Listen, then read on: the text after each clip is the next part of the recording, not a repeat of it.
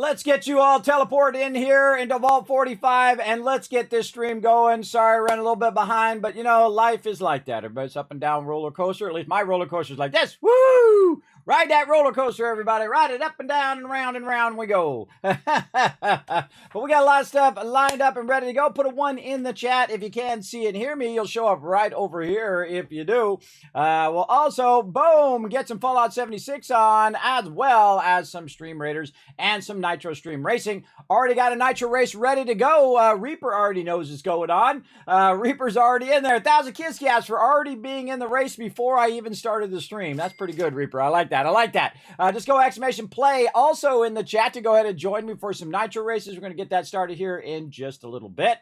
Been a rough day because, man, I've been having too much fun in games. I've been staying up too late, but I got to get back into schedule here, everybody. We got to get back into schedule. We got some grind to do here in 76 as we got to get this thing done, everybody. We got to get going. Now, this time I decided, screw it. I'm not going to go to the open world. I'm just going to go ahead and go onto my private server. So that's where I am right now. So we know we got the whole world to ourselves. And we don't have to worry about nobody just, sniping our kills or taking all our sweet loot by insta-killing all the mobs. So we're going to go ahead and create a new group. And then whoever wants to jump in, first come, first serve, dive in there, get it going on. And of course, if my team fills up, then what you want to do is go ahead and jump in a second group, get all those tycoons together, and we're going to crush it today, everybody. Now, we have up to 8 people on the server. Now, if I do have more than 8 people jump on, hello. If I do have more than 8 people jump on the server, because I have a tremendously long friends list, then we will go to the open world so we can accommodate everybody to get together as best we can. Sometimes even in the open world, even though you can have 24 people in the open world, that it even gets full over there too. But we'll do what we got to do. So come in and join us today, everybody, because wherever we are, that is what is going on. That is what's popping off in the world. And I'm going to go ahead and collect some of my loot here. I'm just going to run along here while I'm thinking about it. Right over here. There we go. There we go. Get that purified water. Get it, and get it. There we go. All right. Put my character back up in here so he can get his well rested. Let's go. We got to also do some fusion cores. We got to trade out some stuff. Is Minerva back around yet? She's usually there on like a Tuesday or a Thursday. It's the only day I can catch her because those are the only 2 days I'm typically playing 76. So I think she might be back tomorrow. Is it tomorrow or is it next Tuesday? I don't know. You guys got to remind me because I always forget. But I do have a list of all the things that are going on. I know that we had the mutations week, but that finished yesterday. We also have a bunch of other stuff coming up, and I wrote all this down. I have like a little calendar that I keep of different game events. Let's see, July 25th through the 8th is Free Squirrel Scouts backpack skin, including the in-game things that you can earn as well as part of the events. Man, I wish I had more time. We could get that going on. Man, we got a lot of stuff coming up. Yeah, Hogwarts for Switch came out yesterday. Did that actually drop yesterday? I didn't even look.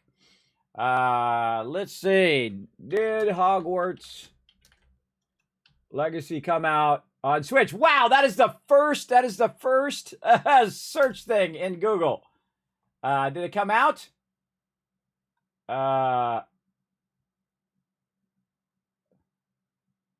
Oh no. Oh no, they pushed it back. I didn't notice that. They pushed it back to November. Oh, that sucks, bro. That sucks. Yeah, Hogwarts Legacy on Nintendo Switch on 11/14/23. Oh, man. Yeah, it said the 25th, but when I Google it, it says now on their official website, 17 hours ago. Oh, wow. That's new. That's brand new news, everybody. Hogwarts Legacy launches on Nintendo Switch on 11/14/23. We know fans are looking forward to playing on Switch, therefore creating the best possible is our top priority. Thank you for your patience. So, yeah. Oh, that sucks, bro. I wanted to get that for my kids, but apparently I'm not getting it. I might have to get it for a Christmas present. I'm going to have to update it over here. If I don't do it now, everybody, I am not going to remember. That sucks. November 14th. But hey, I'm with them on this one, everybody. I'm always with them on pushing the deadlines back. It sucks that my kids can't play it right now, but that's okay. They got school to do anyway. They got to take care of their IRLs. But yeah, that sucks. Moves back to November 14th.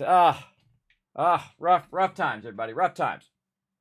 So we're going to get to it. We're going to dive right in. Let's go ahead and say hello to all of you first, and then we'll get into some 76 here. There's Rotisserie G in the chat. First person I see in the chat today. Hey, Rotisserie G, always good to see you. M's coming in as well, bringing that Tycoon hype along with Rotisserie G. I love that Tycoon dance in there. That is so much work for a little tiny dancing icon, everybody. That is actually done at full size, in full res, in Blender. And I had it what's known as rigged, so you can move all the hands and whatnot. And then I went in and I did the dance. I made the dance work and basically animated the character and also made the character too originally. I modeled the character.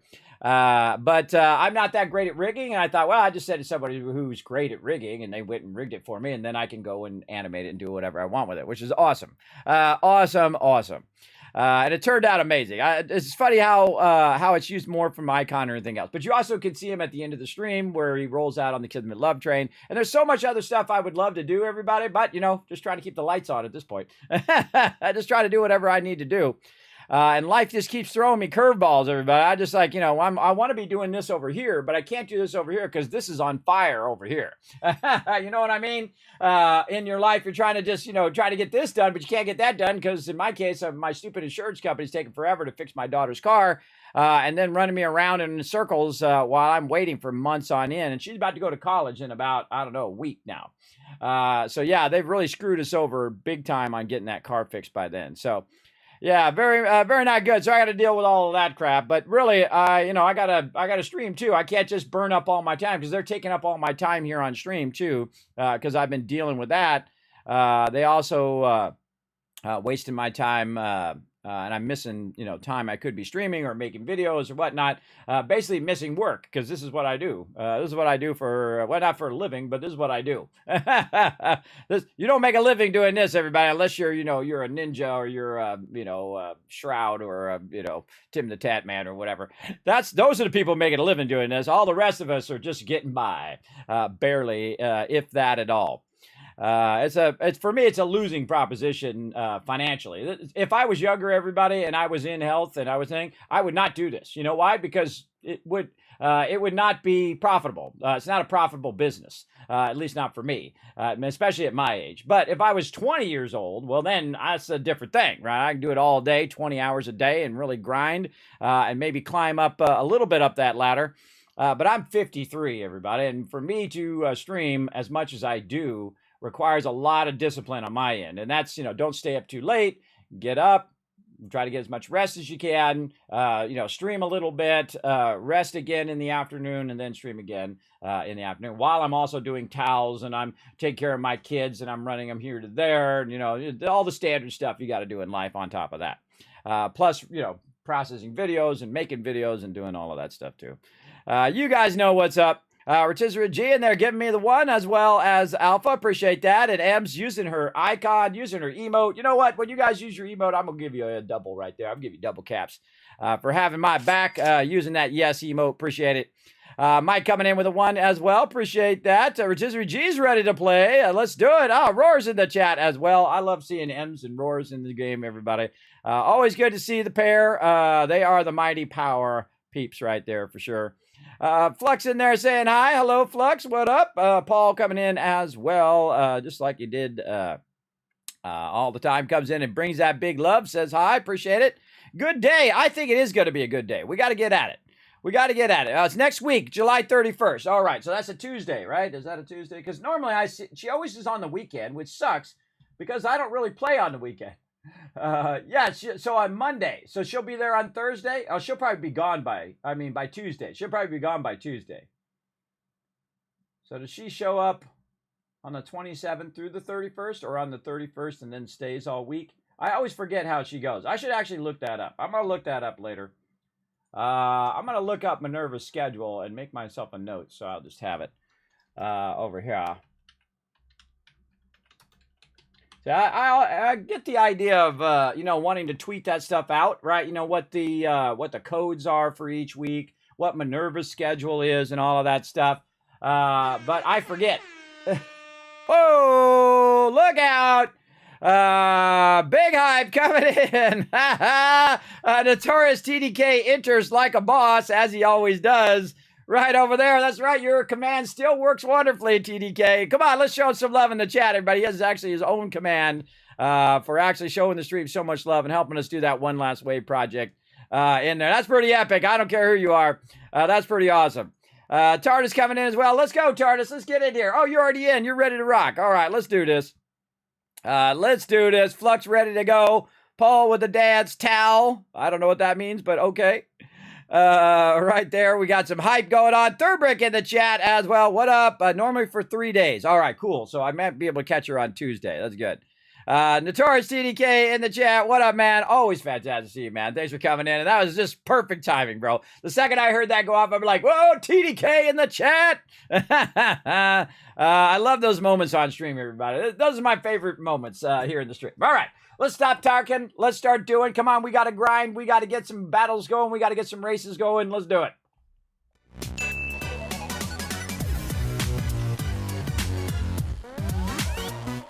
Now, don't think I don't see that Polypop reward in there, Thurbrick. You guys and your funny Polypop reward. I cannot get that thing to go away, and I cannot change it. I can't get it to work. So you know what? I'm just going to, every time I see it for the first time that day, I'm just going to give you guys 1,000 kiss caps and mark that complete. You guys are so funny with that. That's how things become part of the stream, everybody. That's how Saltbot became part of the stream, and Sparkle Dog and all that stuff, because of all these silly things that happened along the way, which I think is pretty funny. Let's go in also and make sure that I am in the right chat, because sometimes I'm not. Let me go ahead and mute it for right now, though. There we go. Okay, it mutes and it unmutes. Forgot to check my pedal. Sometimes my pedal doesn't work. Let's go in there with Foggy. We'll say hello to Foggy here in a second after we get started. I say we go right to getting some battles going on, because I keep forgetting my battles. Let's make sure that we don't have any nukes or anything like that coming down right now. Yes, 5 minutes ago. I already missed it. Oh, can I just jump there? I'm just going to jump there. Yeah, again, probably not good to nuke right away, because I'm not going to be ready. I haven't even got in the game yet. For the first 5-10 minutes, I like talking to my chat. That's just my style. That's just my style of play. I think with just us in here, the mob should still be here. 5 minutes ago. Oh, I hear some action going on. Let's go ahead and maybe actually put some power armor on as well. That might be a good idea. There we go. Let's get this going on. We're ready to do this. Let's go. Let's get this done. Let's go ahead and share a quick pack thing. Let's share. I'm in the wrong set. Well, that's not good. Maybe we get the Kismet kill box up here. Let's go, baby. Let's get the kill box up. Oh, I launched it right when you got right there. Oh, yeah, plenty of time. Now, this is the Kismet kill box, everybody. It's basically a giant landing pad for the Scorched Beast Queen, and she happens to be right on top of it perfectly right this second. I'm going to run over here and repair it first, because that's always the first thing I want to do. Then the cool thing is because I left all my stuff here, I can run over here and switch my set while I'm here, like that. And then I can go in and share the proper perk with my crew right over here, which is going to be level 5 adrenaline. And then we can shoot some stuff. Oh, we got a man down. Is he down, or is he just going, oh my god, I need help? I don't know. But the craziness is ensuing, everybody. Now, we're on my private server. Big thanks to Bethesda, of course, who's a sponsor of the channel, for sponsoring Channel 4 Fallout First, and for so many giveaways as well. Big love to Bethesda Gear, who has donated so much stuff for me to send to you, and I still got stuff to send to you. Don't think I forget, everybody. I think about you all the time. All the time. Trying to do as much as I can. You got to think the Kismet sometimes just has to drag himself out of the bed. That's the hard part. That's the hard part each day. Today was one of those days for sure. I had to drag myself out of the bed and said, nope, I'm going to get up and we're going to play some games. And here we are.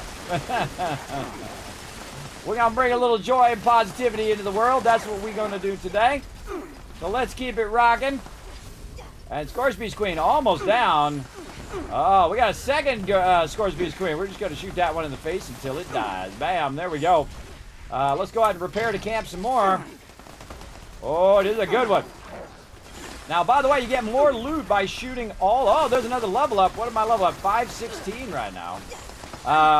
Basically, you get more loot from shooting all the other stuff than you actually do from the Scorpius Queen, though the Scorpius Queen loot is higher level loot. Because, of course, you shot off the nuke and all of that. Now, of course, if you fight the... wow, he just has like a rocket or something you shot at me there. What are you shooting at me there, brother? If you do... shoot off the nuke and fight the mobs in the nuke, when they spawn in the nuke zone, they're actually higher level mobs, which is what we do now with the Ultrasight Titan, which is pretty awesome. Now, this is the type of thing that, you know, just do a little pew-pew, try to get everybody get a shot in on there, and then maybe we'll get some dailies done while we're at it. Now, again, when on my private server, let's make sure that we have enough room for everybody. Yeah, we got some sexy peeps going there. There we go. Now again, if you can't get in my group, go ahead and jump into different groups so that you're getting that bonus XP. I always like to have my bonus XP on all the time, and that is a shared group. So we usually have the intelligence on, so no matter what you're doing, you're earning that extra XP. And you can see I've got my frosty turrets up there doing their job. Scorpius Queen down. But there's definitely always some other mobs after me at the end. I don't know what it's shooting at. The guy over there is shooting at me, and I'm gonna wipe him out. See, now the cool thing about an explosive weapon is you just shoot at their feet, and then, you know, if you're close enough, it'll wipe them out just like that. Holy mackerel, that was a lot of loot right there. Woo! Look at that, sexy, sexy.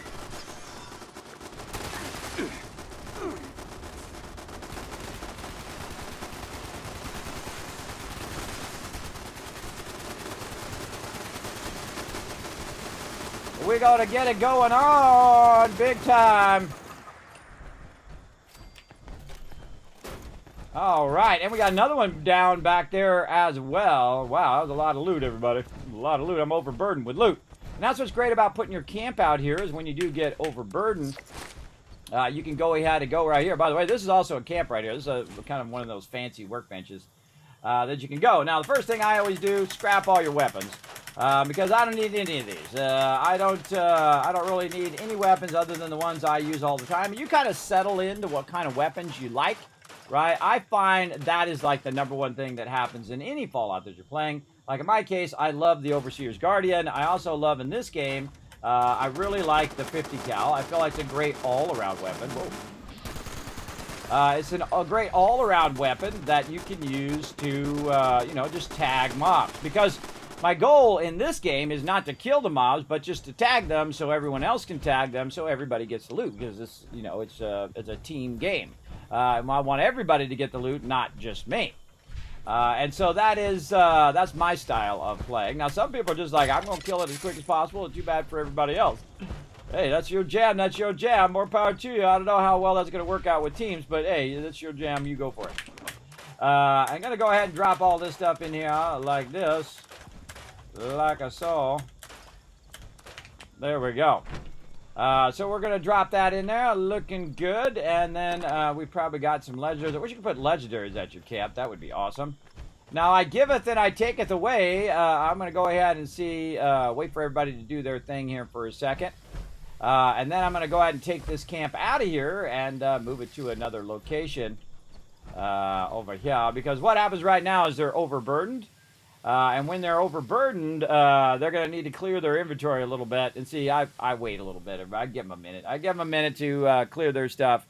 Now, if it was just some random strangers in the open world, well, too bad, too sad, bro. Boom! I'd move that thing right out of there. But it looks like they're good. Yeah, all right. They look good there. They've got their stuff cleared. They can teleport out of here without being stuck here. Now, most of them also have Fallout First like me. And so they're going to be able to let their camp, they can put their camp down or their tent down, either way and be just fine.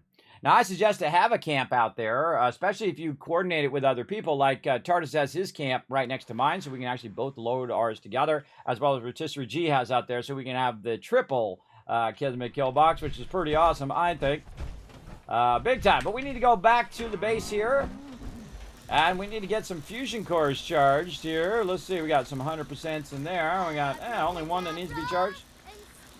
One that needs to be charged there. Now, I don't need to keep these two over here on me. They are... it's kind of weird that sometimes the fusion cores are separate from each other, even though they're both 100%. Let's put this ammo away. There we go. Let's go ahead and take any legendaries and do all this. Now, again, you want to do this in between events. It basically clear all these legendaries. And I rarely look at them even at all anymore. Because don't really need them. Oh, load bearing already. Very nice. And then also we want to go ahead and clear ourselves some stuff. Now, one of the cool things I did last time is I literally just threw a bunch of stuff away. I just threw it away so I don't have to look at it, I don't have to deal with it, and so on. But, again, in the same day, I got all of this other stuff as well. Now, I've got some dailies to do, so before I do sell off all this stuff, and super stem packs over there, how we do it down here, more super stems, we'll put those back in there. And, again, take all the stuff out that you are not sure whether you want to keep or not, and then put all the other stuff in, plus my miscellaneous here. I got basic repair kits. Let's sort that by weight. And then improved repair kits. Usually only need a couple of those on me. I've got gold ore, silver ore, a bunch of stuff right there that I could probably just get rid of. Now trading for supplies and... I hate the sound of the vendors. And then we're going to go ahead and sell all these grenades off. And of course, we're trying to get our caps done for the week, and that won't be a problem because we're just going to end up getting about 1,400 per day. And then right here, I think I'm going to start doing this by weight now because that's going to make it easier for me to get some of my weight back. Now, one of the things I don't want to do is canned meat stew. That one I want to keep because that's XP food. And I probably should have done that before we did the thing, but didn't have enough time to do all my basics. So I always like doing this stuff. This is what I call your basics, which is clearing all your stuff out. Now, if there's anything that I need, I could always buy it back from the vendor. Oh, don't want to do my popcorn. I can always buy it back from the vendor. No big deal. I've got plenty of caps, and I know how to make just billions and trillions of caps in the game over time. So not that big of a struggle for me, because that's the first thing I like to do. I like to figure out how you dominate the game financially. How do you get the most caps? How do you get that? Once I have the most caps, I can then go in and dominate the wasteland, as I always do. And my crew always does as well. Again, let's get every cap. Boom, there we go. Looking good. And there we go. We also unlocked another thing there in the thing. Now, let's go ahead and look at our dailies. Now, again, I could have just kept all that stuff. Collect any flavor of Nuka-Cola. Actually, that's really easy. Nuka Twist. Okay, I got to go back and see if I put any Nuka Twist in there. Now, of course, I could have looked at it ahead of time and grabbed it, but, you know, most of the time, I don't know. Oh, yeah, there we go. So we need 2 Nuka Twists right there. Buy it back. No big deal. Boom, boom. Now, another cool thing about buying stuff back is the vendor's caps will go back up again. So if I do need to buy or sell something to the vendor as part of my event today, I can absolutely get that going. So, again, dive into the challenges. Collect any flavor of Nuka-Cola, super easy. Snallygassers, super easy. We know where to get those. We're completing events. We're going to definitely get 10 of those events done today, I feel. I feel like I really want to re-roll that and try to get an epic since I have 2 free re-rolls. I'm very tempted to do that. This right here is going to be easy. We're going to get that done today by getting all of this done. Let's see. Complete a daily quest. Oh, there's an easy one, too, because we got some honey. Probably, oh, there's another nuke going off. We're trying to get the trifecta going. And the other thing here is getting my honey back so I can do that daily quest. Now, again, I could just save those automatically, save the honey and save the Nuka-Cola. Now, I just happen to have a machine at my camp right here called the Nuka-Cola Mystery. So I can just hit that Nuka-Cola Mystery. And the reason why I have it in the first place is for this quest right here. And so I can go ahead and just hit that every, few minutes, and then in, 5 times, bam, I got that done. Now we got another nuke coming down. Where's that nuke going? That nuke is going to the cranberry bog, or where? No, ash heap. Ash heap right over here, which is going to be our ultrasite titan. Now, I'm not doing load bearing for right now because I'm managing my stuff. I do try to manage all my stuff first because you just don't have enough inventory space most of the time to manage all of that. And even all the stuff that I tried to sell wasn't able to sell because the vendor does not have enough inventory space and enough space for me to buy it and sell it to them as well. We got an intelligence bobblehead and a scout's life. Oh, let's use those up. I don't remember getting those. Boom, boom. There we go. I always use the bobbleheads because I think there's a few bobbleheads I haven't used. So I don't remember what they are. I could look them up in my thing if I wanted to, but I know there's a couple out there. Do we get any new ones? No. We've got some Raiders entry and stuff that we could get rid of down here. And you've been insulted. I love to keep a lot of those. Some people put those in the thing for 40,000 that you've been insulted. I'm sure just to burn people's caps because at some point in the game, like me, you're just going to have so many caps you don't know what to do with. And that happens a lot. Now, we also need to deal with my miscellaneous here. Again, always be managing your loot. And I drop all these basic repair kits. I hate those things. I think it's a complete waste of my time to have those. Do I want to keep gold ore? Yeah, fine. We'll keep that. We'll keep our Beast of Beakley, or Beckley, whatever. And then we'll just go along here, and we're just going to press the space bar a whole lot. See if any of this stuff can go in there, because I hate the fact that this is separate from, something went in there, that this is in its own category here. All this stuff should be, like tickets and stuff, that should be in here, but passwords, key cards, stuff like that. Oh, I'm taking my treasure notes in there. I don't want to do that.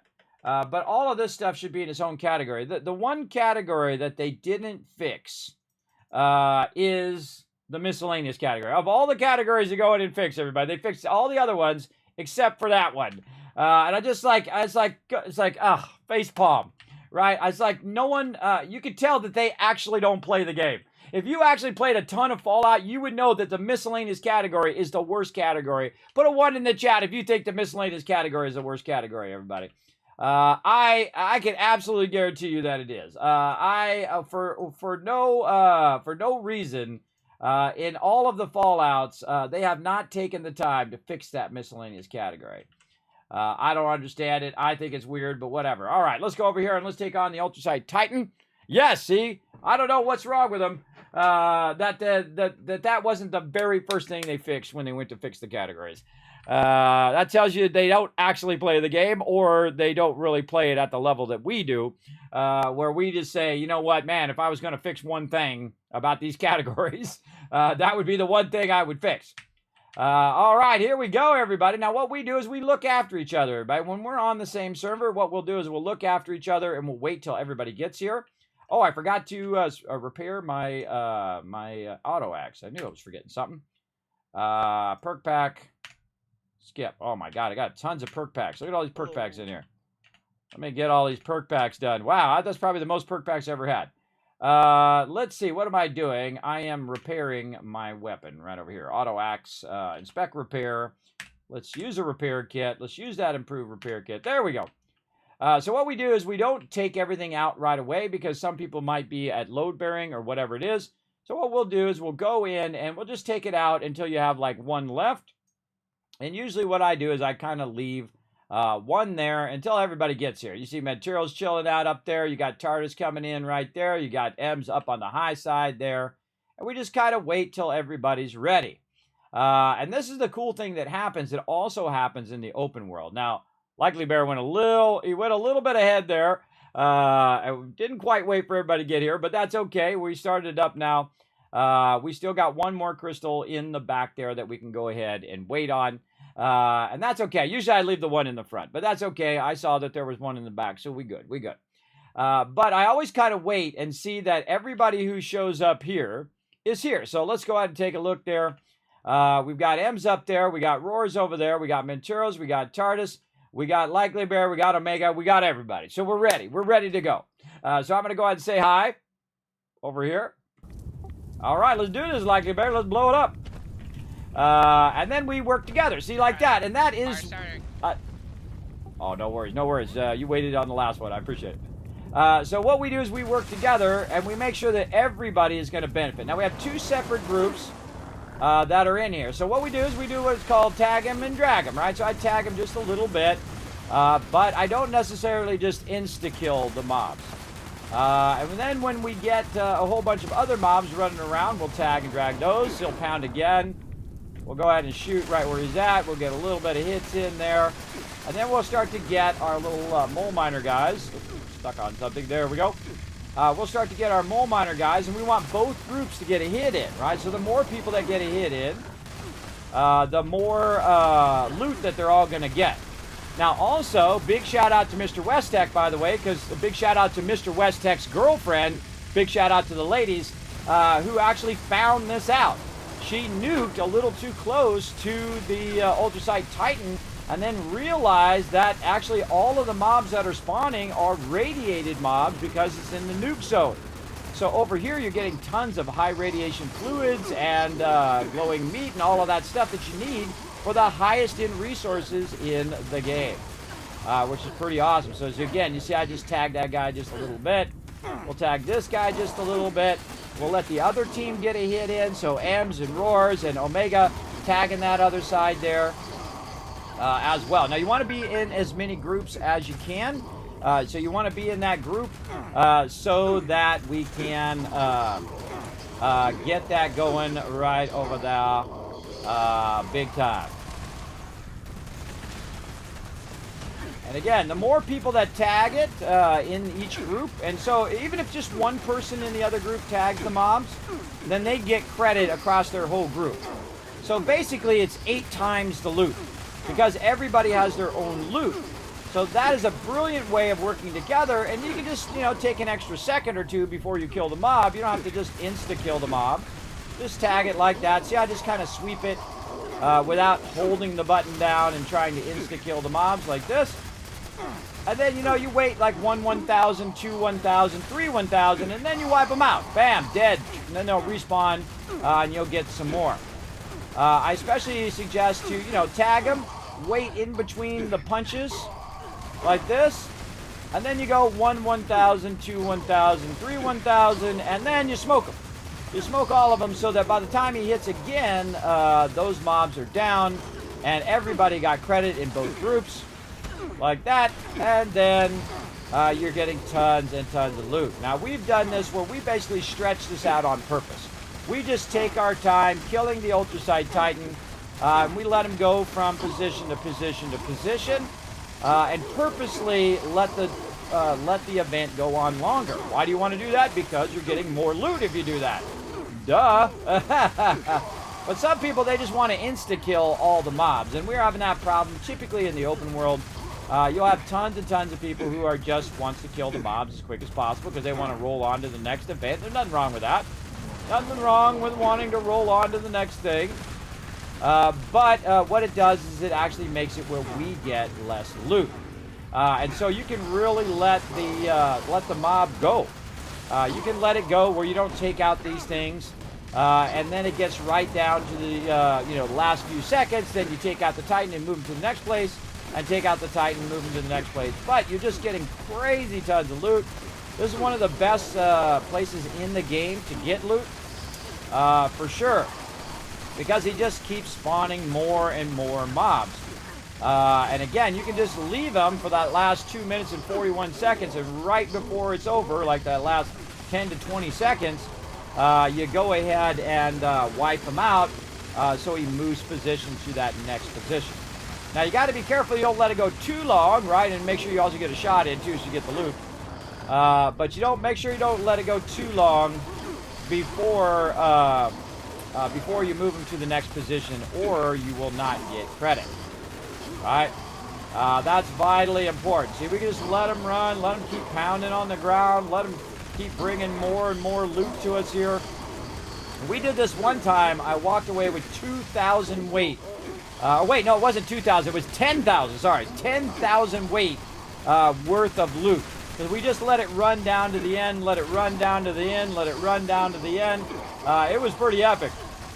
But here we're going a little faster, and that's okay. Again, if you want to just try to get the event done, you can go ahead and just wipe him out, get him into his final position over there, and you're good. Again, definitely want to just tag the mobs. Now, I've got an AoE weapon. It's not a high damage weapon. It's just an AoE weapon that we're going to go ahead and tag all the mobs as best we can. Like so. And then now we can let him run down. He's in his final position. There's no reason to insta-kill him. In fact, there's no reason to actually even wipe out all of the things. You can just leave those things up and just keep killing the ads over and over and over again. And of course, if you don't know that, you're just going to do it the normal way where you're just rushing the whole time. But I'm telling you, if you got a crew and that crew is on board, they're all working together, they should let that timer run down, then move position, let the timer run down, move position, let the timer run down, and so on. We've got 2 minutes and 20 seconds. Now, when you get close to the end here, there we go, lots of loot.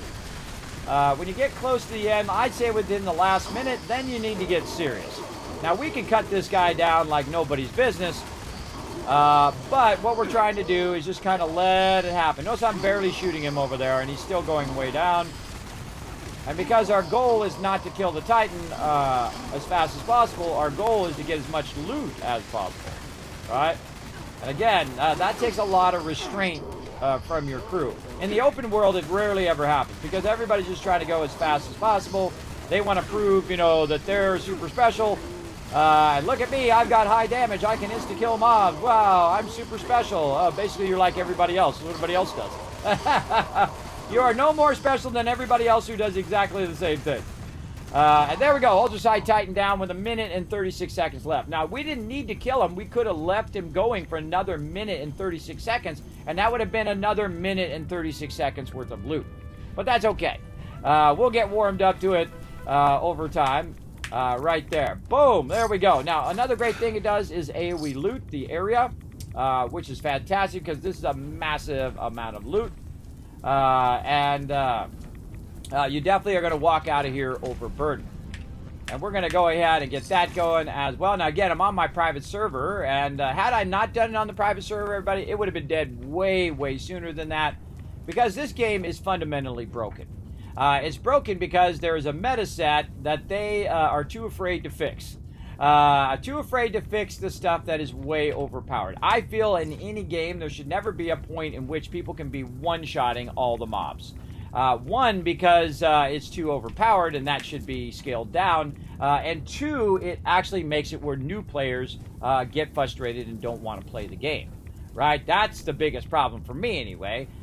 Is I think about those players and what it would be like if I was the one who was going in and trying to shoot the mobs and I couldn't get a hit in, and I spent 10 minutes of my precious game time in there trying to hit the mob, and I can't hit the mob because somebody is just one-shotting all of the mobs the whole time, and I get no hits in, so I spent 10 minutes getting no loot and no XP, and I'm standing around in a game in which I can't participate, right? So I feel like that's one of the worst things you can do in a game, is make it so some people can be so overpowered. Now, I'm not saying take it out of the game completely because it is fun to be supercharged and you earned your way there, and there's nothing wrong with that. But it's definitely a flaw in the game. Is that people just go at full speed and just say, you know what, I'm just going to unload on here because all I care about is myself. Because that's what you're basically saying. If you're in an event with a whole bunch of other people and you're killing all the mobs and no one else is getting a hit in, you're saying, I only care about myself. And this is something I talk about on the stream all the time. Now, of course, it's your game. You play it however you want, but I'm just saying that's the way that I like to play because that helps everybody out for really no loss on my end. I don't lose out on any loot if I wait an extra few seconds. The spawn doesn't really go faster to the extent in which it's a better benefit for me to kill the mobs instantly and get them again. Because if I kill them, it will not go that much faster to the point in which if I let everybody hit, that it would scale up, right? So say I let everybody hit, like in this case we're on the server, we had 8 people, it's 8 times the loot. But if I kill the mobs, maybe I get 2 extra spawns or 3 extra spawns in the cycle. So I'll get more loot, but everybody else loses out on loot. So instead of it being 8 times the loot, it's just 1 times the loot. So I'm only getting a certain percentage. I could have got this, or I could have got this, right? And especially in the open world where you got, 15, 20 people, maybe as high as 24, you got the whole server there. That's 24 times the loot. This is how much loot I could get. This is how much loot everybody could get. See, and I think in terms of the group and not just in the individual. That's what I think is the best way to go about it, because it really doesn't cost you anything more. Now, also, you can see we got hardened mass there as well, but I'm just going to scrap it. As well as we also got a bunch of other loot like glowing mass. We got legendaries we can take. Now, we're in the... oh, look at that Berserker's Gatling laser. Ooh, I actually like that one. Yeah. See, as your increases his damage resistance increase. Oh, tester metal up too. Now, one of the things that I do is I bounce. I get my level, my loot level down to a certain level, and then I bounce out of there. There we go. Yes, you get the loot. Yes, you do that for legendaries, but not all the loot. I actually had that problem yesterday. Where I didn't have a chance to tag the mobs, and I wasn't getting the reward. Now, another problem... Where'd they go? You should have run. Somebody got shot. Now, another problem with people insta-killing the mobs is also you have to physically tag the mobs on some of the rewards. So, a great example, if you've got a daily up here, like kill a snallygaster, right? If I go in and I have to kill a snallygaster, well, I have to physically tag it myself. My group can't just do it for me. So if my group kills the snallygaster, I get no credit. If someone comes in there and insta-kills the snallygaster, I get no credit, right? And this is something we do whenever we're doing like the pit, or we're doing something like that where we're running through and we have to kill so many mobs of a certain type that we go ahead, we tag them, and then we let someone else come and tag them because you have to physically tag them as well. So not only do you need to tag the mobs to get that loot, but on legendaries, by the way, they changed it so you don't have to do that. So a lot of times you'll get the drops for the legendaries, but not the other mobs. The other mobs do actually count toward challenges, and they count also toward you getting that loot. Great example, Radiation Rumble. Radiation Rumble comes in, you're shooting all the mobs, you're getting the credit for the legendaries now, but all the other mobs you're not getting credit for. So you're tagging those ghouls, and you're trying to tag them, but someone else has already insta-killed them, they're already dead, and now you can't tag them at all, and nobody in your group tagged them, so you're not getting credit for it as well. And again, it's really a personal choice. You're playing a team game, and you'd think about the team, but that's okay if you don't. It's your game, you play it however you want. I'm just saying the reasons why I just don't insta-kill mobs. And again, I never tell other people what to do. It's all your life choices. Those are all on you. But I always think toward my group, and that's why I love my group, because they think that way as well. I like to work with people who like to work together. People who are solo people and just like it's all about them and they want to be the smartest and biggest person in the room, and they got a big ego and say, look at me, I'm the smartest, I'm the biggest, I'm the best gamer in the world. If you have to say that you're the king, you're not the king. People, you'll either be the king or you'll not be the king. You'll either be great at something or you'll not be great at it. If you have to convince people you're great at something, then you've already failed. That is my take on it, and that's a life lesson right there, everybody. You shouldn't have to convince anybody of anything, because guess what? You do what you got to do, and roll on and be you, right? That's it. I don't have to convince anybody of who I am, because I answer to no one. Because I already been through the ringer, everybody. Still going through it right now. Constant suffering, but that's okay. We'll keep on rocking, everybody, because the other choice is to give up, right? To give up on what you're doing and where you're going in life. And I'm never that person. I'm relentless. I will never give up, ever. Now, also, some people give themselves an excuse to do things that they know is not right. That's another one I see all the time. I give myself this excuse because this and this reason. And they'll just make up a reason that seems perfectly logical to them, but the rest of us are going, okay. Yes, I get that one all the time, mainly from my kids. They'll try to give me a reason why it's okay to leave their stuff on the floor, right? Why to leave their stuff on the floor and leave their clothes on the floor, and they'll give me all of these reasons.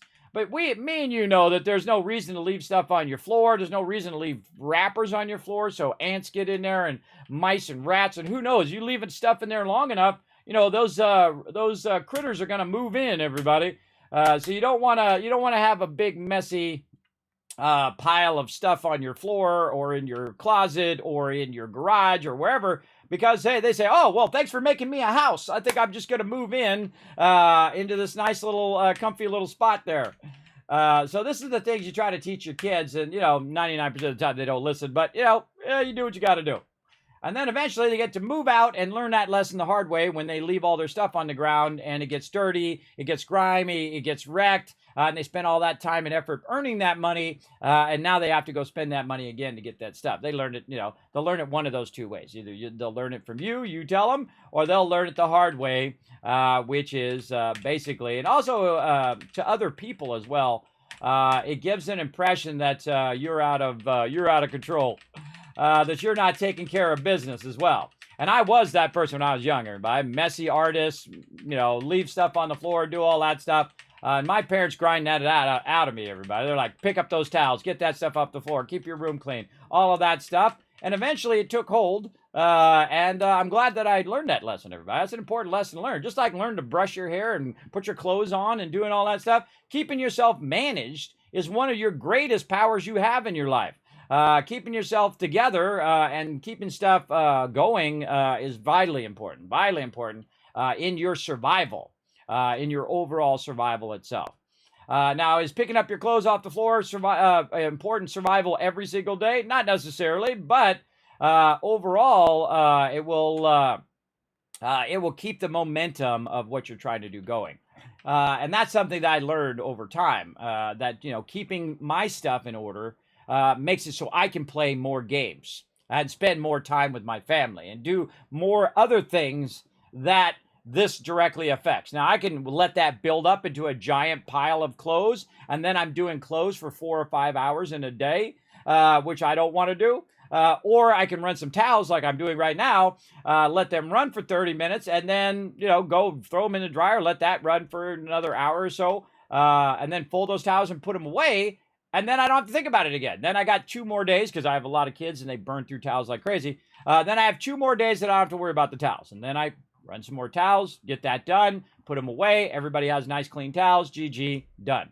Now, when I was a kid, I would have hated to do towels. I don't want to clean anything up. I don't want to do the thing. The standard thing when you're a kid, right? You don't want to do anything. You want to just do the fun stuff and you don't want to do the work. You don't want to do the work unless you make it not work. You make it a habit. You make it a thing that you do anyway every day. And that's what you have to do when you're young. You have to make that into a habit to keep your stuff tidy. And then it's no big deal because it only takes you a few minutes. But if you let it go, that's when it builds up. It'll build up to a point where you don't want to do it. And then that's what you remember. You remember that feeling of, oh God, it takes like 4 hours to do this thing and I don't want to do it next time. See, if you just do it for 5 or 10 minutes, you make it a habit in your day or in your week or whatnot to get that stuff done, then it's not such an insurmountable thing. It's just a few minutes here and a few minutes there and da-da-da-da-da. It doesn't disrupt your whole entire day like it does if you let it go too long. And that's a life lesson that either you'll say, that's right, Kismet, that's a good idea, I'm going to try that. Or you'll just do it however you want. And again, I'm not telling you what to do. I'm just telling you from my point of view what I've learned. And then it's your life choices. They're all on you. So there you go.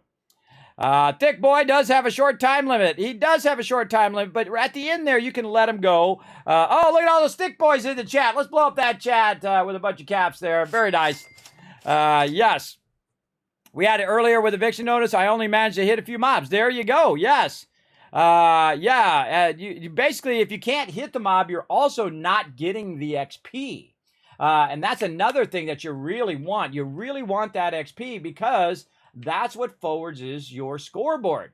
So again, as someone who could easily, anybody can in the game, because all you have to do is go bloodied set, get yourself a bloodied weapon, and go to town. Anybody can do it. It's not a unique thing. In fact, it's probably the thing that is the most common of what everybody does. And I don't like to do the meta sets. I feel like that's just running with the sheep, running with the crowd. But hey, if you like that thing, more power to you. Again, that's your decisions versus my decisions.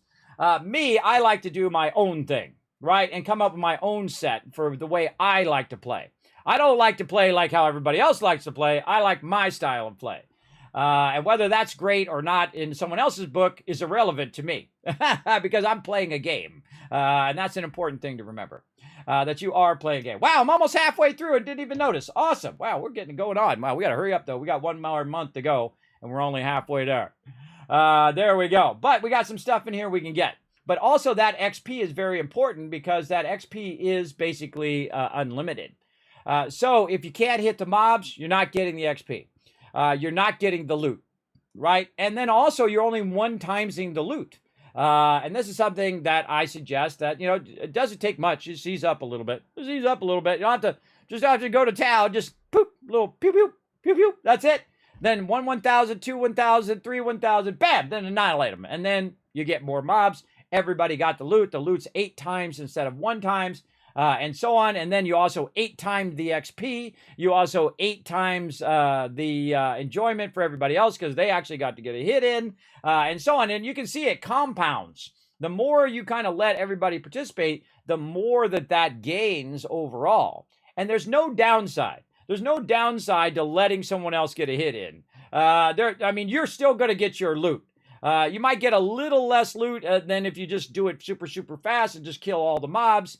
Maybe 1 or 2 cycles of spawn per thing, but you're probably already rich in the game. You probably already have tons of resources in the game, and you're not really hurting for resources at that point. I can tell you I'm not hurting for resources at all at that point. I've got tons and tons of resources. I got 100,000 50 cal ammo that I've been using all this time. So I'm certainly not hurting for resources. So it's not like you're struggling to get those resources. But again, that is my take on why I do that. And so if you see me do that here in stream and I'm not just one killing mobs, that's my style of play. Now, again, your life choices are all on you. It's your game. You play it however you want. Don't come complain to me. That's all I say. All right, we collected some more Nuka-Cola as well. Let's get down here and finish that one up easy mode because that's what's so cool about having that in my camp. Is that it's just like, boom, look, I got that done. Nice. Nice. All right, another one done. Let's see. Snallygaster's complete a daily quest. All right, we got to go do a daily quest here. Let's go ahead and get that done. One of my favorite quests that are super easy. Let's see if I've got it in here. It's basically just bring some honey to this guy. I don't think I have to go down and talk to him again. It's so convenient because he happens to be right next to me. Oh, no, I got it right there. Speak to Sweetwater. Right over there. And so I pop over here to the giant teapot, which is nearby my camp, which cost me like 1 cap to pop over there. We'll get it going on. I get the loot whether I hit the mob or not. Yes, but you don't get the XP, and neither does the other people, and they don't get all the loot either. So again, you make your choices, Flux. All on you, bro. Or make yourself feel better by giving yourself an excuse to do it. I don't know. Whatever you feel like doing. Again, I'm not in charge of you. You play however you want. Loving the summer camp events? Yeah, I think it's pretty good. Lone Alpha Wolf. There you go, wisecracking wise man. Yeah, some people are lone wolves. If you want to lone wolf it, why not just get your own server? You can lone wolf it all the time. However you want. You can get all the loot. You can go ahead and do all the events, all the loot. You can shoot off a nuke and, kill the mob by yourself if you want, and do all of that stuff. Big time. Cup of tea will make the world right again. Welcome back, friend. All right, let's get this thing. All right, let's get you some honey then. And then I will speak to him again. Welcome back, friend. I am afraid I'm short of honey. And you've demonstrated a refreshing competence in the past. Huh. I forget. How much honey do I have to give him? I forgot. I think I have 4, so I think I need more than 4. Let's see. Now I gotta remember what the name of this darn quest is. Let's see. Strange brew. Oh, I need 10, and I have only 8. How's that? Now, oh, there's mobs nearby. Now I can. Oh, wait. I hear something.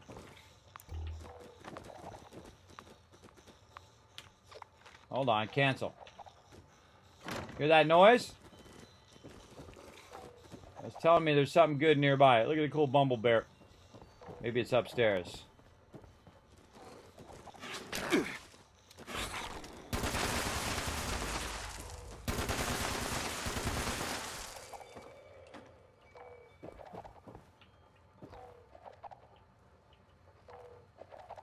My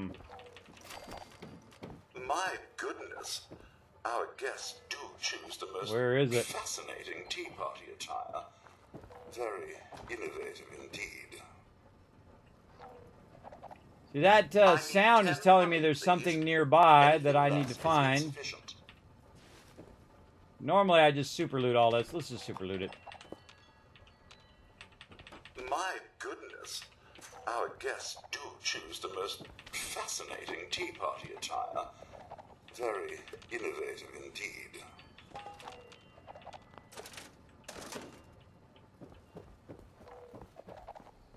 Up here.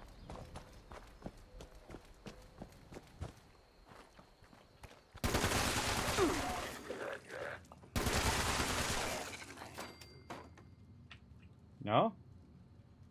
There's usually a fusion core up here too. That stem pack. But yeah, there's something down here. Now, one of the things that is awesome about having your own server is the fact that all of the loot is not taken. Oh, scorched earth going on.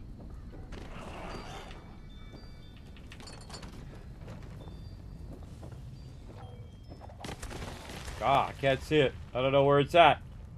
So sometimes when you hear that noise, it's like a magazine, it's a bobblehead nearby.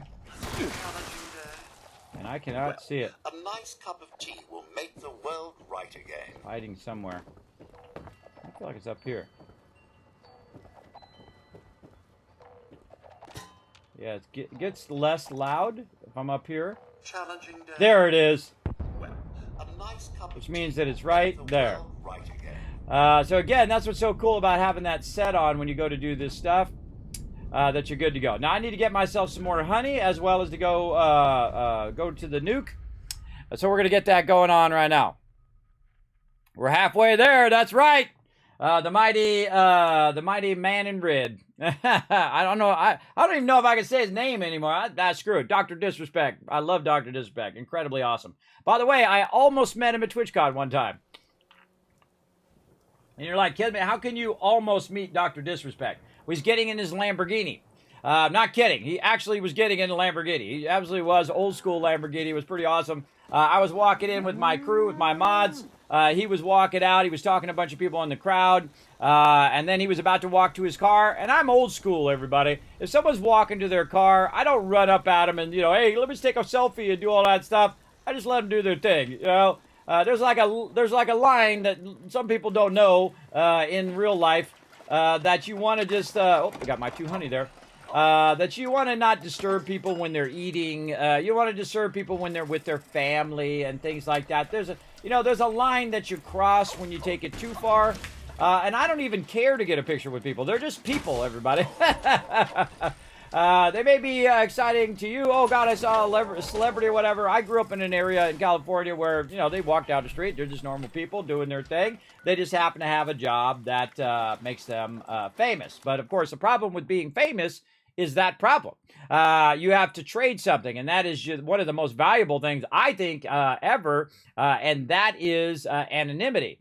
You can't go to the store without people crowding you, especially big stars. So they have to live in that little bubble that they live in all the time, which is a huge bummer. All right, so more Scorched Beast Queen action. Let's go ahead and activate the camp over here. Let's get it going. Right on my hill. Oh, there we go. Ah, look at that. Got his camp going on. Where am I going? I'm going the wrong way. I gotta go this way. I gotta get out of the nuke zone. We got their camp way over there. That's a weird spot. That's a weird spot to put your camp. Oh, be careful you don't fall in those holes there, everybody. That's not good. I'm trying to get back over this way. Now, I suggest not to fight the Scorched Beast Queen in the nuke zone. But if you do, by the way, if you fight her in this nuke zone, you actually are going to be better off because you're going to get those radiated mobs. But you're also going to be less better off because the lower level players cannot shoot the mobs, which is not good. And so I just want to get over here and do what I do best, and that's tag her and drag her. Let's go. Get in there, Big Mama's house.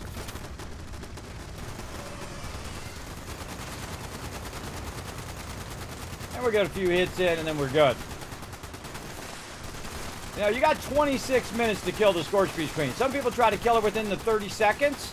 But the thing you're not doing is you're not getting the XP, and you're not getting the loot for all the other mobs you could be hitting right over here. Mirelurk Kings are crazy. So again, we could one-shot the mob, but that doesn't give you more XP. It doesn't give you more loot. But usually at some point, you just get tired of doing that thing and get it going. Respect! There you go. I know, right? That is one of the rules of my guild, by the way. Honor, loyalty, and respect. And if you can't follow those three things, you're out. I don't mess around. I don't play little high school games with people anymore. I'm 50 plus years old, everybody. I don't play little high school games. If you got something to prove, if you want to, you know, go, look at me, I'm the most important person in the room, I'm out. I'm out of there. I'm too old for that stuff, everybody. I'm too old to deal with that childish, you know, self-centered style of stuff. Some people do it even when they get older. Even in their 70s and 80s, they're still doing that. They're still doing that, you know, I'm the most important person in the room kind of thing. It's a very scary thing to think they never leveled up in real life. Again, one of the things I talk about is the reason why they call people zeros. There's a zero person is because they're level zero. At least that's my theory anyway. A level zero person only thinks of themselves. They don't care about anybody else. They have no empathy or anything for anybody else in the world. They don't realize there's literally billions of other people in the world. They think they're the most important thing. Yes, there you go. Karens, yes. Karens and whatever the male version is of Karen. Yes, they only think of themselves. They're the most important in that moment and whatnot. Now, sometimes you got to do that when people are doing you wrong. But you don't need to take it to the point at which some of these people do. I mean, you got to think that a lot of people who are answering the phone, a lot of people who work behind the counter, they're working for minimum wage, everybody, and they got to put up with your crap. I feel bad for them. I feel bad for them. Most of them. Now, sometimes they're a jerk, and they deserve it. And sometimes they're terrible at their job, and they shouldn't be doing that job. So you've always got the two dynamics, right? But there's no real reason to be incredibly mean and be just a complete jerk the whole entire time. Because you got to have a little empathy for them as well, because they're just a kid most of the time. Most of the time, you're just talking to a kid who's like 18 years old, and they're in level 1 of adulthood, too. Right? You have like your childhood that you have, then you become 18, and then you think you're big stuff. Oh, now I'm an adult. I'm good. Well, guess what? You're only a level 1 adult. Level 1 adult is just getting adulthood going, where you have to manage your own finances. You have to take care of yourself. You got to get that food, water, and shelter going on for you, and hopefully not your child and family by that point. But if you do, if you are, you know, if you're at 18 and you got yourself a child, you got yourself a husband, wife, you know, spouse, whatever it is, you're really leveling up big time very quickly. Then you hit 21. Now you can drink. Now you can do that stuff unless you're in a country where you can drink at an earlier age. And then now you got the responsibility for managing yourself to the point at which you don't kill other people. Right? That's where you're at there. Now you might also learn a little empathy for other people because you've probably been through a few things by then. You know, in those 3 years, that's a lot you go through between 18 and 21. And especially between 18, 21, and then 25. Now 25 is like level 3 adult, where you actually get a discount on your insurance because they actually think you are starting to know what the heck you're doing. And that's a great thing about turning 25. In my day, you couldn't even rent a car until you were 25. Yeah, and there's these little carts you can rent on this island called Catalina Island in California, and I couldn't rent them until I was 25. Because they just don't trust people, probably because some other people took it, crashed it, and then they had to raise the rate. Had to raise it up to 25 so people stopped crashing their little carts that you could drive around the island and have a good little time. But yes, so there you go. That's my take on it anyway. This is something I tell my kids, that just because you have a driver's license doesn't mean you know how to drive. And that's a good metaphor for just about everything in life, everybody. Just because you're an adult doesn't mean you know how to be an adult. Now, one of the biggest problems with being an adult is becoming too much of an adult, too. You lose a little bit of that wonder and whatnot that some people do when they get older. My wife is very straightforward. She doesn't like to jump into puddles. She doesn't like to do all of that stuff because she's been taught not to do that by her parents, who say, don't jump in puddles because you'll get your feet wet. Well, big deal. Your feet will dry. Your socks will dry, and so will your shoes. I still jump in puddles, and I do so because my kids can jump in those puddles too. They see me doing it, then they have a little bit of fun. And you're also doing like a science experiment about displacement. When you step on the thing, it's going to displace the water, it's going to splash the water, and it's also very fun. So don't lose that part, that kind of funness that you should retain as you get older. Because life tries to grind that out of you, everybody. It tries to grind, oh, well, you've got to wear your suit now, and you got to be the proper person. Otherwise, you're not going to fit in with what other random group that you're trying to fit in with. Screw those group and screw all those people. You be who you like to be.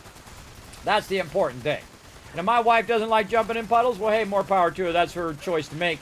But me, I'm gonna do a good balance between being an adult and then also keeping a little bit of magic in my life. And you don't want to lose that magic, everybody. And part of that magic is having fun, right? Is having the ability to go, oh, God, this is like the battle after the battle here. There's so many mobs coming in trying to get us. So you don't want to lose that kind of joy in your life. And that gets life does a really good job of trying to drain everything, the joy from everything. Big time. And people try to do that to you too. They try to suck the joy out of everything, right? Like when you're trying to jump in a puddle as a kid. Let your kids jump in a puddle, everybody. Come on, let them do it. Let them have a little fun while they're a kid, because, you know, when they get older, people are going to be judging them because they're jumping in puddles. Because I don't care what people think, so I do whatever the hell I want, because I don't answer to nobody. That's what's so great about being me.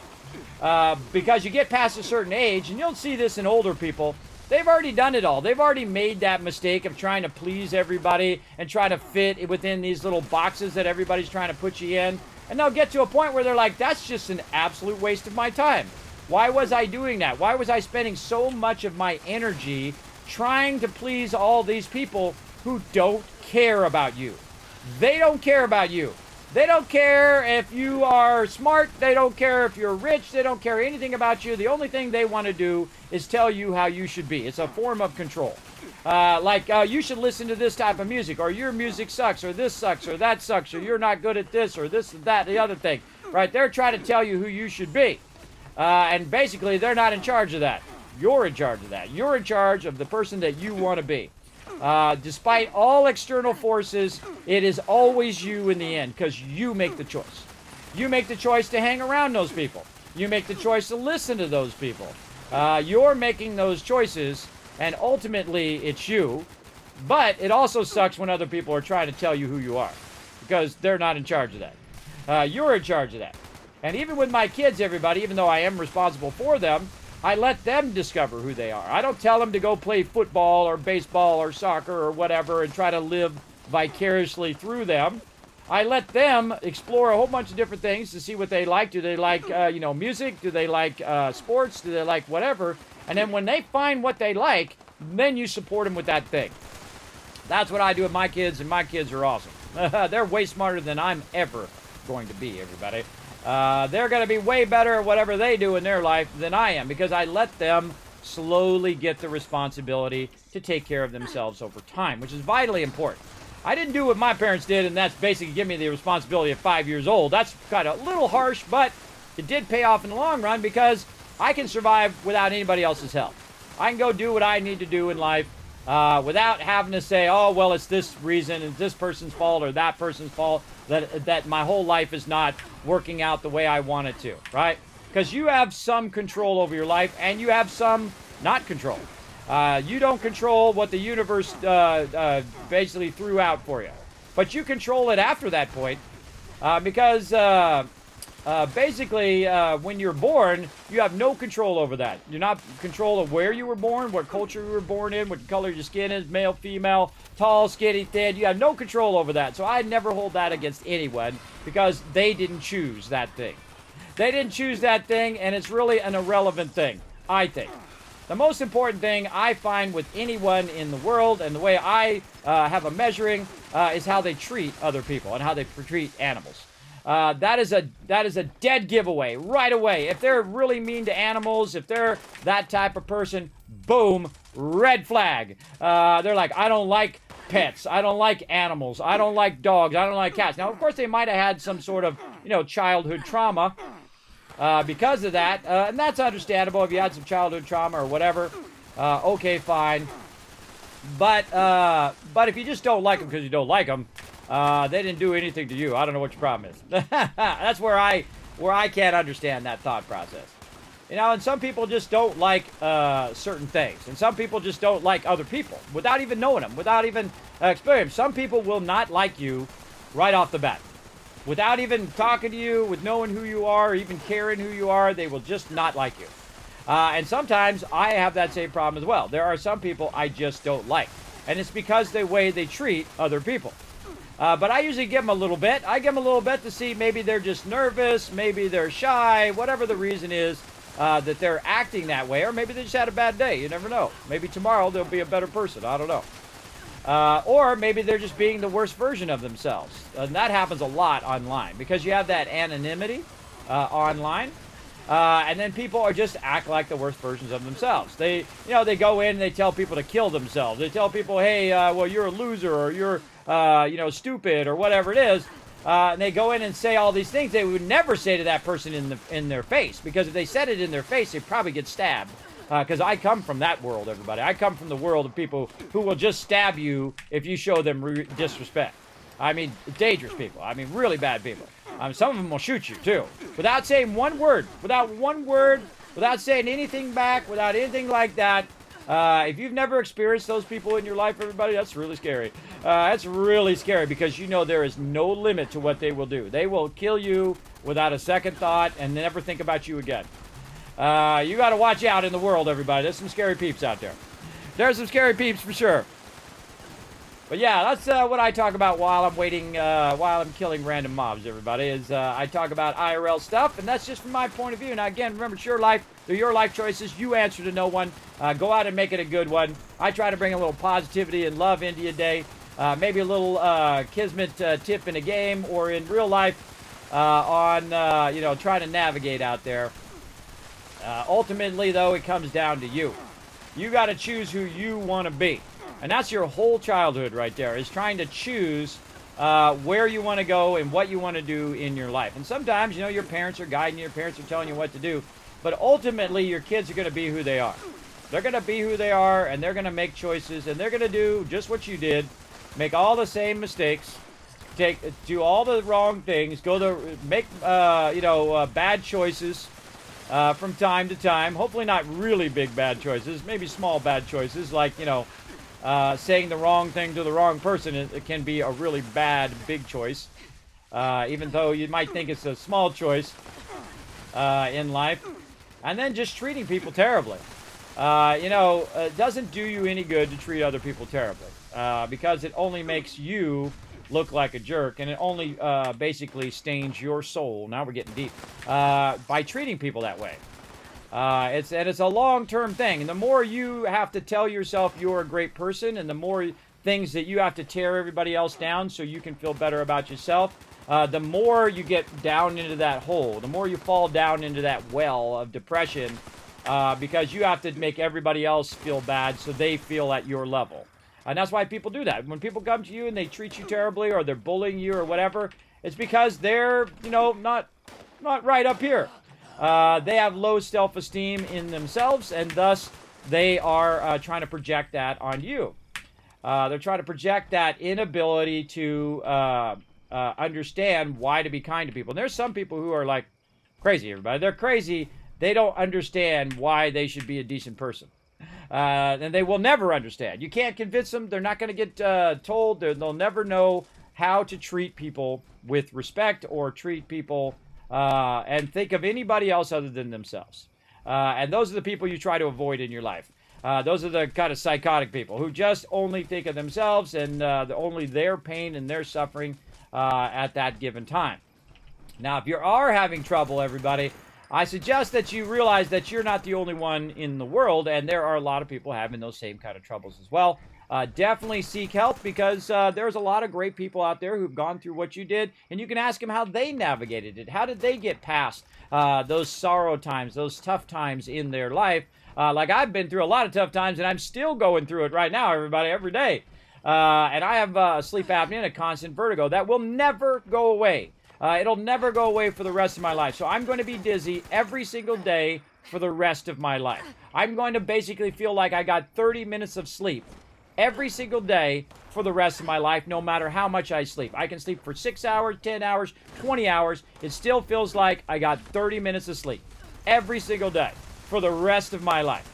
So that's a rough one, everybody. That's a tough one. That's a tough deal. But some people got even worse deals, right? They're disabled.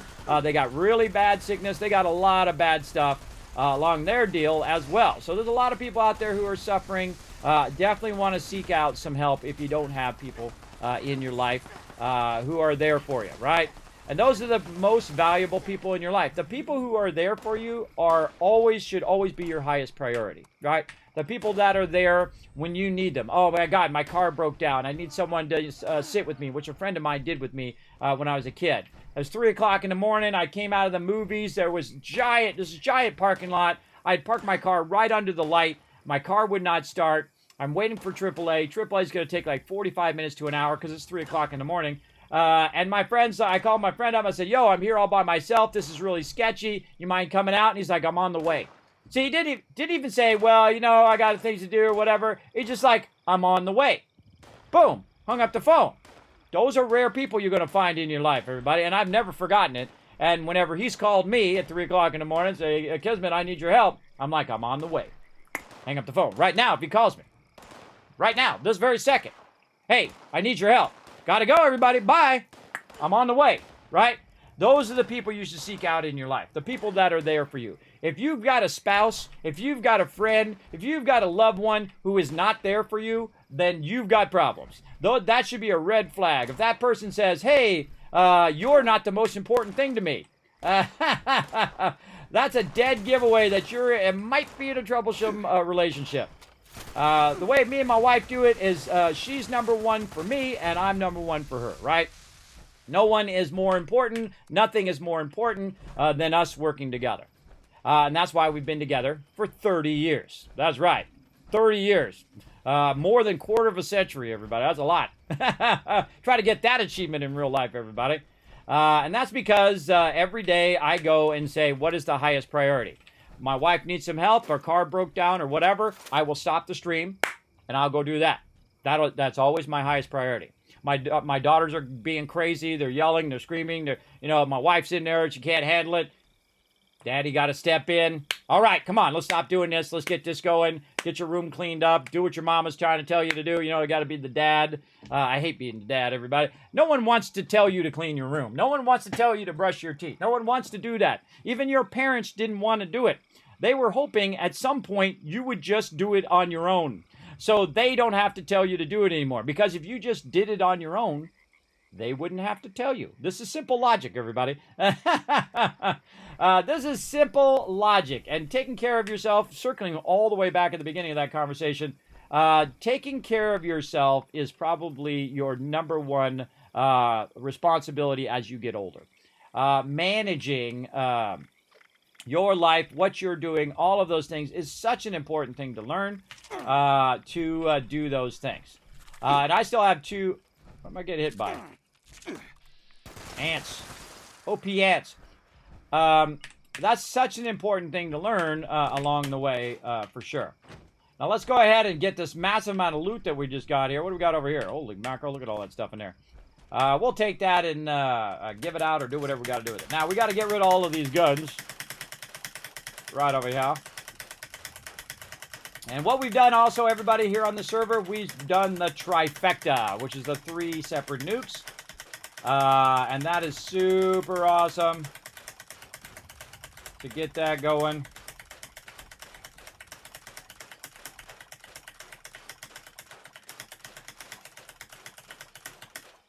Like that.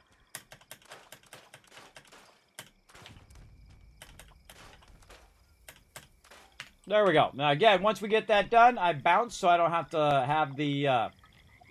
don't have to keep getting hit by mobs, because this area spawns a lot of mobs, and so they'll just keep coming after you, after a while. Look at this great shot with the helicopters in the back of my crew. So cool. So again, sometimes I talk a little bit about the IRLs, everybody, give some suggestions, ideas out there. Now remember, they're just ideas, they're just suggestions, so I'm not telling you what to do. You take it and use it as appropriate, right, in your life. Because I don't like to be told what to do, and I'm sure you don't either. Most humans don't. Some humans got no problem with it. They'll be like, okay, I will just do whatever you tell me to do. Those are the ones where you're like, okay. They have no individuality. They have nothing else. They just go along with the crowd of whatever the crowd is doing because they don't want to feel like ostracized from the crowd or whatever. Screw the crowd. They don't know what the heck they're doing anyway. They're just pretending like they know what they're doing. That's what's really funny. Speaking of eviction notice, there it is. Holy mackerel, that's one of the top ones in the game. Now, again, feel free to jump on the server. Go ahead and jump in the group, everybody. We're going to have some fun. Whatever server we're on, that's the server that's popping off right now. For sure, for sure. Now, you can also add me as a friend right down here under Kismet. I'm on the PC version right now. Sadly, got no crossplay, but maybe one day. That would be a huge boon to this game if we had crossplay. Go ahead and put Kismet in there. Now, you do have to say, Kismet, that's me. I am such and such, and put the name of your character in my chat. If you don't say, Kismet, that's me, in my chat, I will not add you to friends at all. But the cool thing is, once you are in the friends, you can come and join me on my private server or whatever server we happen to be on for that day. Now, let's go ahead and also clear some more legendaries before we get an eviction notice. Eviction notice is nuts, man. We're going to get crazy tons of legendaries. From that, make sure that we got rid of all of those. Got our buff going again. Probably want to boost our food and drink in here. Can be get our weight booster. Let's get those going. Now I've got a minute or two until this thing starts up, so I'm going to go ahead and take that minute or two and just absolutely clear all this stuff from my inventory, because every time you do the Scorch Beast Queen or you're doing the Ultrasite Titan, you get a massive amount of loot. And also the same thing with Eviction Notice. Eviction Notice is actually the #1 event in the game to get legendaries. You're going to get an absolute ton of those in there as well. And I'll deal with all this loot later. And this is why I clear my inventory and then I fill it back up and clear my inventory and fill it back up. Is so that I don't have to micromanage it as much. But let's go get this going on. Now, Eviction Notice is actually way harder when you are on your own private server than when you're in the open world. This is one of the few events that it's actually better to do in the open world. Is anyone out there? Because if you do have an explosive weapon, you can go ahead... Oh, what up? You can go ahead and get a shot in, especially with an explosive weapon. Especially also since now you get the legendary drops, because they made it where... The reason why they did that, by the way, is to do the legendary drops automatically, is because people keep one-shotting mobs. And people are missing out on the legendaries, and we're complaining about it. And then eventually, they said, okay, well, we'll just let those drop. And so now they do that. But they don't let all the mobs drop. And even if they do drop, you don't get the XP. And so that sucks. Big time. Big time. Now, we got about 1 minute and 28 seconds. Now, usually within the last couple minutes, you'll want to get this started up. But since my crew is right here and they're still working their way down here, I'm going to go ahead and just wait right down to the end until I see everybody running in and everybody can get a hit in from both groups and whatnot. Then we'll start it up. And so we'll just wait till the last minute here. And this is what's really cool. This also happens all the time, by the way, not just in my private server, not just with my crew, but it happens so often. Oh, I got rid of my honey over there. It happens so often in the open world that is so cool. And that's what's probably the best thing in Fallout 76. It's not the game. It is actually the community of players. The community of players in Fallout 76 are awesome. And that's what makes the game elevated beyond that. Now, we're going to do it in the last 30 seconds here because I don't like to cut it too close. But there we go, because we don't want to miss out on the event. Okay, now another thing that I do is I like to go up on my little perch up here and basically tag and drag the mobs. I still want to make sure that the mobs can get to me, which they can. But I just kind of stand up here and tag all the mobs, turn the sound back on, and let them shoot at me. And then I'll also drag a bunch of mobs from way up there at the top. I suggest not to stand up there at the top. This way you can just kind of let them run down here. That's just me and my crazy ideas. But I've got plenty of stem packs. I'm good. Now the trick to this is you're trying to drag the mobs in, and then you let everybody get the hit in. And then once you get the hit in, then you wipe them out. Right? Like, see these green ones here? Those are higher level mobs, the legendary mobs. And the rad scrubber's already broken. No one's watching the center. Now, if I want to wipe them out, what I would do is go ahead and get my Gatling laser. Because electric damage does a lot more damage to super mutants. And so you can see I can do what everybody else can do. And that's literally just melt the mobs down. Now, I had actually killed the non-legendaries first, because that's going to allow you to take less damage. Like this. And you see I'm taking out the lesser ones. And again, I could just sit there and grind them down. Or I could go bloodied set and do it that way. But you do want to kill them eventually. You don't want to let them be there for 5 minutes or whatnot. You want to wipe them out so they do respawn.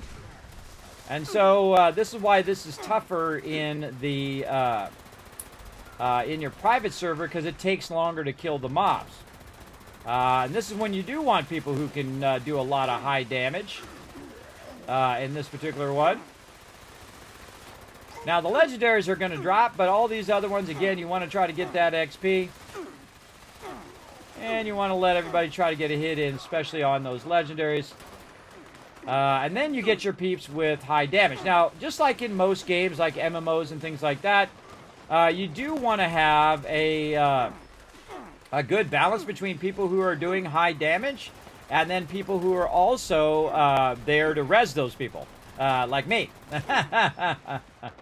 And that's what oh, look out, we got the thing coming through. Let's tag it. Let's take out some vertibots.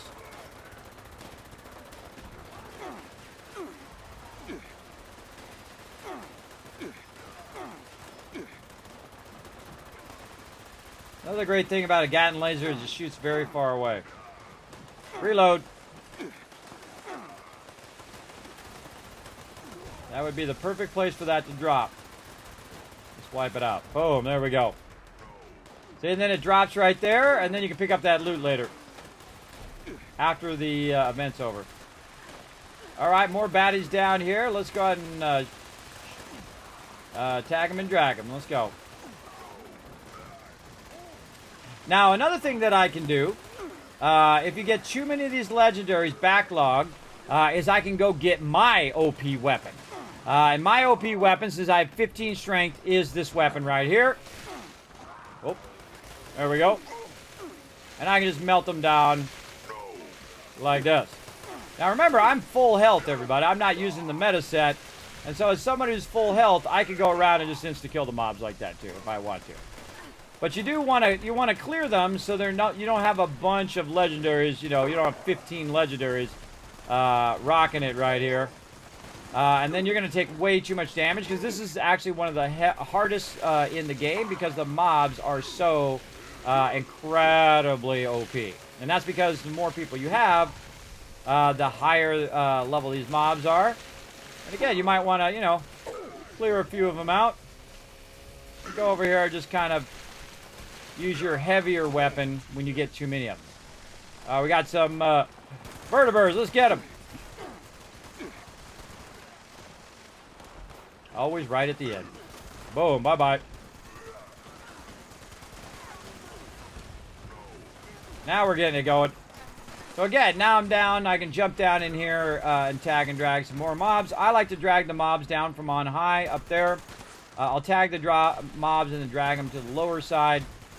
But most of the time, by the way, most of the time, you can just drag the mobs down to the center.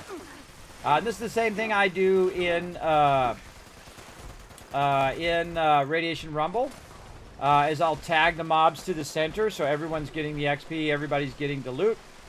And you also want to watch out for your crew, that your crew is not taking too much damage.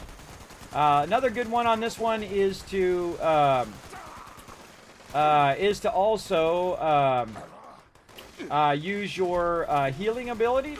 Like I can switch from adrenaline here to team medic, and then when I pop a stim pack, if anybody's nearby me, like TARDIS down there, he's going to get healed as well. I can also use the ability to take radiation away. But I don't like to do that because sometimes people are in that meta set. They're in that bloody set where their radiation's really low, so they're getting very high damage. And you want somebody like that in your party. You want someone who is doing that set, who's doing high damage. And then you're just like watching their back, right? So that they're doing good. Oh my God, look at them all. Okay, now this is a great time to pull out the thing. But we got to keep the rad scrubber going. So let's first defend the rad scrubber. All right, that's good. And then this is a lot of mobs, and so this is the time to go in here and get it all. Come on, get up there. There we go, jump. Wait a second. And that's the time in which you want your peeps who have high damage. You want them in there going, okay, wow, this is way too much. Legendaries. Let's wipe them out.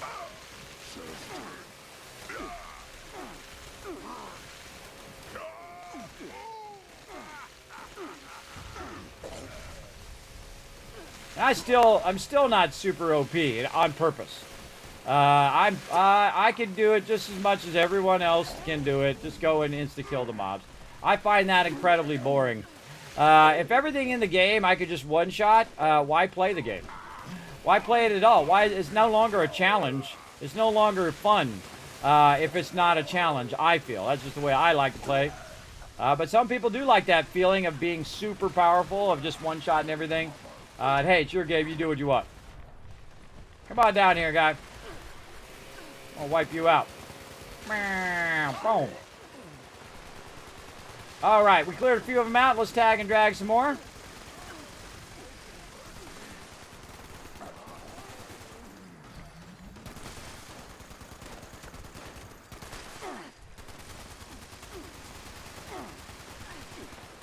You're gonna get so much loot from this, everybody. You're gonna have legendaries for days. You can see every now and again I use myself a rat away. Come here. Not overburdened yet, but we're gonna get there. Because I never pick up the loot until afterwards. Because it'll stay there. It ain't going nowhere. Also, if you notice that my stem packs automatically go up, I didn't press the stem pack. That's because of my power armor. I have the medic thing. When I get low health, it automatically does the stem pack for me. If I get really low health, then I'll do it. But what happens is this. Look at this. Look at all these mobs. A mob up behind me? Nope. And again, I'll take a lot of damage. I got plenty of stem packs. I'm fine. But the whole goal is to get maximum loot for everyone, not just for me. And if I tag them in the group, then they're going to get that XP. If they're nearby, they're going to get all that loot as well. And let's go Gatling Laser and wipe out a few of these peeps here at the bottom. Just so we can get them respawn within the last minute. We still got a minute left of this, everybody. Again, this is really tough because these mobs are like hard mobs and they're level like 100. And wherever you're hanging out is usually somebody's going to be real high level, right? You know, somebody level 700 or something like that. Then these mobs are going to be much tougher. And actually, I like the fact that they scale up based on when you're there. Because if you do go solo and you're just trying to get, 15 mole rats or whatever, you can go solo and the mobs are actually easier than like right now where the mobs are really turned up high. Right? These are probably the toughest mobs in the game, other than the bosses. And the bosses aren't really tough. They just take a while. They just have high hit points. They're not really that difficult. But these mobs are pretty substantial. They hit you really hard. You take a lot of damage. And you gotta, you know, have some damage protection. Because I feel like every single mob, for some reason, has armor penetration. It just bypasses your power armor. Whatnot. They totally are not shooting this guy right here. Okay, it's okay. I'll take care of him. I'll take care of him. Wiped him out. Now is the fun part. Watch how many legendaries we just got, everybody. It's gonna be nutty. Watch this. Watch this deal. Boom! So I got a bunch of legendaries there, and then just a whole scrolling full of loot. Now you're like, Kismet, that's not that much. Well, I ain't done yet. And based on how fast you're killing those mobs is how many legendaries you're getting as well. So that's why I actually suggest to do eviction notice with the in the open world. And bring yourself an explosive weapon, right? Like a 50 cal, so you have lots of ammo. Or you can even use a shotgun or things like that. But as you can see, this just keeps going and going and going. Based on what mobs that I killed. And based on, look at him doing the slow walk of shame. Based on the mobs that my team killed. And if I was in distance of that mob, then I get the credit for that as well. And I suggest you walk around all over the place. Walk around up here, down below. And see if there's any mobs that you might not have looted because they were too far away for you to loot them. So what I do is I walk up here, just kind of up this middle area here, and look. And then sometimes I'll put my camp down up there and then just sell the stuff there. But I don't know, my instincts are saying, yeah, walk back this way one more time, Kismet, and look for loot. And I always go with my instincts because they're usually right. Usually. 5 minutes, unless valid cancellation code received. All right, and we shot this thing down, so we're going to get a nuclear key card. So we can shoot off some more nukes later on. Oh, somebody's still alive over here.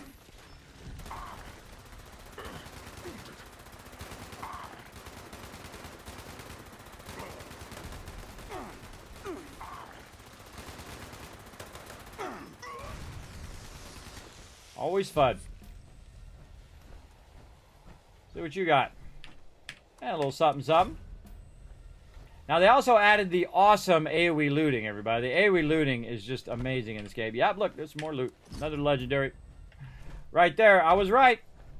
As I often am.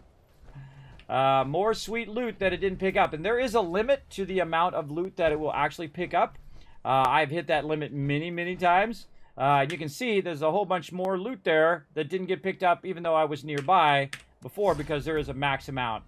And if you don't go and do it multiple times, you may miss out on tons and tons of loot, I find, in the long run. Then you can see down here, look, somebody's camps down here. Look at this. Maybe Likely Bear's camp.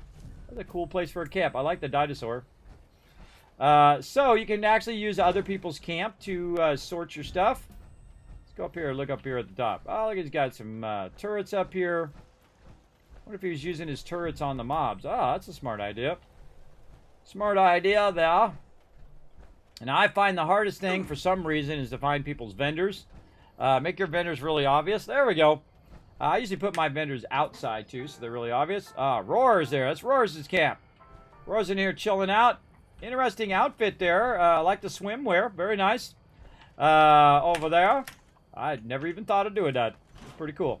Then you can also go in here and use their workbenches. Now, a lot of people don't realize that the power armor frame is a workbench. So you can just go in and scrap all your stuff in the power armor frame, too.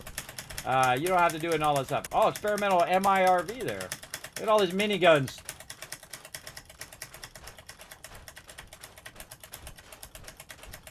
Oh, he placed it after the event. Well, there you go. That's actually a really cool spot.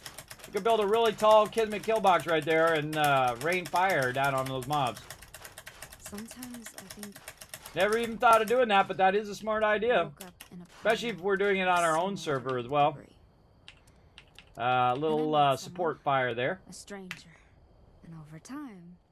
Well, one of my favorite allies is that Commander DeReed. She's an astronaut. Very, very cool NPC to have in your camp. I actually like Daphne because Daphne also is a vendor. And that's why I have Daphne in my camp most of the time. So if I need some Nuka-Cola or if I need a magazine or I need whatever, some sort of toy or resource or whatever, I can just go talk to her, grab it, and I got my daily done just like that. Now, speaking of dailies, let's finish up these dailies because we are running out of time. Man, that was a fun day worth of fun, everybody. That was super fun. Maybe want to try to get my quest in here a little bit. Let's go ahead and get my honey back again that I put in here. This is the only reason I keep honey now. It's just for this daily quest. That's it. I don't normally keep it. I normally just sell it to the vendor as well. And it's just extra caps for me. And so my camp is always generating caps for me all the time. Nowzerun in the chat. Hello, how's it going?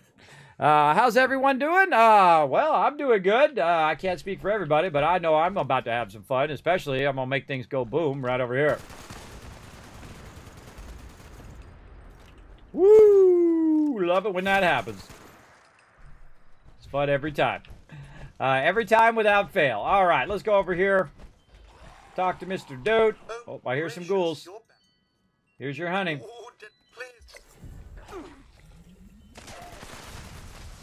Such an easy quest if you have that in your camp.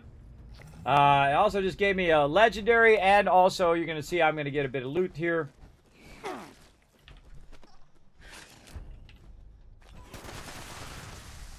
Whatnot. And I also got his Sweetwater Special Blend, which right here gives you perception and whatnot.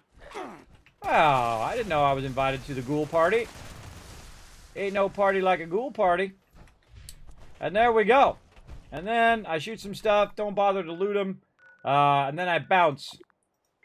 I'm out of there. I got that quest done. I don't do daily quests. I just don't have enough time. Don't have enough time to do them. They are good if you do play a lot more than me and you want to get daily loot and get a ton of loot. That's a great way of doing it. Now, if you really want to get a ton of loot, what you do is you get Fallout first and you go around and you get all the workshops. I've seen people do it and they're level 2, 3,000, 5,000, just nutty amount of stuff. It's too much grinding for me. I would get really bored if I was just doing workshops all day, every day. But you can take over the workshops if you are hurting for loot or if you want to level up quickly. You take over all those workshops, and then every time it comes up, you have to defend it or whatever. You just go and do those, and there's like 20 of them. So that's 20 times the loot, 20 times the XP, 20 times the drops, and so on and so forth. I've actually taken them all over before. It is quite the undertaking because they reset about 9, 10 o'clock at night. So watch out for that. I suggest starting it after the reset or starting it very early in the morning before it does reset, so you didn't do all of that for nothing. I've actually been screwed over several times where I got to the last 2 and then reset the server, and then basically too bad, too sad. I didn't get the thing. And I killed a few snallygassers too that I could have took a picture of, but we know where to go over here. We're going to find our little spot, which for some reason I have the greatest difficulty finding in here. But I know it's over here somewhere. There we go. Toxic Larry is right there. Let's go. Jailbreak is another great event as well. And I really need to just do as many events as I can to try to get these done. I really feel like I want to re-roll and try to get my epic, though. Because I have 2 free re-rolls. Let's see. Did I get so many events done? Yeah, I think I'm going to re-roll my weekly, this one here. Because, you know, let's might as well. We got some free re-rolls. Let's use them. Adhesive. I mean, that's easy. I can do it, but I'm trying to get the 1,500, so I get the extra 500. Nope. Didn't get it. And I got one more re-roller. You know what? Let's burn it up. Kill a floater. There we go. So what I can do is just wait till tomorrow. And do it then. Another great thing about the 50 cal is it also slows him down. Come back here. Come back here, loot. Gotcha. And now also I need to use my camera before the loot goes away. Hold on, be right with you. Camera is what I'm looking for. Let's take care of... What did we get him while he's doing? Alright, good shot, good shot. Now, it's in my own private server, so I'm just going to wipe them out. The great thing about having Fallout first, everybody, that not a lot of people realize is the fact that the world is a pristine world. That no one has taken all the loot and taken all the bobbleheads and taken all the magazines. Every time you start up a brand new server, the world is like it is when it first spawned. And you can go around and you can grab all the loot that you may not have never seen. The whole entire time you've been playing in adventure mode, you have never seen that loot ever. And there's a lot of places I've been where I never saw that loot. Until I had my own server, because people will go and pick it up on every single server, and you can't find it, especially fusion cores and things of that nature. I find that also fusion cores spawn a lot less on your own private server, and this keeps you from going and getting 50,000 fusion cores, I'm sure. There we go.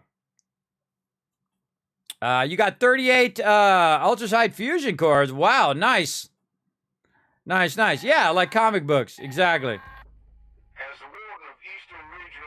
You're bloody just for the carry weight? Well, there you go. That's awesome. Do some jailbreak. I haven't done jailbreak in a while. I actually really like this one. I will not allow this to happen. All Gontown citizens are encouraged to help me stop them. It might be best to seek higher ground to benefit all these hooligans. Ah, look at this. Free fusion core. Thank you. Now, one of the things that I used to not... Oh, floaters.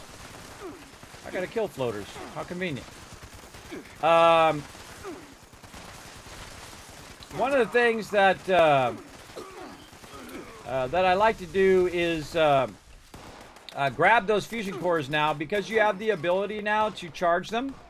So it's super useful. Also, it's really fun to just run up here instead of killing all those guys manually, which I usually do. Just run up here to the top and find this guy, smoke him, and then fix the turret and let the turret rain fire on him.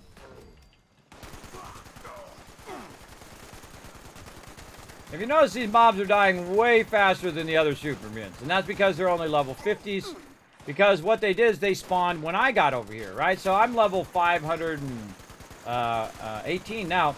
518, my last character was level 650, and I deleted that character, along with everything with it.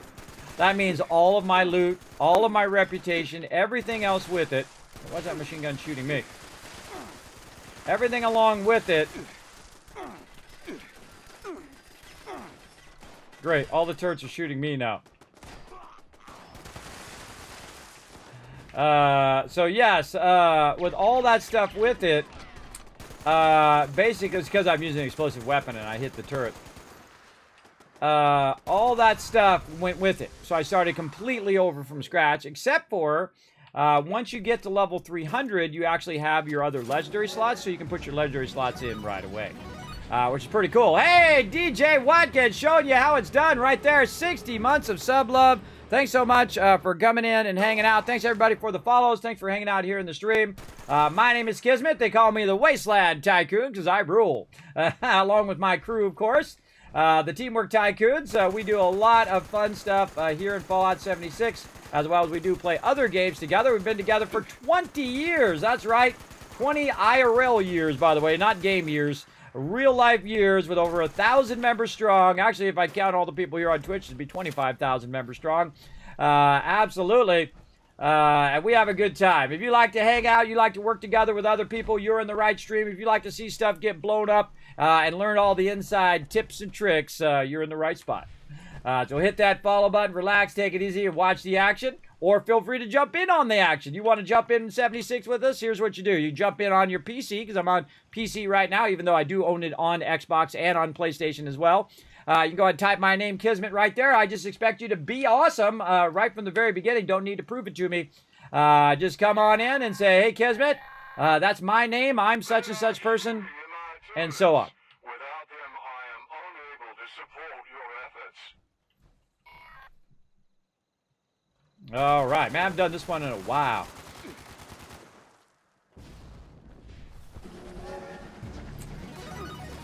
Oh, look out. More love coming in. Look out.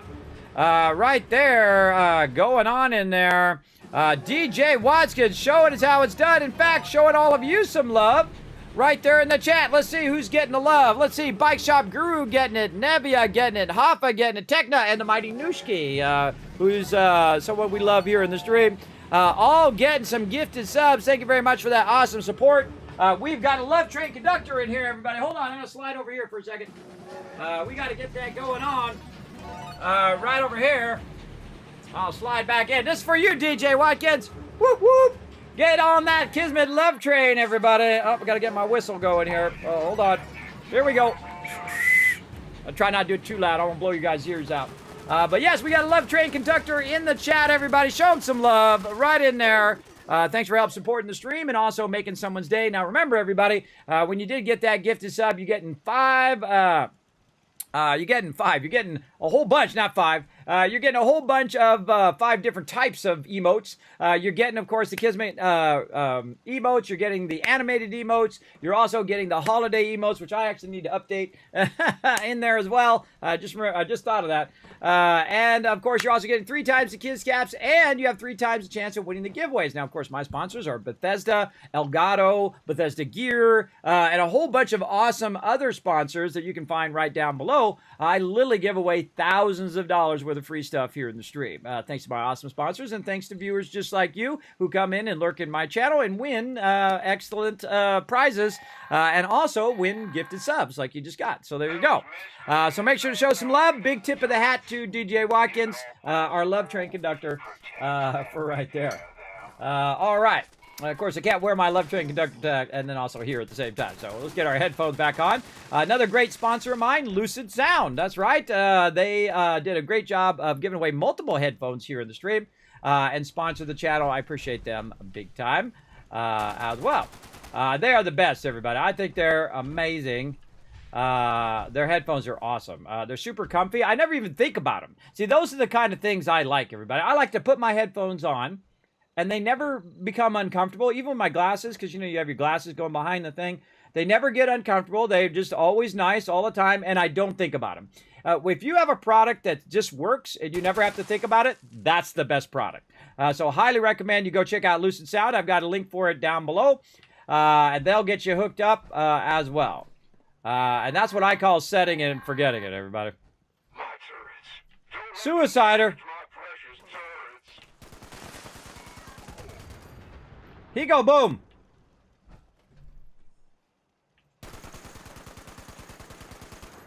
I think I don't see you down there.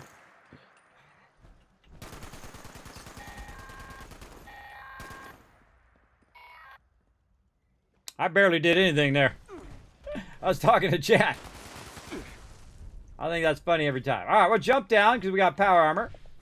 And let's go see if there's anybody hiding over the side here, because sometimes there's a guy hiding down here. Yeah, there he is.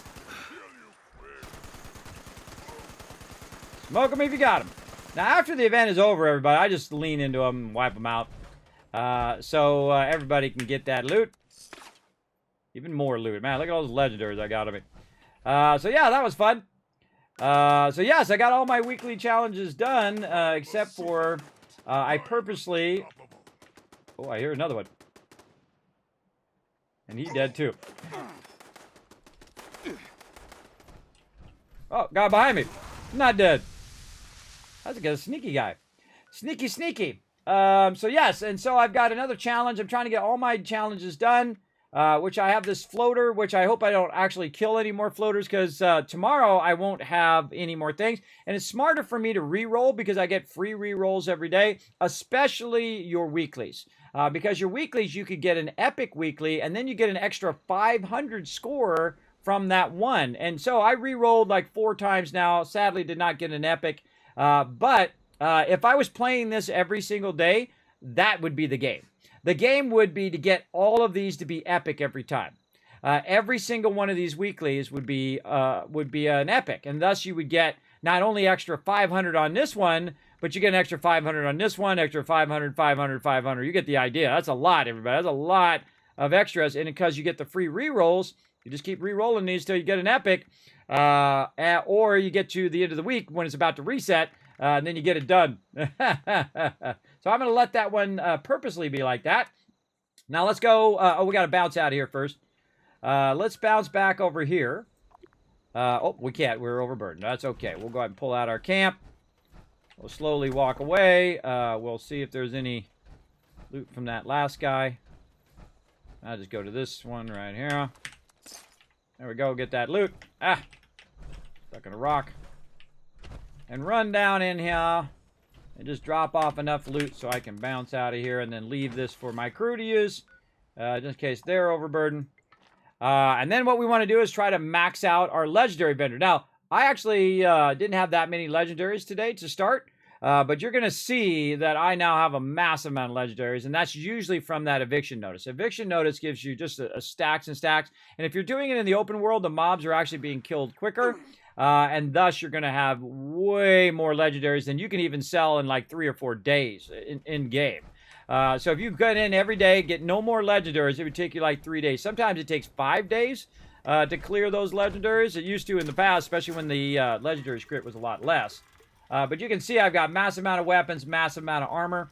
Now what I do is, thanks to my chat for the suggestion, as well as I use my own kind of combo on it as well, is I sell the heaviest thing that is the lowest star, right? So I can sell a lot more of those ones that are the heaviest first. So I sell the heaviest, and basically that's going to give me more room in my stash, and I'm going to allow me to sell more of them to the thing. The same thing here, the heaviest, but also a 1-star, so I can get rid of the most of those, like this.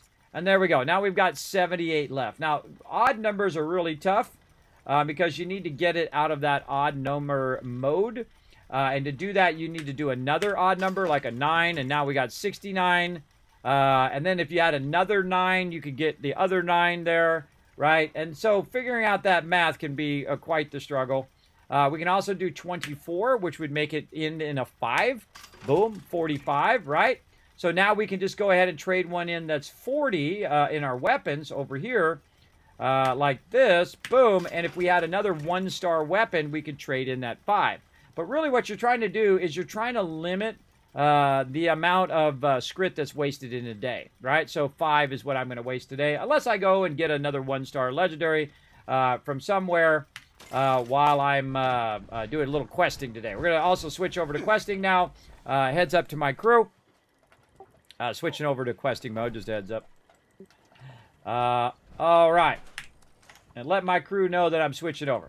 Now, we probably have a bunch of other weapons that we need to scrap, so let's get into that as well. And you're like, Kismet, why do you scrap all this stuff? Why scrap it? Because it gives me raw rubber, it gives me steel, it gives me wood, and then I don't ever have to really go out and collect those things. Now, of course, if I'm in my scrap set, I get even more for it as well. I'm going to get out the power armor. And there's so much stuff I still need to get around to, like fixing my power armor and do all that stuff. But I'm doing the part that I like the most, which is normally hanging out with my crew.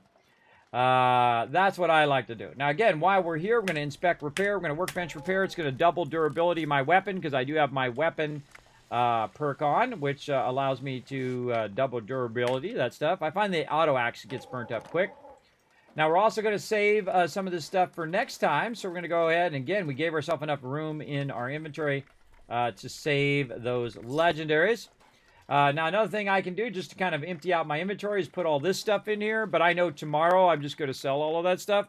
So I'm going to keep it in my inventory for right now. Just less work I got to do next time. I've also got a disease over here, but really easy. Just jump in my symptomatic here with my cool little spinny hat. And then you'll see that disease will vanish when I come out of there. Oh, actually it didn't. Oh, that's not one we can get rid of through the symptomatic. Oh, look out. What is that one? Normally through the symptomatic you can remove those. Let's see. What are my effects right now? Snot ear. Oh, it's less than 1 minute. It's about to go away. So you can also use your antibiotics over here as well. Let's see if I've got any. I do. So boom, antibiotics. And now it's gone, just like that. Now, I could have just waited another minute and it would have went away, but, we'll just show you how to get rid of it if you have that problem. Okay, so also we want to go ahead and look at our challenges before our scoreboard. Oh, wait, I forgot to get my free stuff. What's free? Probably something. Oh, free caps? Take it every day of the week. Thank you. Thank you, thank you. All the free stuff is done. All right. So we got that done. Now we're going to go ahead, again, get into our scoreboard. Let's see what we got. We've got some theater signs. Cool. Golden paint. Legendary modules and theater door. Okay, we're getting somewhere there. Let's try to claim that Fallout first. Atoms, film strip. All right, I'm digging it. I'm digging it. Oh, another 1,000 caps there. Definitely take that. Scrap kits, which I find useless. I usually just get rid of those. And some legendary script. Oh my god, how much is my legendary script right now? Let's go check. I could check it in the Pip-Boy, but I just run over here. Okay, it's not maxed. I don't watch it, and all of a sudden it's like at 5,000, and then I'm like, dope. I'm wasting my legendaries. I hate wasting loot. Because you spend all that time earning it, you know, wasting it is not good. Stuntman combat armor. Let's go ahead and get that going on. Over here, Hollywood popcorn machine. Ooh, we get a... Wonder how many... I think we could probably only have one popcorn machine in here. Let's try it. Let's see if it'll let me have the Hollywood popcorn machine. That's going to be under resources, no doubt. Right over here, popcorn machine. Oh, I've already maxed my my camp out. So let's take this popcorn machine out. Now, sometimes you take something out and it won't let you put the other thing down.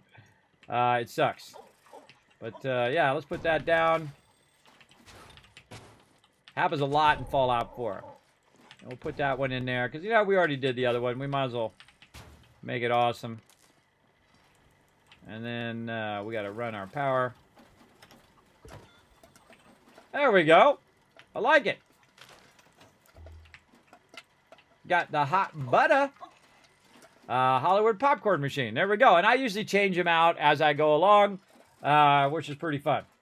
I actually bought myself my own popcorn machine over here, which I haven't used in a while. It's an air popper, which I've never had one of those. You just put the popcorn in there, the raw popcorn, it pops it for you, so you don't have all that oil and other stuff on it. Much more healthy for you. And then you just sprinkle it with a little salt, or if you want to do butter, it's got a little butter dish on the top that melts it. I should put that on my list of random office stuff that I have. And I have that to basically as an appetite suppressor. So I'm not eating tons of candy and ice cream and all of that bad stuff, which got me in this position of a big belly in the first place. Yeah, so that isn't going on. All right, let's see what else. Oh, we got to go and put some stuff down in our camps, too. Let's go down. Let's go into this bunker. Oh, look at that. That's cool. So this way I can go ahead and put some stuff down that is new.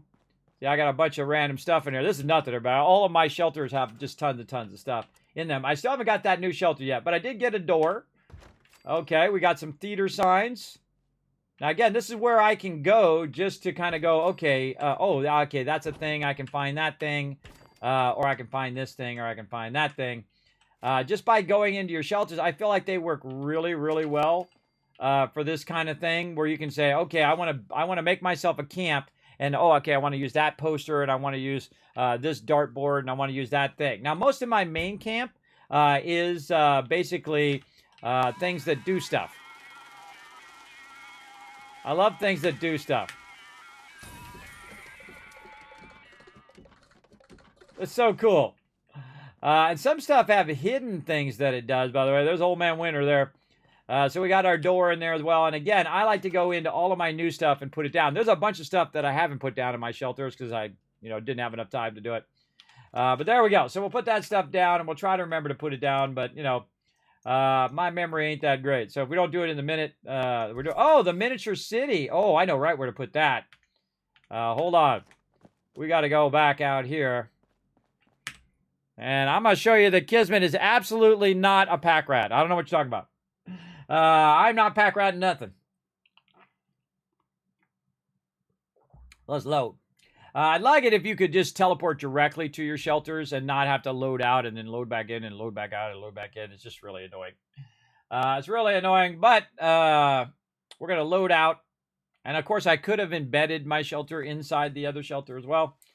But my main shelter is this big boy over here. My Vault 45. We'll pop in there, and we're actually going to go inside another shelter from inside here, but I'll show you my main shelter here. I love it the most because it has a fish tank in the back, and that's built into the room. And I've decorated a little bit, as you can see. And as you'll see here in a second. Yeah, a little smidge. Basically maxed it out. You can't put anything else in here. Yes, I've got a little bit of stuff going on in here, everybody. One time I just went to town on it. I just like, okay, we're going to put every single thing we got down. I actually have more of these I got to put down in here. These little things where you got all the peeps. You got all the different things. Look at that, the cool effect off of there. All the different steins and computers and whatnot running back here. I started doing masks now, so, you know, getting that collection going. And so on. Now, if you think this one's bad, let's go into the vault storage and just really take it to another level here. Let's go. And again, I got to give it a second because it takes a bit to load. Remember, this is loading online, everybody. It's not loading from your local computer. So it does take it a little bit longer to get in there. There we go. You see I've got some benches and things. And I had some stuff on here, but I had to take it off there. It's my Pioneer Scout stuff, too. And if you see me in the bed, and that means I'm AFK, chilling out. But check this warehouse out, everybody. Now, this is when you've played a game for just a little bit. Now, I actually don't have everything either. There's some people who have every single thing that's ever been done in the game. More power to you. But one of the things I do have is a bunch of little miniature stuff over here, including a little miniature train, a bunch of this stuff along here, and I think they would go perfect right here if I have enough room in here. Let's see. Where's my little... Oh, it didn't show up as new. Why didn't it show up as new? I don't know. So most likely it's under miscellaneous. Let's see if we can find it.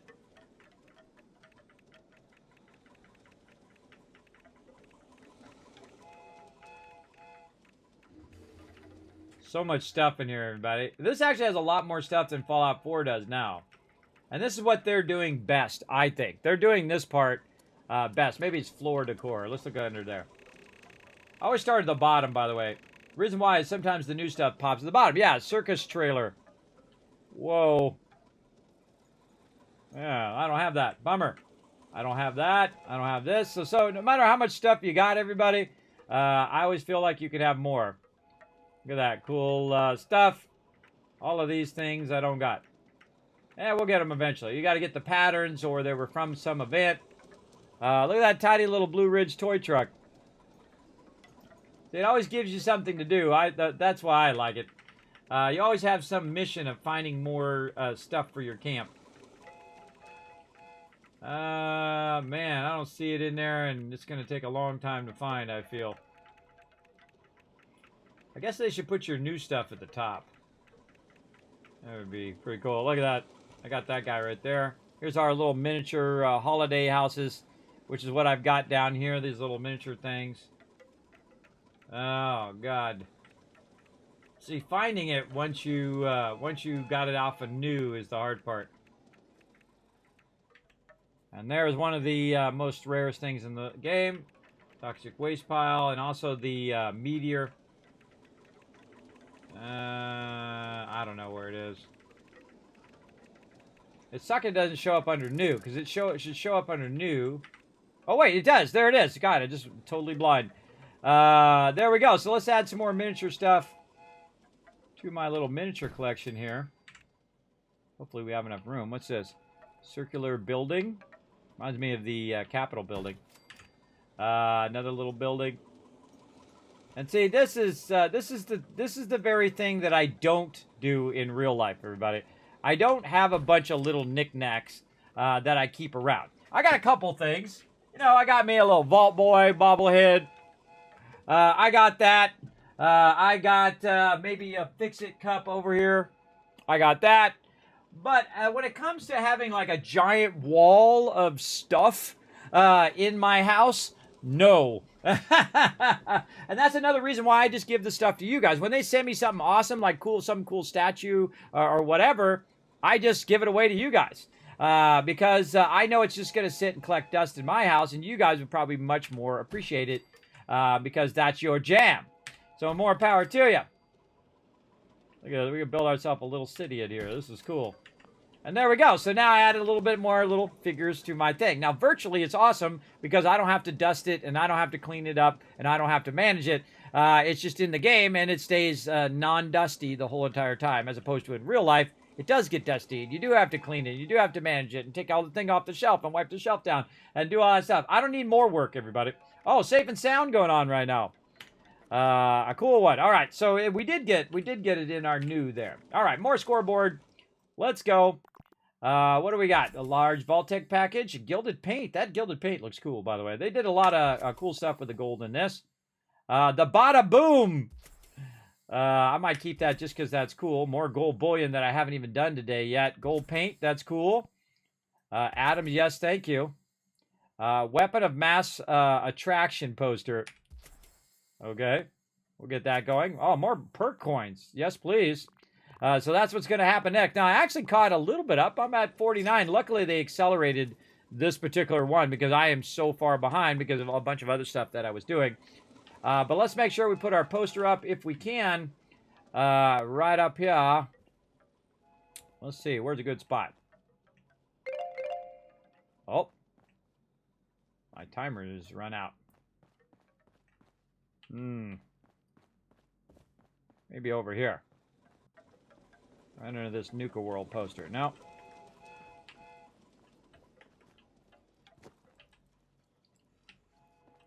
Getting it not to clip is the tough part.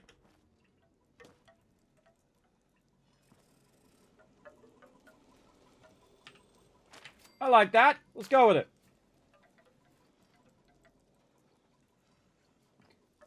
Oh, it's like there's a face in there. There's a face and a robot face on this side. Yeah, it's like somebody who loves a robot or something. I don't know. This is one of my favorite things in the game, everybody. This little spore plant. It's just brilliant. Brilliant. And again, look how much cool stuff is in the game, everybody. Just so much cool stuff. You have different thrones and giant bobbleheads. And oh, I got another one of those. I think I already have one of those somewhere else.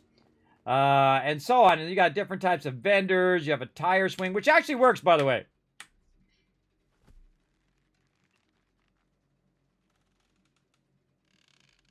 That's cool, everybody. I don't care who you are.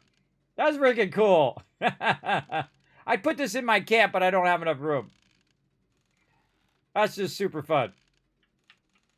Now, there's a whole bunch of other fun stuff just like that. Little things you can ride, and you can ride the mechanical bull and all of that fun stuff. But I just like to put it on display because, hey, man, you took all that time to earn it.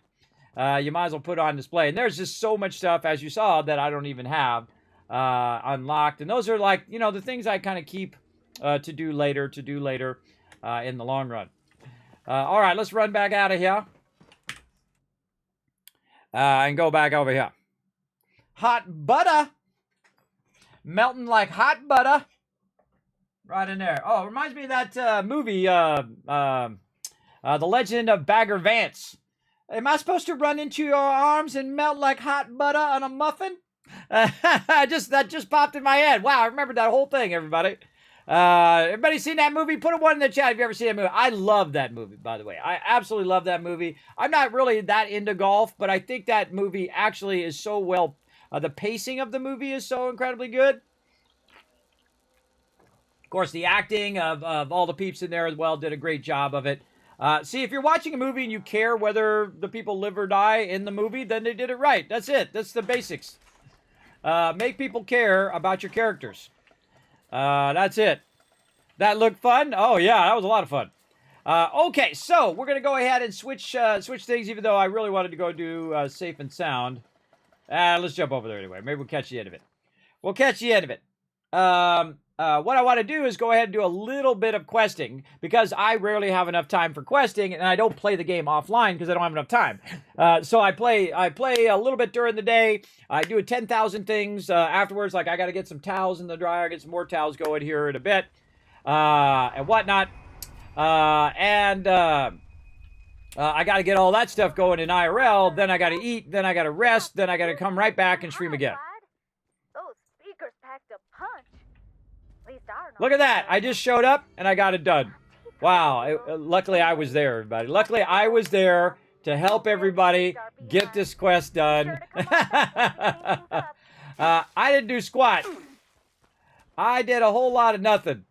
But I still got me a legendary out of it, and I think I got me a new pattern out of it too. And that's what's really funny, everybody. When you show up late to an event and you literally just, I got the Blue Devil backpack flare, and I still got all the loot. And that's actually a really good thing in the game, is the fact that you don't feel like you missed out because you just got there and you didn't tag any mobs or whatever. I feel like that's actually a good thing in the game. Okay, so I need to bounce out of here. Oh, I need to go do my thing. See, I always forget. I always forget to go do my gold bullion. Then I have like 4,000 gold bullion, and I got to trade it out. I'm trying to be diligent with my gold bullion. Now, I go to the Foundation, but there's multiple places to go. And there's another thing I wish you could put in your camp. You know, the gold trading thing, the legendary vendor in your camp. That would be awesome. And then you can just put it wherever you want and do it whatever you need to do it. Because, you know, you're going to do it anyway. But it just makes you have to run in and out of here every time. I find this is the fastest way. There's also one in the White Spring. But then you have to load to the White Spring, and then you have to load into the vending area. Sorry, no Why not? time Look to at this chat. guy. Can't ever finish what I'm doing. If it's not raiders, some other pest shows up. Oh, no. They're a little chunky for a, I have is that just padded armor? It He's a little chunky for a ghoul, everybody. No. What the heck is a John anyway? What have you been up to? On sale. I just don't get it. All right, let's go ahead and get this on over here. Actually, not doing too bad. I'm still a bunch of days behind, but there we go. So I'm back up to about 5,000. Now, this guy actually is a gold bullion vendor. And so you can end up talking to this dude. You can trade gold bullion. He's got a bunch of stuff that you might have missed in the event, but you have to get your reputation up. If you get your reputation up with him, you can go ahead and buy a bunch of stuff, like the cattle prod right there.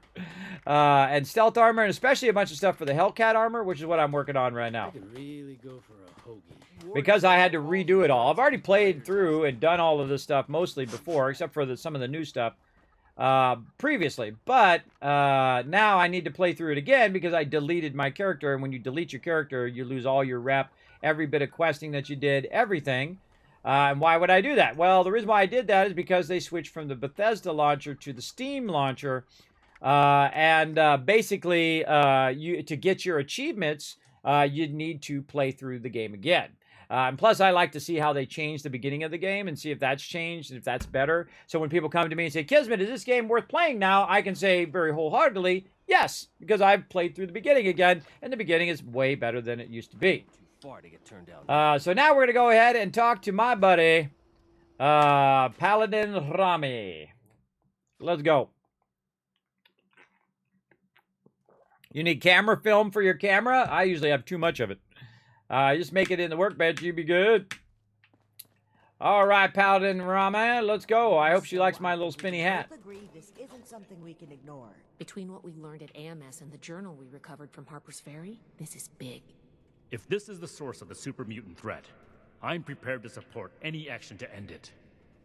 Initiate. Good timing. I can't believe he just walked in here. He must have been at work even then. I can't wait to tell Max about my latest patrol. I never said it was my fault, Initiate. To think, the arrogance he must have had. Enough of that. The question facing us now is how to find him and the people who've been taken. Lucky for us, Scribe Valdez has made a discovery of her own while we were away. That's right. Remember the Pip-Boy you found in the Uncanny Caverns? Mm-hmm. It took a while to crack the encryption, but I've unlocked it. It came from Vault 96. Uh-oh. How's this related to the abductions? We're not sure it is. What we do know is that we have a definitive lead to follow. The super mutant threat takes priority. If we find the missing civilians in the process, so much the better. But we cannot ignore this lead either way. Unsurprisingly, Knight Shin and I don't see eye to eye on this. Fortunately, in this case, we don't have to. I think they're connected. A vault would be a great place to hide abductees. The Pip-Boy might even have come from someone that escaped. Investigating the vault is our best lead for either mystery, and maybe an answer to both. Then we're agreed. The vault will be your next target. Scribe Valdez will accompany you. A vault is a potential trove of exactly the kind of technology the Brotherhood is meant to catalog and secure. I've marked Vault 96 on your map. We don't know what we're walking into, or even how we'll get in, to be honest. She marked a settlement on my We map. need to be cautious. So what's the plan? Step 1 is finding a way in. You'll take point. Based on other vaults we found crossing the country, the vault should have an emergency transponder. Once you've secured the entrance, the controls for the transponder are usually there, near the main door. Activate it to give the all clear, and I'll follow you in. We should see if anyone needs help with anything. Sounds good to me. I'm glad to hear it. It's a good plan. Throw down, yeah. And I think we're all in agreement on this one. Find any evidence you can about the missing people and any connection to the super mutants. If Blackburn is there, I want him taken alive. If he really is behind the abductions, he needs to answer for his crimes. You have your orders, Initiate. Good luck. Dismissed. Thank you, Paladin Rami. Ad Victorium. All right, go to Vault 96. Now I'm going to go ahead and jump out of group here so more people, you guys can get together. Conversations outside. Hey, I'm not talking to you. Get out of my face. All right, Vault 96. Let's go. I got to remember where the heck that sucker is. We got 76 over here. We got 94 up here in the corner. 79 way up and now. Let's see. Way down here where I have no travel points nearby. Of course. The safest place to go is the RNG station, but what is closer? Probably this is closer. Now you can see there's a bunch of spots I haven't been, everybody. They're like, Kismet, what the heck? You haven't been to these little spots yet? You've been playing this since it released? Yep. But then again, this is my 6th character, and I've deleted every character along the way. So I did my first character, deleted that one, did the second one, so on and so forth. And now I'm my 6th character here. And I like to leave stuff to do, but I love that Hellcat armor, so it's time to go get it. It's time to go get that baby. I'm going to go to the one down below, because I think it's just easier to run across the flatlands. But we'll find out here in a second, won't we? We'll find out here in a moment.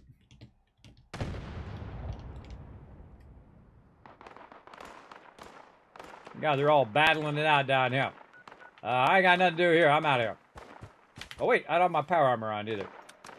I forgot.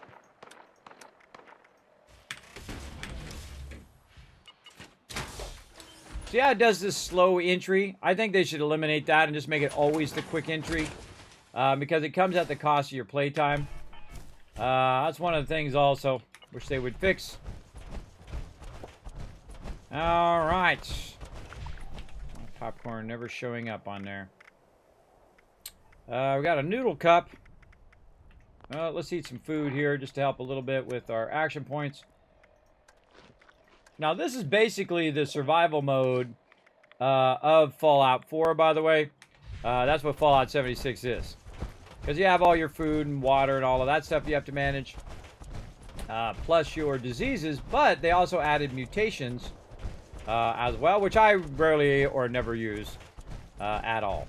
But they are pretty cool. You can, you know, be a marsupial, jump really high, or other effects that might work well with your particular setup. Me, I don't need it. I'm good. But I do eventually want to get me a jetpack. That I do want to do. Oh, and I can be burning my coffee. See, sometimes I forget about my coffee. Let's go. Now, this is my excavator armor, and most of the time I'm wearing this because it gives me lots and lots of loot. Especially when you're gathering like stuff like lead. Whee! You're gathering stuff like lead. Oh, I bet I need to go across there. Well, let's just walk up this way. Blood leaf. Because it'll collect double the amount of resources, or 4 times the amount of resources than it would when you're out of your excavator armor. As well. Oh, Lake Eloise. We discovered the lake there. Oh, what is it all about? God, I have not been over here in a long time. Holy mackerel. Talk about an obscure location that Kismet hasn't gone to in forever. That's like literally years, everybody. I haven't been here. Wow. Well, no time for it now. Yeah, a lot of obscure locations I still need to put my feet on the ground and go and explore. But no time for it now. We're going to keep on rocking. Notice my action points have stopped. That's because I used some coffee. Coffee is one of the greatest things in the game, everybody. It is awesome. It allows you just to keep running and running. Of course, it burns up your fusion core still if you're constantly running. But it is very handy when you're going across long distances. All right, we're getting there little by little.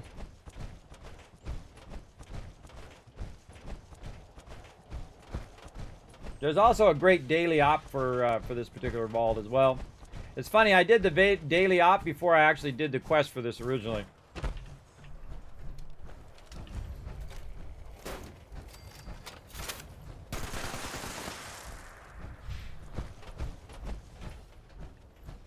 Huh. I haven't been to the outside of this in a long time. I've done the instance over and over again. Yeah, look at that elevator. Die! Take that, evil car. Alright, let's work some controls over here. Beep, beep, beep, beep, beep, beep, beep. Now, there's a whole storyline that goes along with 96, and I suggest that you go and check it out. But I can just go ahead and open the vault door right over there. Easy mode, right? Wrong. The vault door is broken. Doesn't do a thing. Dynamite bundle. Dynamite there. Let's go inside. See what's up. Now, actually, this one's actually fairly tough when you are doing it as a daily op, especially if it's in the decrypted mode one. We haven't done daily ops in a while. Now, daily ops are pretty cool. They're a great way to get your character tons and tons of loot and a bunch of XP, but they do take a while. Sometimes they take 5-10 minutes, where you could be doing your open world events at the same time. But we're gonna go ahead and make our way through here and do some quest line. Look at you surviving. What's up, Woods? Little late to the party, aren't you? If you're looking to loot the place, some Blood Eagles are ahead of you in line. I'd stop you, but I think I quit. Our squad was guarding the entrance here when we were overrun by Blood Eagles. Killed everyone. Me too. I just haven't kicked it yet. Name's Woods. Corporal Woods, Hellcat Company. Mercenaries. We got hired by this creep of a doctor to guard the place. Among other things. Promised us salvage rights here when he was done. And I don't think we're gonna collect on that. Yep. Blood Eagles. Yeah. Raider types, but more bloodthirsty, you know? You can usually deal with the crater sort. Blood Eagles, though. They enjoy the killing. Hell of a bedside manner you got. You know I'm dying, right? Go ahead. Not like I'm doing anything else. Clock's ticking, though. Seriously? I'm bleeding out in front of you and you want my life story? Yeah, let's get it. Oh, hell. Rather die with somebody than alone. Whatever. Best of a bad situation, alright? The Hellcats had limits. A code. Better than joining up with raiders. We did good jobs as often as bad. Until this time, at least. How the mercenary squad get overrun by Blood Eagles? It's our own fault. We got lazy. This place is so far out of the way, nobody ever passes by. Kind of the point.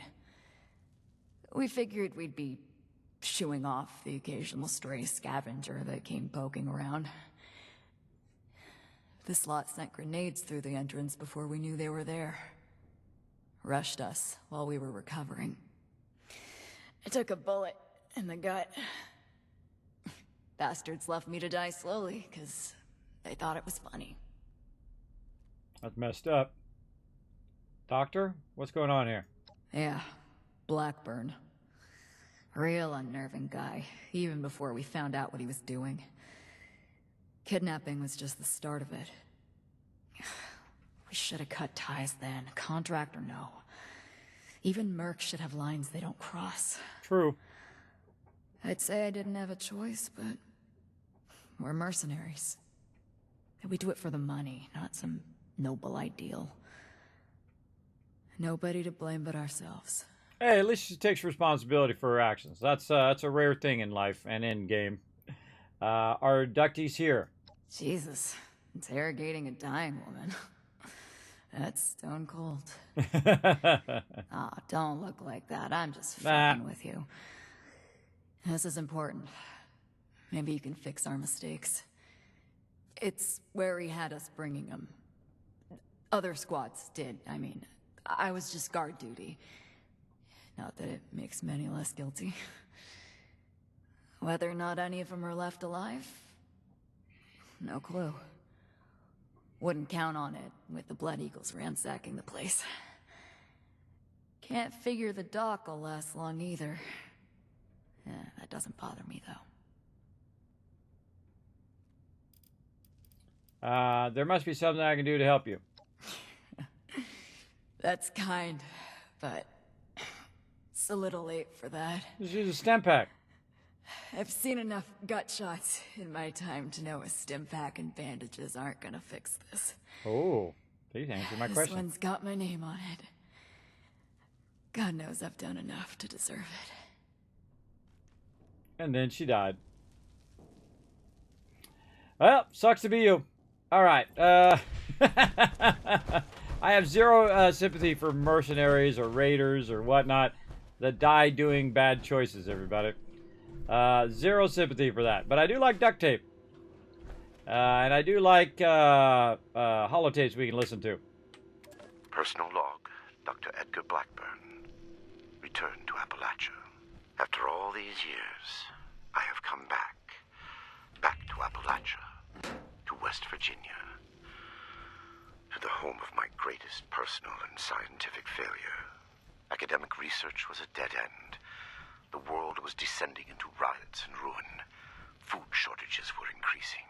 Generating papers in a university lab to attempt to secure tenure seemed pointless. It felt irresponsible on the face of everything happening. Westtech approached me about joining the Greenhouse Initiative, genetic engineering to produce new crops and multiply production. It swept away my concerns about joining the private sector. Here was a chance to be on the cutting edge and solve real problems at the same time. Dr. Dumont described the goals of the Pan-Immunity Variant and the Greenhouse Initiative in terms that set my mind ablaze. There was satisfaction to be had there, doing the best work, advancing humanity, making the world better than it was. Then the funding vanished. The research staff was being cut with no explanation, simply a shift in priorities. Dumont begged me to stay, promising the new work would be vital and challenging. To my everlasting shame, I did end log.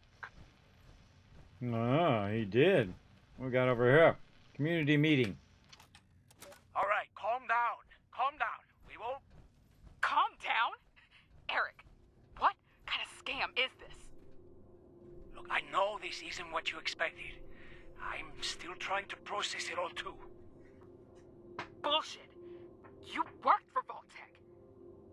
You had to know. Jeanette, I already told you.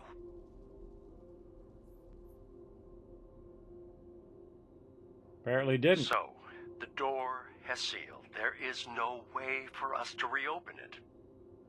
Apparently not. And it's just the 5 of us in here? That's right. That's crazy. You could fit an entire town in here. I want to know about the experiments. Are there really 10,000 creatures in cryo here? And instead of preserving them, you want us to experiment on them, induce mutations, optimize for lethality. Those are our orders. You will all have weekly research quotas to meet. And if we refuse? Or fall short?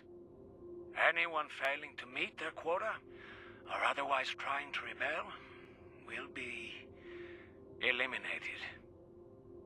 You can't be serious.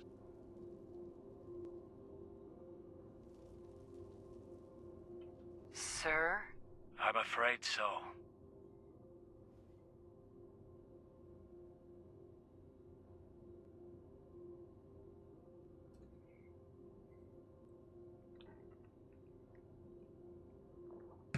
Is it over? So one of the weird things about the holotapes is there's a lot of gaps and thing. I mean, is the holotape done? I don't know. It didn't click off like it was done or not. I'm just going to assume that it is. All right, let's emergency management documents overview. Now I'm not going to read all these I have in the past, but I'm just going to click through them so that if there's anything in here that I want to unlock. Basically, they lock them into the vault. And if they don't meet their quota, they're going to die. Basically, I think you got the gist of that. Vault 96 official documents, protocol. It's an arc for atomic age. And they're storing 10,000 peeps in there. All right. And activate emergency transponder. There's my girl. Wow, it's freezing in here. Look at all this ice. The environmental controls must be damaged. What happened here? Those are Hellcat Company uniforms, right? It looks like a massacre. Blood Eagles got here before we did. Wiped the mercs out. The Blood Eagles are still inside. One survivor, but I couldn't save her. Said they were working for Blackburn. Then Blood Eagles arrived and overran them. Why would I pick one versus the other?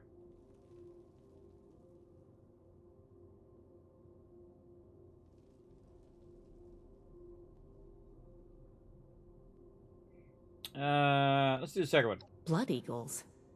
What are they doing here? Looks like Paladin Romani was right. There's a link between the abductions, Blackburn, and the super mutants. We still need to figure out what. Give me a moment to look at these terminals. I do what you gotta do, girl. This is like my favorite storyline in the whole entire game.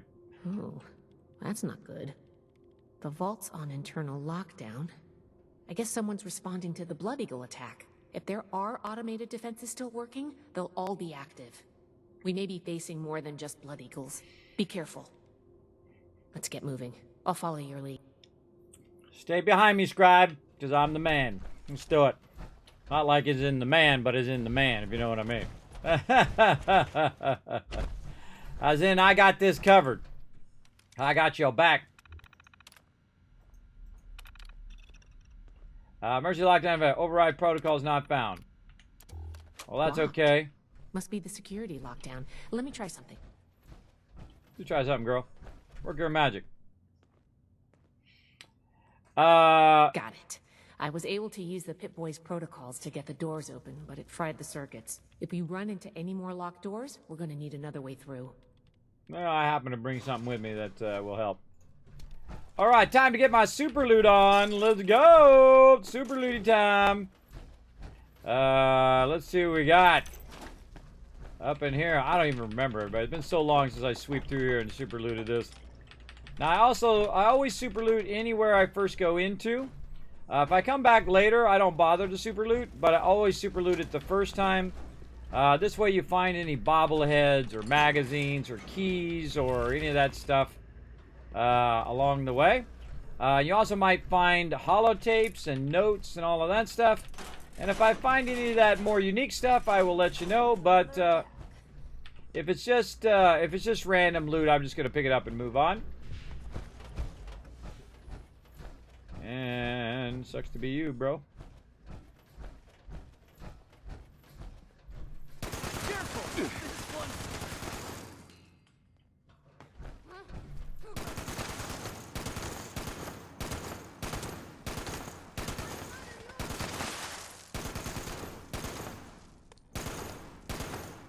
Take your head out.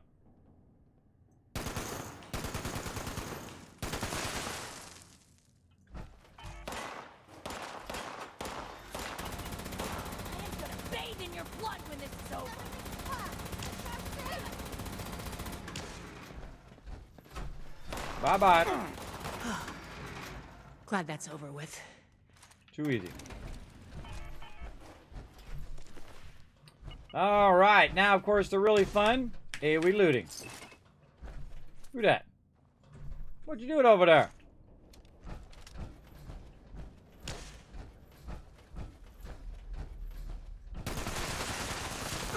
Dodge this.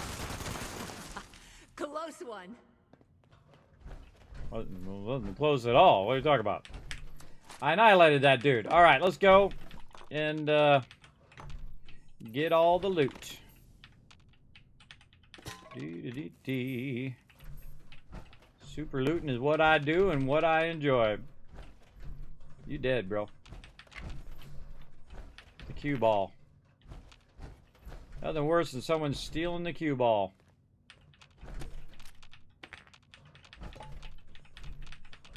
Creepy!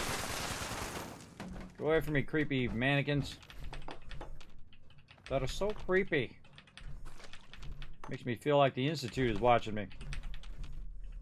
Two of those creepy mannequins. Dee. Of course, the Institute not around right now. Hey, give me that hat. It's not your hat. That's my loot now. That belongs to me. Another little game under here. Get that blast radius. Man, I've been in here in a real long time. At least taking my time through each thing. Let's go get this loot in this direction. Oh, no loot. Saltron there.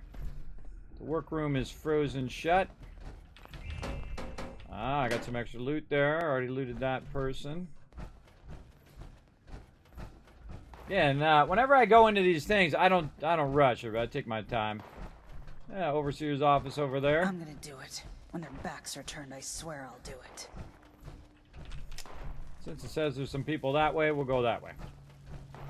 Making sure we're not missing any loot. Let's go.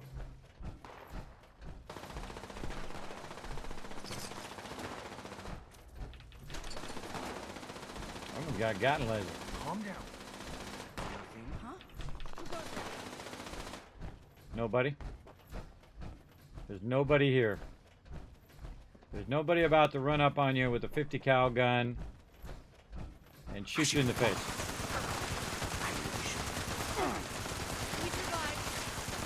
It seems I have an excess of visitors today. Ah, yes. The one I met at Fort Atlas. I did hope we would meet again under more convivial circumstances. These are not they, unfortunately. I have no quarrel with the Brotherhood, but I must ask you to leave immediately. Please leave me be. I cannot be responsible for what may happen if you remain. I guess we found Dr. Blackburn. Looks like most of this place is locked off. We need to search everywhere, but our options are limited right now. I think that door labeled mainframe is stuck open, though. Let's start there. I'll start wherever I want to start. I'm the knight, you're the scribe. I'm gonna start with getting the loot. But man, why waste all this loot? Let it sit in here. Microscopes. What else we got? Looking for the good stuff, for the special stuff. Reactor monitoring. Oh, we need the key card. Ah, I forgot about that. Then we need the key card to get through those doors. Yeah. Oh, mama, look at this. Look at this good stuff. And we're going to be really overburdened by the time we walk out of here. Every little bit of loot. Extinguisher.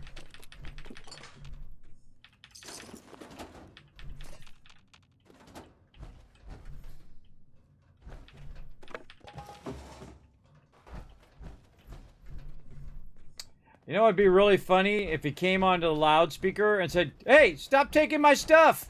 I think that would be awesome, everybody. I think that's what they should do. Hey, put that down. Put that stuff back. That's not yours. Don't take my shirt. That's my shirt. You're taking my shirt, bro. Put my stuff back. Put that microscope back in there. That's not yours? That would be amazing, everybody. Oh, God, I would lose it. I would lose it if it said that to me. That'd be hilarious. They should do that in a future update, everybody. Just to make it go, hey, put that back. That's not yours. That would be amazing. But, you know, a guy can dream. This vault was a biological research facility originally. They locked a small team of geniuses inside, lying to them why. Perhaps it is fitting that I found this place. I have been honest about my purpose, after a fashion, but less than forthcoming about its nature.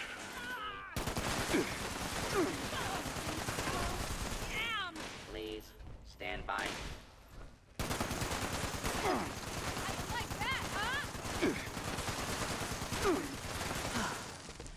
Glad that's over with.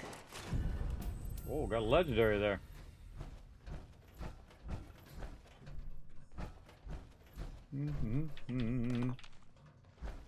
Probably a squirrel again. Oh, I'm losing it. We're all losing it. Quantum Research Lab Terminal. Timestamp corrupted. Timestamp corrupted. Eject holotape. Timestamp corrected. See, I like to just take the holotape out and then listen to the holotape on my local thing. Let's see. Vault, no, mainframe lab recording. Is that what it was? And down. Go, go, go, go.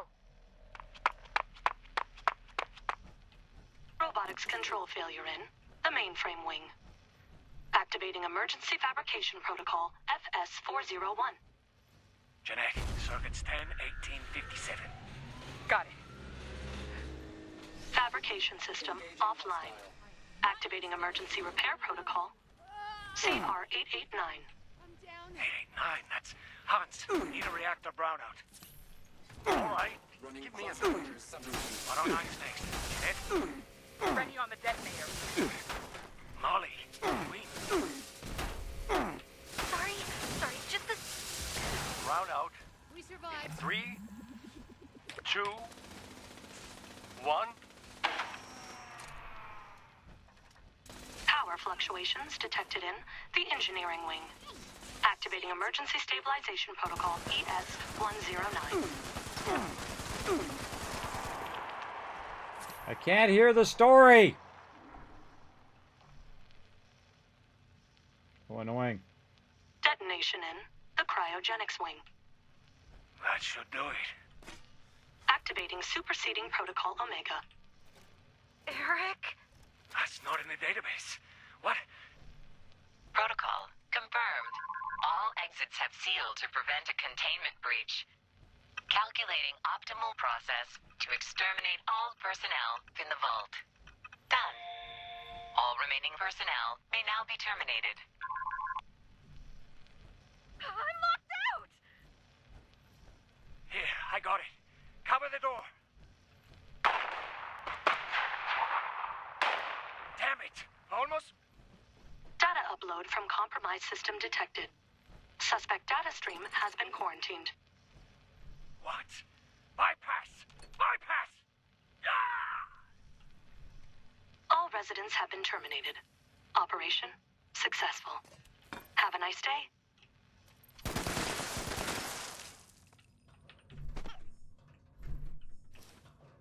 That's not good. They got owned.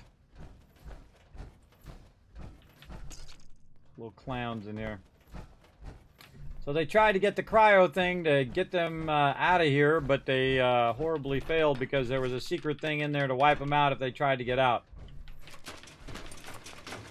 That's not good. Not good, not good. Again, I think whenever you're listening to a holotape or you're talking with an NPC and you're having dialogue back and forth, all the other sounds should automatically be pushed down. It's called audio ducking. It's not too hard to do. This way you're not missing out on story beats that'll never come again. Because some of that is unique dialogue that you're not going to hear again. Oh, wait.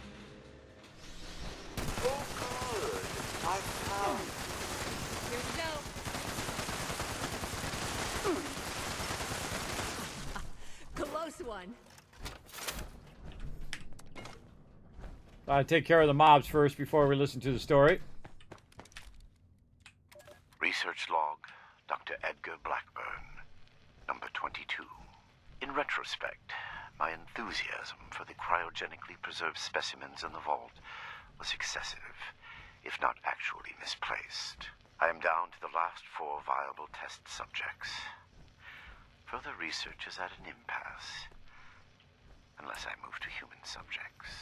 Obtaining volunteers will be impossible. The necessary experimentation to even approach a functional result will be unavoidably fatal to some. I will have to take extreme measures to obtain subjects. Thousands, perhaps millions of lives will be saved. Utility trumps sentimentality. End log. I try to just, loot while I'm listening to the dialogue. Alright, what's this? Vault 96. My discovery of Vault 96 feels, despite my abhorrence of magical thinking, like prestidigitation, biological research facility, unoccupied, simply waiting for me to discover it. Everything in place. Its systems ready for my arrival. Examination of the vault's computer systems and other records found leads me to understand the previous resident introduced a virus into the mainframe in an attempt to end some of the hostilities with it. This is my explain of the unsealed door and their untimely fates. The mainframe requires some work to bring fully online, but any hostile programming it had has been eliminated by the virus they introduced it. Too late to help them, perhaps, but sufficient to clear the path for me. Awesome. All right. Oh, optional short circuit the terminal fuse up that way. All right, let's go into robotics lab.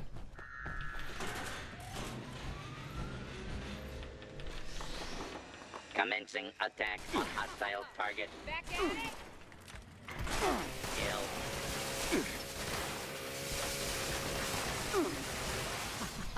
Close one.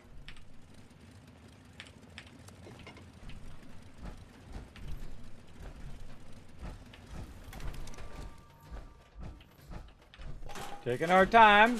I mean, it's our first time through on this character, so let's just take our time, enjoy the journey, listen to holotapes, do all the questing. Some people are always in a hurry. They like... Nothing good out here. Nothing, nowhere. It's all shit. Oh, hi there. Let me introduce you to my little friend. Glad that's over with. One last mouth to feed is what she said. That's messed up. She was talking about her friend there. She wasn't talking about me. She was talking about him, that I killed that guy. And she's like, one less mouth to feed. That's messed up, lady. That's really messed up. All right. Yeah, let's short circuit the fuse.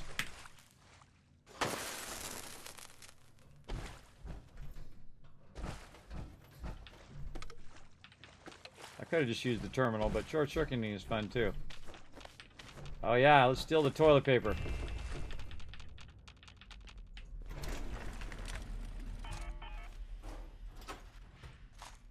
Find the right weapon here.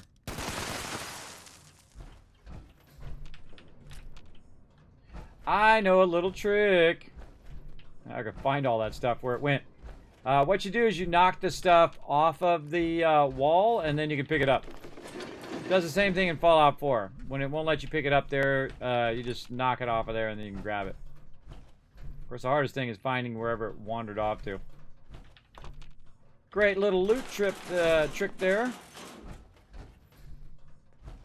Your persistent refusal to depart is a distraction I do not need. Please, I am asking you again, leave this place and do not return. There is nothing for you here but sorrow. Whatever you think you will accomplish here, I promise you that you will not. Yeah, I will. I'll accomplish what I need to accomplish. Huh? Who goes there? Joe Mama. I'm so fucking bored. Where'd I put those chems?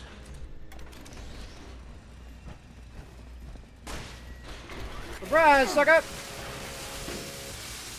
Didn't think I didn't hear you spawn? I heard you spawn, bro. What was that?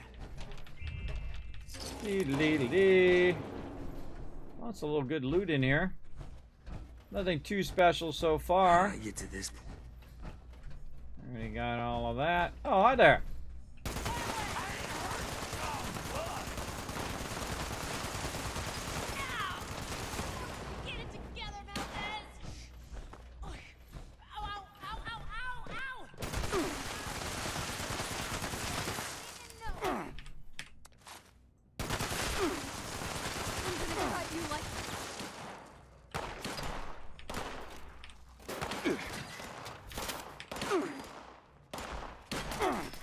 Let's have a little party.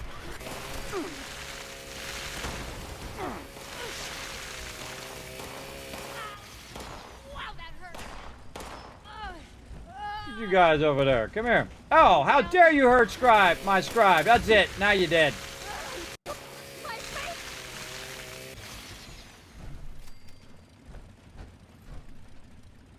You don't hurt my girl, everybody. I go all up in your business. Dang, lots of loot there. Holy mackerel. A lot of loot there. Let's not get distracted, though. Distracted from the loot. Let's get all of it. Every last little bit. I won't hurt you either. Much. Oh, look at this. Got a vault dweller there. I forgot about that. Research log, Dr. Edgar Blackburn. Number 38. The capture of human test subjects is itself less difficult than I imagined. The people of Appalachia are in bad need of medicine, and lone travelers are easy to approach when one is a doctor. I tell myself these acts are necessary, the work too important, and I cannot complete it without living human subjects to experiment upon. It is I compound failure upon failure. In my quiet hours, I question what I have made of myself in pursuit of this goal. I began this enterprise fully cognizant of what it might take. But even with that foreknowledge, I could not comprehend the weight of it. Have I become no different from that fool Elias, a font of monsters with no humane end in sight? Am I deluded in believing myself capable of success? These moments pass. I push aside those doubts and focus on the work before me. The people of Appalachia need this. The world needs this. Let them vilify me when they learn what I have done. I will make a better future for them, even if I do not live to see it myself. And log. I miss my mama. He misses his mama. Aww.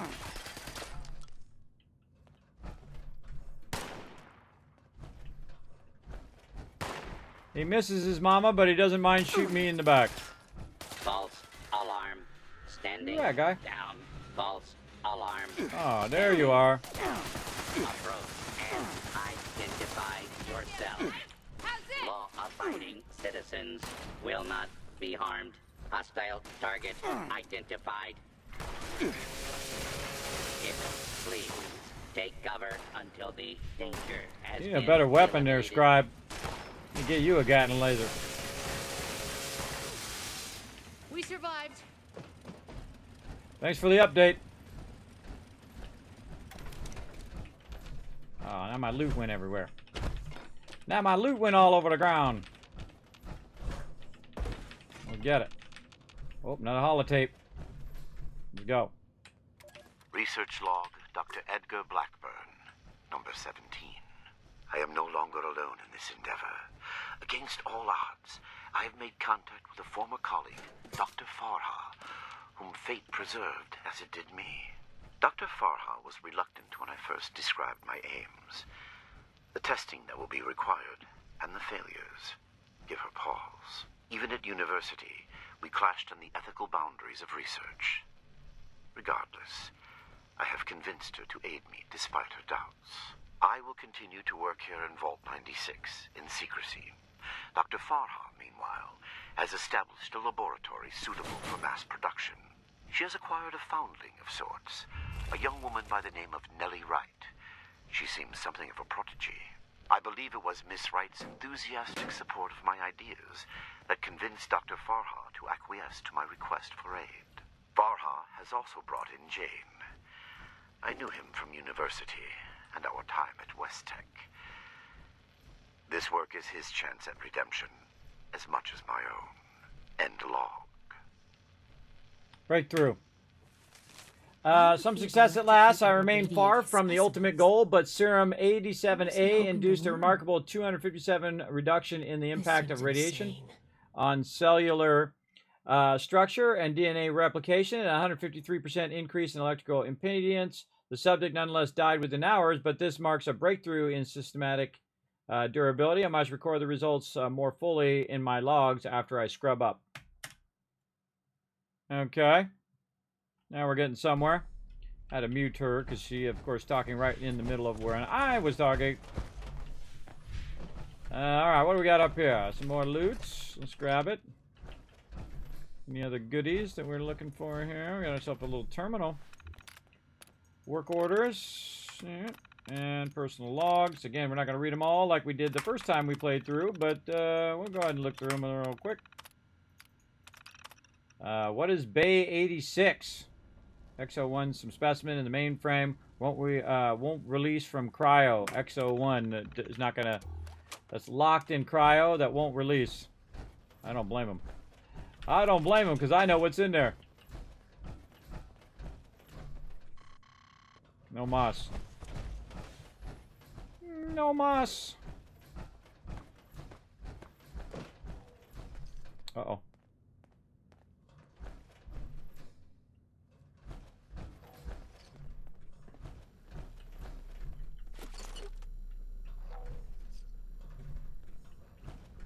Is that you, Basher?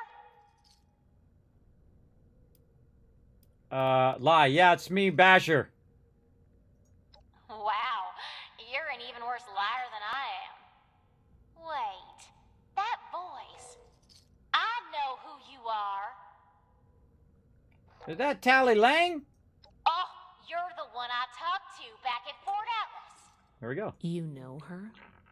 Listen, we're in a bad way here. Cut off from the rest of our people and the damn robots keep coming in waves. We need help. What kind of help are we talking? Help you? I can't even get through the door. I thought you were poor, helpless orphan. Why are you here with a bunch of blood eagles? Even if I could, why would I help you? What kind of help we talking? I've been trying to get us out of here since we've been locked in.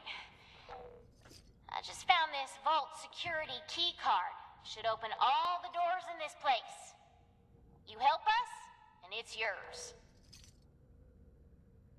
What do you think, Valdez? Valdez? You got someone else out there? Should I be jealous? Always. I don't think we've got much choice. We're going to need that key card to bypass the rest of the security doors. All right, Tally, you got a deal. Now we're talking. Give me a sec to get the door open. Good thing Shin's not here. I don't think he'd agree to this. No shooting, boys. They're on our side. Oh, crap. Here they come again. You just made my day. Opening fire. Move it on, people. I want this place searched top to bottom. Stand aside. Let Kismet get a dud. Me, I've always got to go do all the hard work, everybody.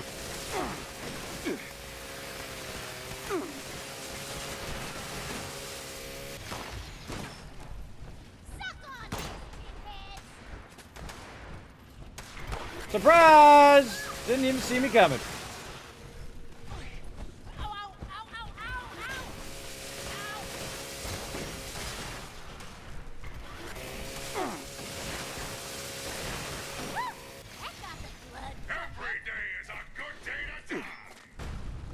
This is true. Especially if you're the one doing the dying. Later, Mr. Gutsy.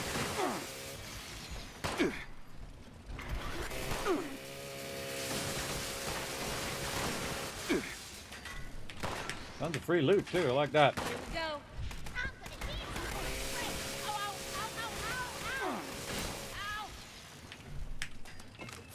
I like you, Scribe Valdez, but you're totally useless in battle. I'm just gonna say.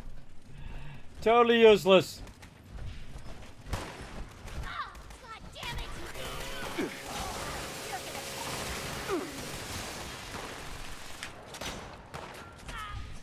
Stand aside, stand a gun. Why are you not using your chain gun?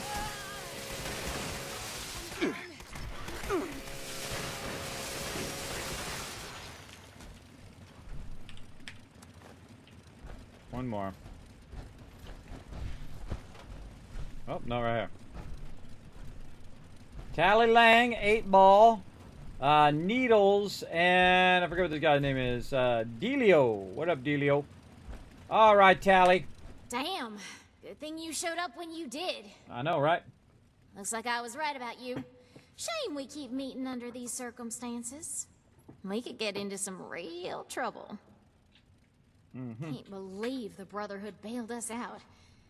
Well, a deal's a deal. Key card's yours. Actually, I think we've got a few more Blood Eagles to put down. I don't know. I'm a man of my word, everybody. But if I meet them somewhere else and they're being bad, they're going to have to die. I got some questions, Tally. As always with you. All right, I guess I owe you that much. What's up? I knew you were lying about Blood Eagles. But Blood Eagles, that's pretty extreme. What are you doing here? Duh, we're looting the joint. One of our people trailed those Hellcat idiots back here. A vault's gotta be full of good stuff. Guns, bombs, food, and... Okay, this one turned out to be some kind of nightmare freak show, but can't blame us for trying.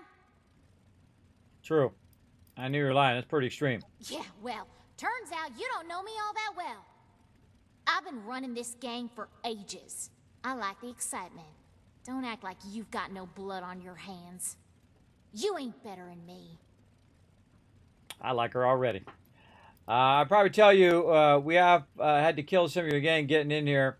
What about your people trapped elsewhere in the vault? Not my problem. Hey, don't look at me like that. We'd be dead if you hadn't shown up. If they're not, they soon will be. I try to get these guys here to mount a rescue, they'll ask me themselves. Ass. Get it? Ass. Yeah, I figured. Them's the breaks. I'm sure they tried to kill you too. You won. It happens. What? Too heartless? Yes. You don't lead a gang with feelings, man. I'll be honest. The only ones I actually liked are in here with me anyway. Oh, that's even more messed up. Even though she doesn't care about the other people, but the only people she liked is the ones with her. That's messed up.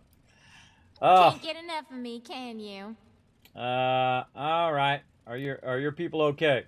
Yeah, banged up, but with the coast clear, we should be able to get out of here. I don't say this a lot, but thanks. Ooh, a raider said thanks to me. I can't believe we just got thanked by a Blood Eagle. I know, right? All right, give me a key card and we're good. All yours. You got this far, so I'm guessing the way you came is clear. Thanks again. Maybe we won't even shoot you if we see you again. No promises. Same for you. Ditto. Got interesting friends, Initiate. Well, you know, I gotta do what I gotta do, Scribe Valdez. And if I make a promise, I stay to that promise, and that's just the way I am. I am old school. That's just the way I am. Unless I feel like they're gonna stab me in the back in about 5 minutes, then I'll wipe them out. Delio, get out of here. Get going. Go on. Make a break for it.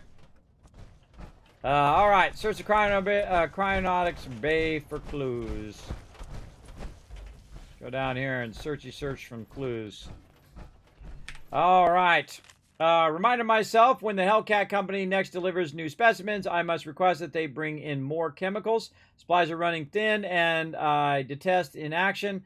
I would venture out myself for this purpose, but my experiments currently running do not permit my absence for any length of time. Clear instructions must be given to overcome the gaps in education and chemical literacy. That Not a mistake, I will repeat. Formic acid, sulfate, hydrazine, blah, blah, blah, blah, blah, blah, blah, blah, blah. You get the idea. All that other stuff. Yada, yada, yada. Okay.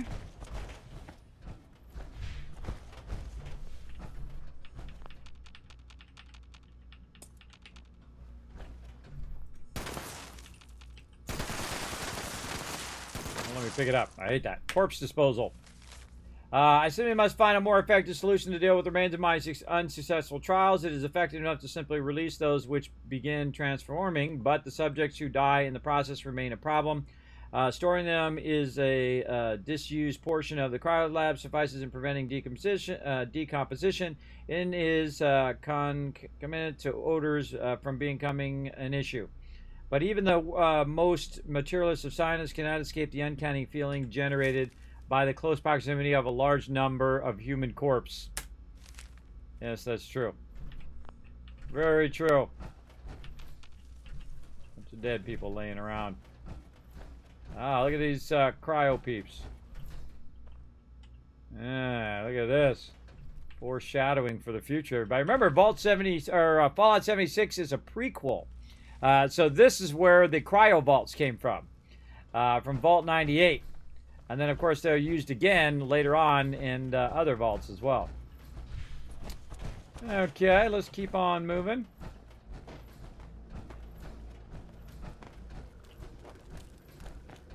We got most of this loot.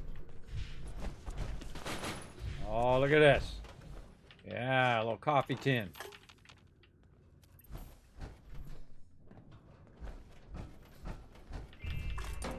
Extra loot there.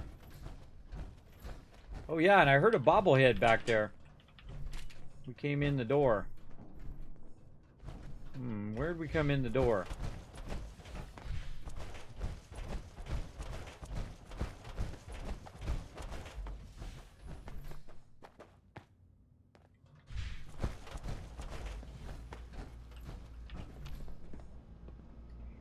Not the workroom. Oh, wait.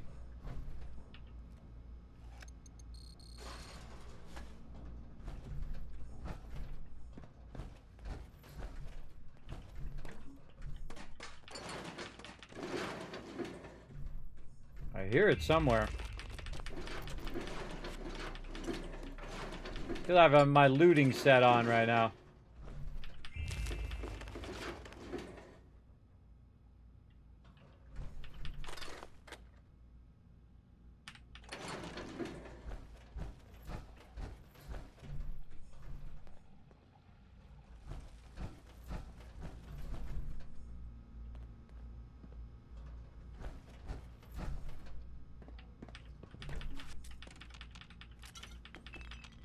That one actually let me loot that one. Right here. See any bobbleheads?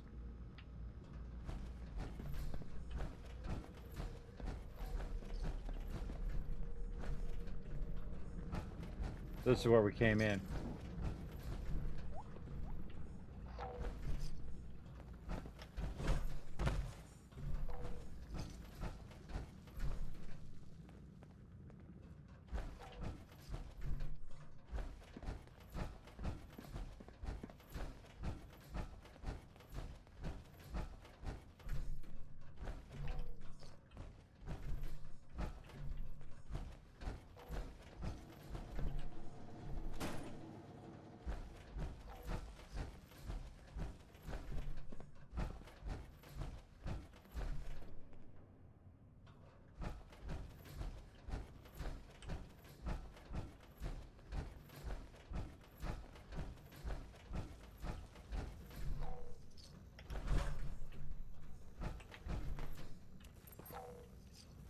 Problem with shooting an explosive weapon is that stuff could go flying anywhere.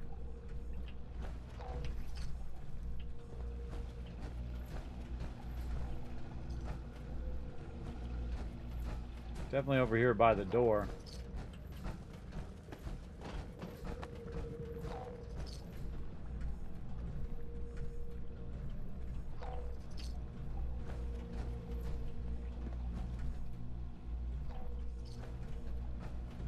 Oh god, that's maddening.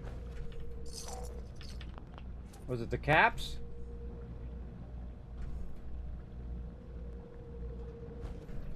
Might have been the caps. Let's see if I've got that one on. So what I do is I have a bunch of stuff. I got the finder, the bobblehead, the books, and then other things that boost my thing. So that actually was caps. That wasn't a bobblehead. Well, hey, extra caps is awesome. I don't know if I would have even saw that under that. It's tricky. Tricky spot. All right, let's get back to looting.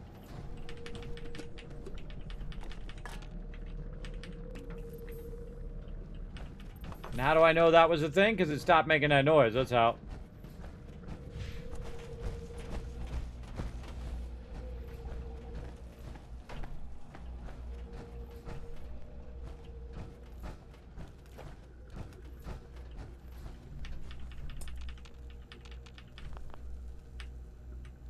Research log, Dr. Edgar Blackburn, number 57.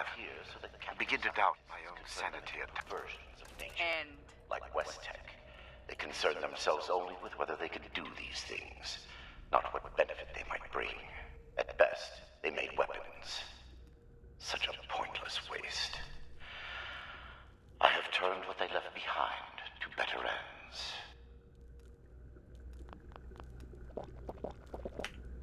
All right, we started talking right when I was listening to that. What was the name of it now? I don't remember which one it was. Research log, Dr. Edgar Blackburn, number 17. I am no longer alone in this endeavor.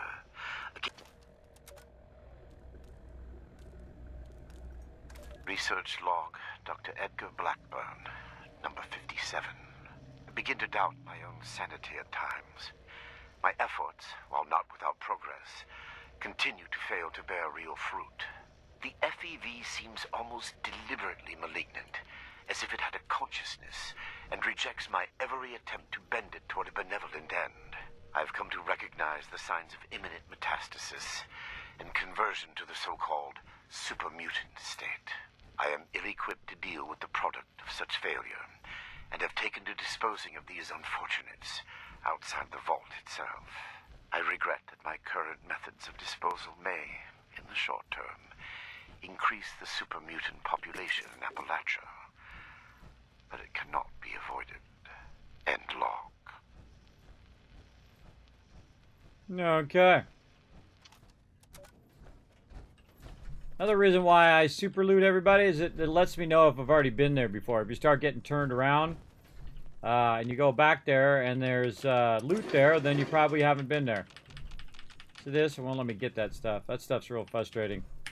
When you can't get the loot on the wall, shoot it off of there. Explosive weapon for the win. Most of the time it will let you grab it in Fallout 4. It'll grab it right off the thing, but there you go. Bit of a showdown in System Shock there. I know, right? I do miss the option to steal from NPCs in this game. Oh, yeah, that's right. You could have pickpocketed those baddies. Yeah, I don't think I haven't done it in Fallout 4, and I didn't even think about doing it in this game. But then again, that's the way I like to play. Some people like to pickpocket the bad guys and steal all their weapons and then blast them with their own weapons, because that's messed up and awesome at the same time. Yeah. Steal their own weapons and use them to get them right out of their pockets. Baseballs and military stuff. Hey, stop taking my duct tape. That's my duct tape. Why are you stealing my duct tape? I think that would be amazing, everybody. I should totally add that to a future version of Fallout. Hey, put that down. That's mine. Now, they do it in Fallout 4 if you steal stuff. And they'll be like, hey, that's not yours. Put that back. Give me that back kind of thing.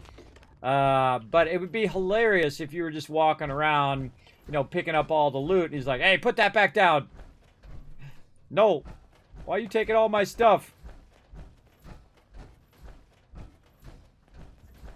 Yeah. That would have begun in Fallout 4 as well, too. You play for so many hours. And then like Nick Valentine comes up to you and says, man, you've been playing, doing all this other stuff, but you haven't looked for your kid once in like 400 hours. Yeah. Another good one. Weren't you looking for your kid? Doesn't look like it, because you've been spending all this time doing all this other stuff instead. Extinguisher down in there. Man, look at all this loot. Not really needing this loot, everybody, but it's fun to go through and look for little cache hidden things there. This was Fallout 4. I'd have to sleep there to get my to save the game.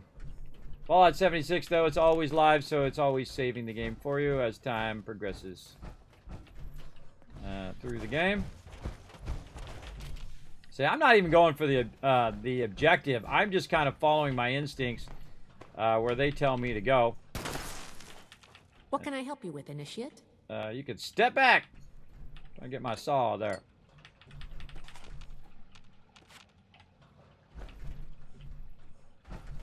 You know, it's on the shelves. Alright, we can't open that one, but I think we can open this one. No. Nope. We get all of this stuff. I think so. Alright. Oh, see, missed a little loot there. See, you double back through the same area, and you never know, you might find some more loot. Like a bone saw. And some bottles. And a bucket. And a light bulb. Now, at this point, whenever I'm doing questing, everybody, I just ignore events. You can see a bunch of events popping up there. The other cool thing is that I'm on my own server, so I don't have to really worry about, you know, any other stuff going on. I can just do my own thing. And that's one of my favorite things about Fallout First, is that you just, you know, play by yourself if you want sometimes, and then play with the crew. The smell. I know, right?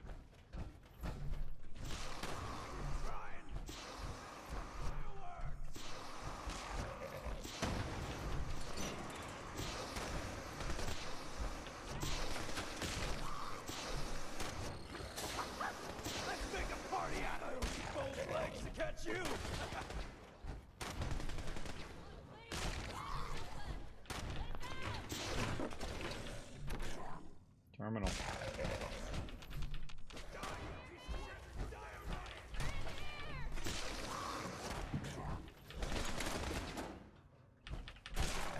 Just casually looting while people are getting eaten. You better really fucking hope we don't find you.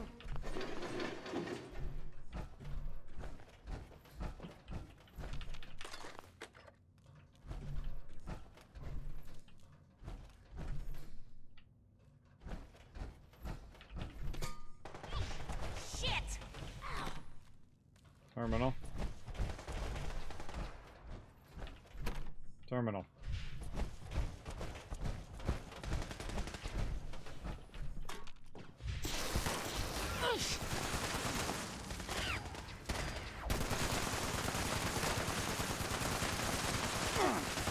Why are you still fighting in here? Why don't you guys get out of here? We survived. Girl, you keep standing in my way while I'm trying to loot. God, that AoE looting is awesome. Alright, so we went around and we gathered all the loot here in the back. We can't get any further without a terminal. I think there actually is a terminal somewhere around here. I forget where that terminal is.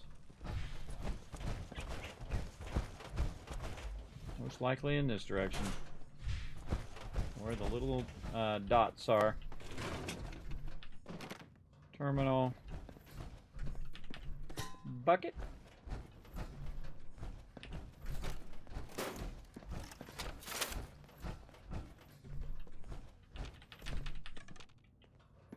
I regret the ugliness you find here. The things I had to do. They were necessary, but that necessity made them no more pleasant or palatable. Seeing these things, I imagine you must intend to kill me. I do not blame you for this. We're supposed to bring him in alive. Don't forget that. no matter what we've seen here.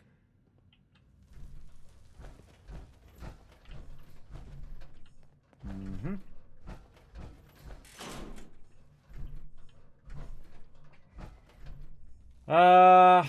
Supposed to bring him in alive, huh? We'll see. Research log, Dr. Edgar Blackburn. Number 13.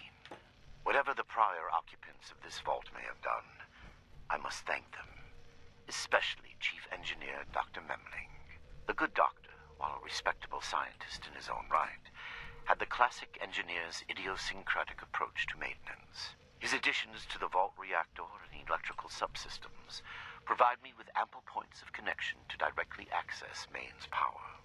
Between this and certain defects in reactor shielding, I have invaluable resources for my research. My first attempts in this area are more disappointing, however. Lacking Memling's expertise, my electrical impedance tests failed dramatically. The unintentional discovery of a new method of rapidly cooking a mole rat fails even in that regard. Mole rat exposed to several thousand volts at significant amperage does not make for an appetizing sight. Nonetheless, these results are duly recorded, and I believe my understanding of the system is sufficient to produce more useful results in the future. End log. Okay. Molly Cooper, biology, log 280. What is this? The specimen record is blank. No vitals, no measurements, no source data, just an ID, X001. The cellular structure is unlike anything I've ever seen. I can't even identify the organelles. I ran it through the DNA sequencer twice, but nothing at all. I talked it over with Nina, and she's gonna try splicing it into some of the cellular structures at random, just to see what happens. It's a long shot, but we have a quota to meet. Beep. Vault tech. Alright, well, let's use it. Research logs. You know what this reminds me of? Very much of Kellogg. Put a 1 in the chat if this reminds you of Kellogg when you're going through here. Where he does all the commentating. I actually really like that style of gameplay. Where they're kind of, you know, giving you some of the overview of the story while you're progressing through it, which is much better than giving you like a full dump of the story at the very end where you have to sit there for 20 minutes and listen to the story. If you kind of do the story as you go along. Vault 96 biology log 280. Let's eject that. And let's go find it and play it. Oh, I guess you got 2 of them. Molly Cooper, biology, log 280. What is this? The specimen record is blank. No vitals, no measurements. Alright, we already listened to that. We don't need to listen to it again. Alright, let's go in here and work this terminal.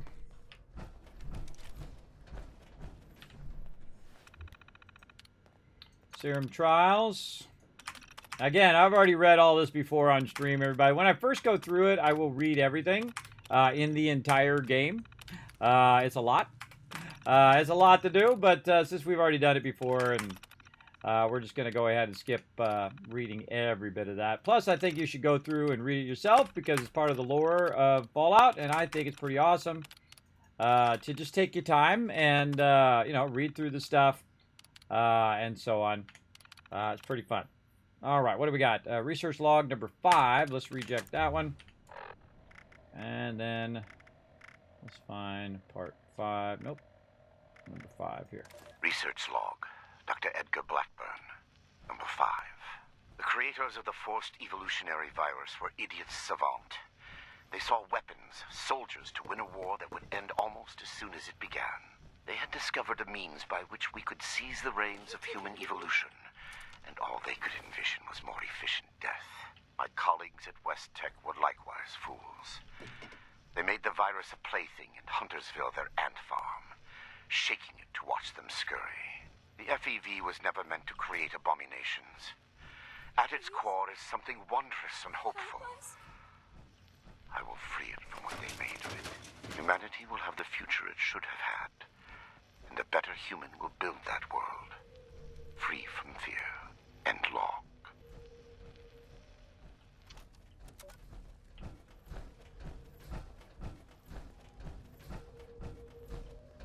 Someone's trying to call for me. They're like, hey, help me, help me. I'm like, okay, I'm on the way.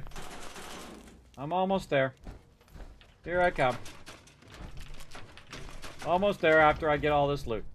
Ooh, forbidden knowledge.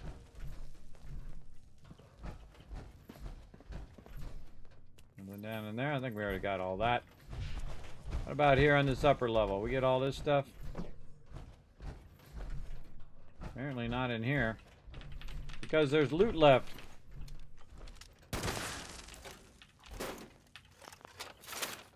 Not the doctor bags in here. This would be a good place to come in and looking for stem packs later.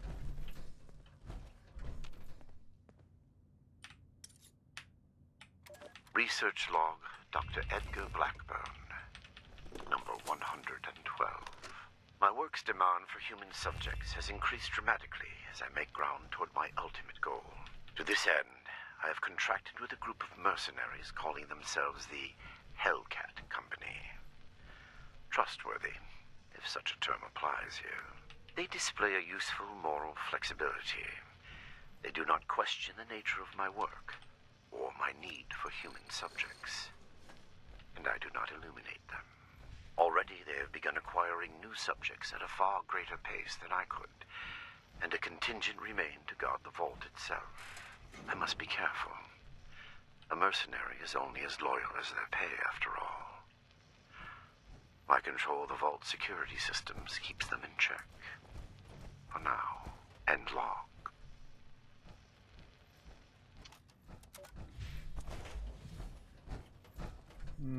Okay. We already went through all of that. Alright, let's go back over this way.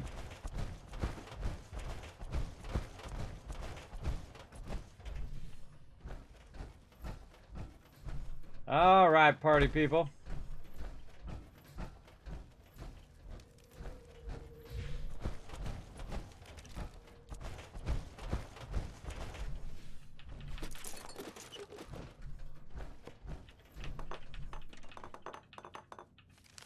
Oops. Whatever that just was. Darn it. I don't know what it was. Trying to get the loot and accidentally hit the thing. Oh, well. Roll on without it. Let's see. I guess we could go help some people. We can find our way back there. What up, girl? Is he coming back? You're not with those others, are you? Can you get us out of here? Do you know how to open the cell? Not exactly. I think the locks are controlled remotely. The doctor guy always does something back behind the stairs there, before he comes back to grab one of us for his test. Coming back? Who are you? Cassie Holloway. Listen, I ain't trying to be rude. I'll tell you my whole dang life story if you want. Just get me out of here first. Help us. Everybody all right in there? Oh, we're locked in some weird cell, in a frozen vault, being held prisoner by some lunatic in a lab coat who experiments on us. We're peachy. How are you? I can't take it anymore. Can't complain. Don't let me all right. die in here. Okay. I was gonna go for a walk, but I guess I'll stay here for now. Sorry. Seriously, though. Thank you. You're welcome. All right, goes underneath the stairwell, huh? Is he coming back? We got all this loot. Nope. We did not get all that loot. Oh, another one over here. Genetic research log week 142. Specimen X001 has been a most remarkable success. I confess, I was skeptical when Molly showed me her analysis. There was little to work with, given its unique biology. As an initial bench test, I spliced each of our extant stable mutations into separate samples. They all worked, flawlessly, as if we had spent months adapting them. And then the mutations spread. They somehow shifted from one sealed petri dish to the next until all the samples exhibited all of the mutations. Fascinating. I wanted to proceed to live subject testing immediately, but all of our attempts to resuscitate a specimen have been blocked.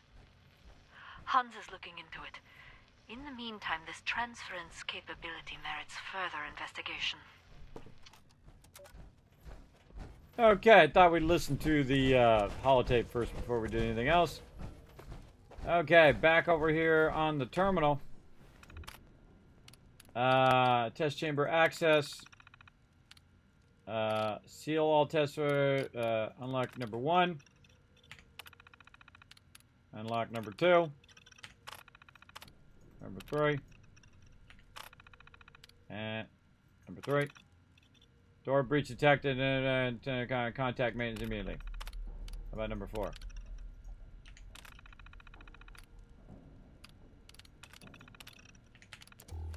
And then I can seal them all right after that. Troll everybody. Everything hurts. I feel sick.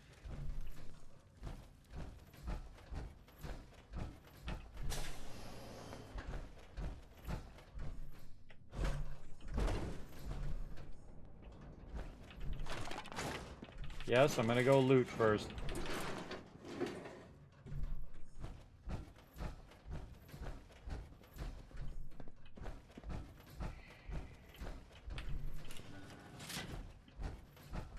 Where we were in the back here where the Blood Eagles tried to get us.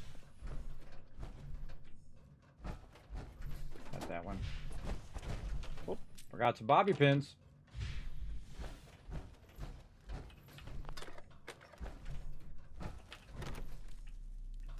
Open with the terminal. Don't let me die in here. Thank you for setting us free. Oh, thank God. You've got my thanks, stranger. Introductions are in order, I guess. My name's Cassie. Did I say that already? Are you hurt? I'm not injured. Got lucky. The doc didn't do any surgery on me. That nut job was dosing me with diseases, though. Said he was testing incubation and immune response times. Weird thing is, he kept apologizing. Got a bad case of sludge lung now. But I'm holding up. Some of the others are in worse shape. Don't let me die in here. Disease cure. Ah, I got a disease cure. Take this, help with sludge lung. For real? You must be my guardian angel. Well, I did get kidnapped and locked up by mad scientists, so maybe not. But still, thank you. You get to miss him breathing normally. Oh, that's cool. I don't think I did that last time. All right, Cassie, all of you sit tight. Help is on the way soon. Can you make it out of here? Get us out of here. Maybe I could, but there's no way the rest will. I don't even know where we are, but I'm guessing we're not close to civilization. These folks won't make it a mile in their condition. It's better if they stay here. When we've cleared the vault, I'll radio Fort Atlas. They can send the medics with the recovery team and get them to safety. Whatever Fort Atlas is, that sounds good to me. Thanks kindly. I'll leave some food and water for you to share until help arrives. You're a peach. Are there more prisoners? I think we're the last surviving ones. It used to be more. When he takes you out of the cells, you don't always come back. Hasn't been down here in a few days, though. Figured he'd got what he wanted, or someone done him in. Good timing on your part. The crappy rations he gave us last time are nearly gone. Can I ask you something else? My social calendar's wide open, as it happens. What do you want to know? Yeah, I like to do all the lower dialogue here. We're with this brother of steel. This is Scribe Valdez. Now that sounds like a fun bunch. Uncle Art mentioned them in broad terms. Can't say I'm not glad to meet you, though. Everything hurts. You're Cassie Holloway, Art Knapp's niece? Yeah, that's me. You know Uncle Art? God, he's gotta be so worried. He might even express an emotion besides world weary. I hope he's all right. Oh, right. That's the thing. How'd you end up here? Came in on a Blue Ridge caravan. Doc was there too. Oh, this is Had the some person we're people looking slip for. away in the night, but the guide said it happens. People turn back, that kind of thing. Then one night we shelter from a storm and those Hellcat goons ambush us, capture us all. Spent days in a cart or something, blindfolded, before they dump me here. Well, I'm a captive audience. Too soon? What do you want to know? Stay here. We ain't going anywhere. Hey, if you run into that crazy doctor, give him a kick for me. All right? All right. Help us. Cassie looked out for us, even with everything he did to her. The things he did to us. Here to rescue us? Not really, but while I'm here, I guess. We'll get it done. Give Blackburn a kick from me. I will. I thought we were going to die in there. After this, Oh, God. done with Please, just don't hurt me. Poor peeps. The doctor. He's insane. Yep, that's how it happens with crazy doctors. Test chamber number 1. We would. Bunch of loot. It's a long quest, everybody. Make sure you got plenty of time when you start this sucker. We're gonna be running long. Been running long on a lot of streams lately.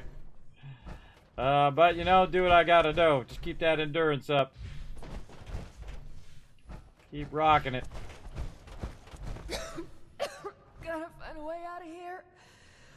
We can't last much longer. The things he did to us.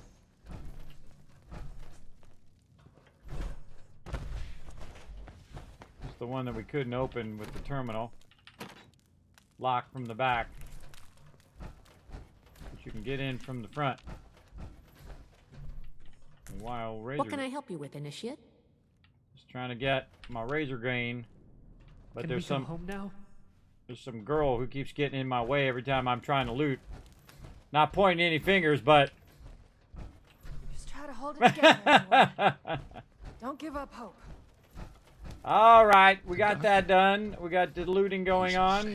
Let's get back on mission here. Imaging lab.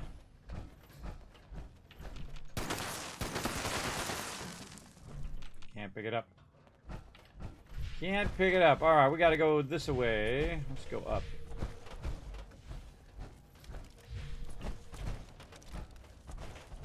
We saved Cassie, which is how this whole entire quest got started in the first place. Her uncle said he was missing, then we went and checked the caravan and did all of that. Back to the atrium here. We also got these side doors we can open up. Oh, hello, hold on. Again, that's why I super loot. I super loot so I know where I've been and where I haven't been. I haven't been here.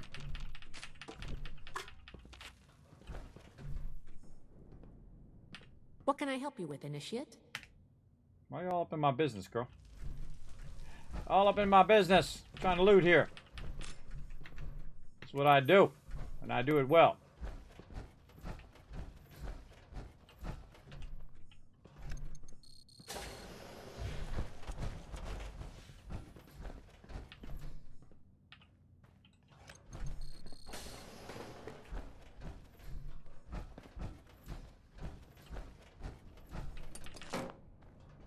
I always just go where my instincts tell me most of the time, and then, you know, occasionally I might follow the quest line. Hostile target detected. Wow, she annihilated that guy. She wiped out that Mr. Handy. Good job, girl. Okie dokie. Let's go back this way. We may or may not have walked in this direction, so let's make sure that we get any loot first. We went into the utility room, which we hadn't looted yet, which means that, wow, there's a lot of stuff in there. Which means we most likely haven't looted the rooms next to the utility room. Because otherwise we probably wouldn't have went through the utility room. There we go. A little card. Oh, shotgun over here. And some extra loot. Oh, I got overburdened now. She's not my companion either, so I can't just hand her a bunch of loot. I gotta keep on rocking. Alright, back out in the main area. See some loot over here. Let the loot guide you, everybody. Let it take you on the journey. We already got all this. Can't believe I didn't pick up that loot while I was at it. Double check I got all these guys. Yep. Research wing.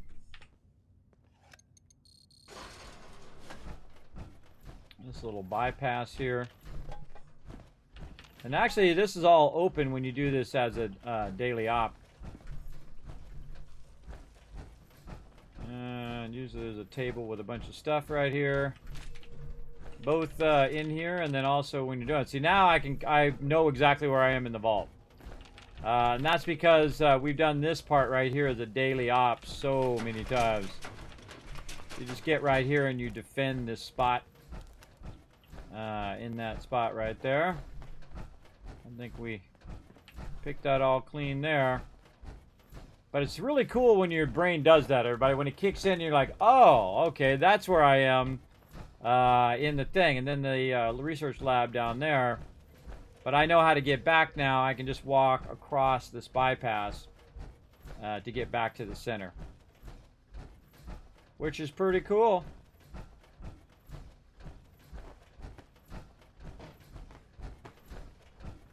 Did we loot down here is the question. I would think so. Nope. We did not loot the lower spot. Looks like there's a cafeteria open there. Yeah, looks like we looted that. Oh, what up? What up? Got that broom. We looted most of this in here. Let's go to the cafeteria. See what we got. Oh yeah, we didn't loot any of this. Sweep across this stuff. Also listening for bobbleheads and for magazines. I don't remember if they're in here or not. I typically don't remember all that much of very specific items where they're at.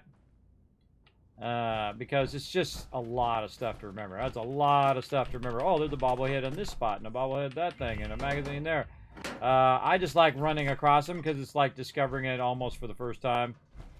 When you don't remember. That's part of the fun.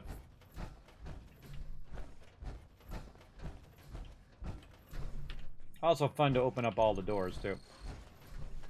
We looted all that, looted all this.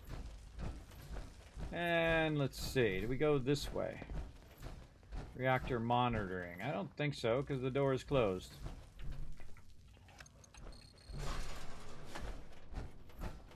Yeah, we did. There's a bunch of dead peeps. There's a bunch of dead peeps. We know we've been there. Alright, we're actually going back in this other direction. Let's go do that. I think we sweep most of it. I think the thing we didn't sweep was the far side. Over there. So we'll kind of work this way and then we'll kind of work that way. Actually, this way. Because that way is actually the way out. Yeah. Let's run down here and see what we find. Might be a little bit of extra loot that we missed.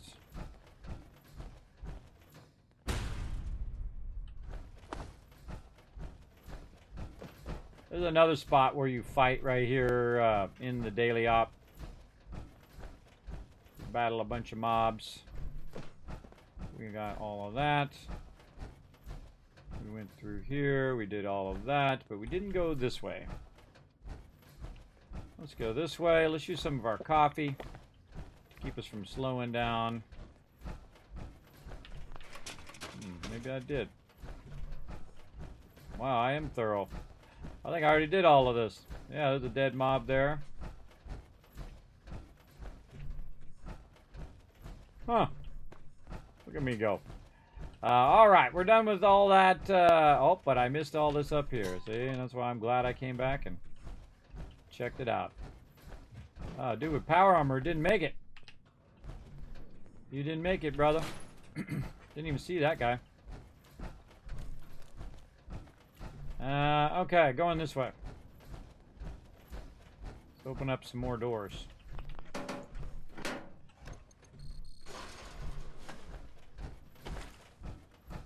Oh, there's some loot there.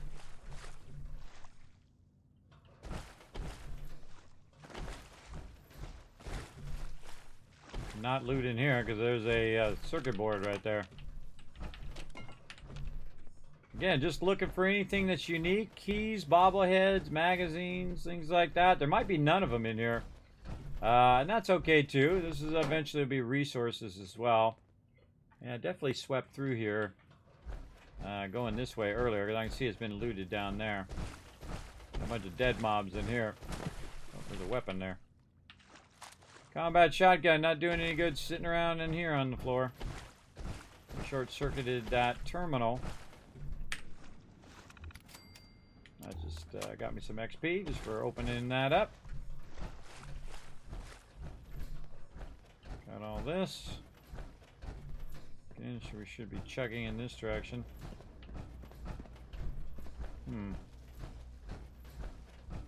Did I go this way though?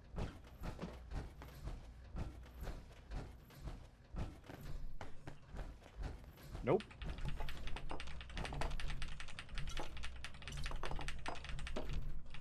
Lots of booze.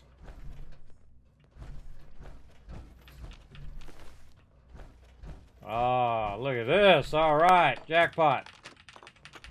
It pays to take your time.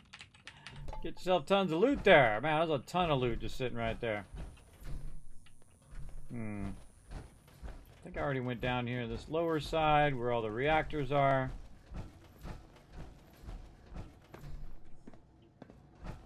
So now I'm just going to open the Overseer's office.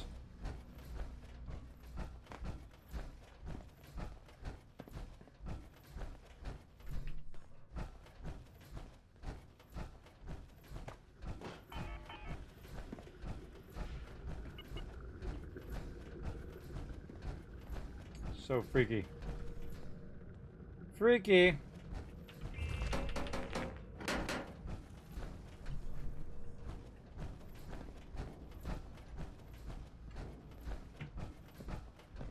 Just trying to sweep by. Oh, we can use this thing to scrap some of this stuff.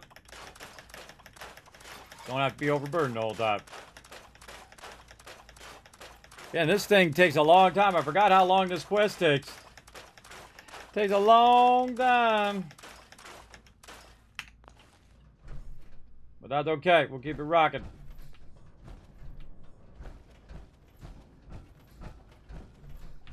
Oh, can't go to the atrium that way. Get a little bit of a run on. I know there's a shortcut through this room. There's another room where you usually fight the boss when you're in the daily op. Actually open that door.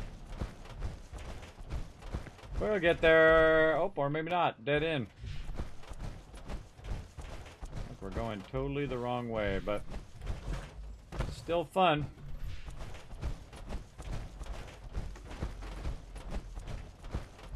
Find a little extra loot while we're at it. Definitely been in here.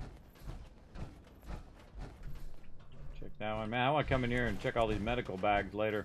Give me some extra stem packs. Now, the Overseer's office is right there in the beginning. You actually see it when you first come in. So we're going to go ahead and make our way back to that. Loot there. All right, I think we thoroughly went through everything. Let's continue on. Though it seems futile, I ask one final time. Leave this vault and the things you have seen. You cannot change what has happened here. Leave me to this cold and lonely place.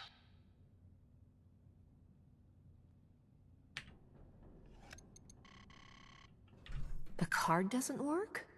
Blackburn must have overridden the door codes. Probably guessed the looters might find a key card eventually if they had the run of the place. Can you do anything? From here? If I had more tools, time, and some schematics, sure. Under the circumstances, we'll have to get creative. These doors are hydraulically sealed. If we can find the lines that feed to this door, we might be able to cut the pressure holding it shut. Look for a utility room nearby. Well, how convenient is that? I was just in that utility room.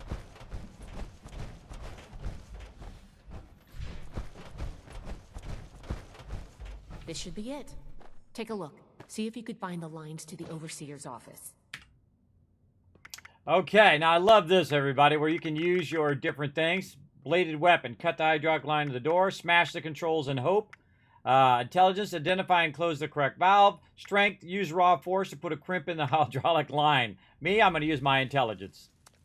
Thanks, Nice Doc Notter, work. for the 35 months of You sub can have a love. feature as a scribe if you want it. Let's head back. The door should be open now. I don't know why you're not showing up in my alerts, but I appreciate it. This alert thing is so broken. It's so broken. Let's reload overlays. Maybe it'll show me then. Yeah, I don't know why it doesn't show up, but thank you, Doc Notter. Appreciate that. I can see it there in the chat with that 35 months of sub love. Appreciate it big time. All right, you run your eyes over the control array. It takes you a moment, but you spot the correct toggles to disable the lines feeding to the Overseer's door. With just a few flip of the switches, the pressure indicates that the panel dropped to 0. Look at me with my smartness and stuff.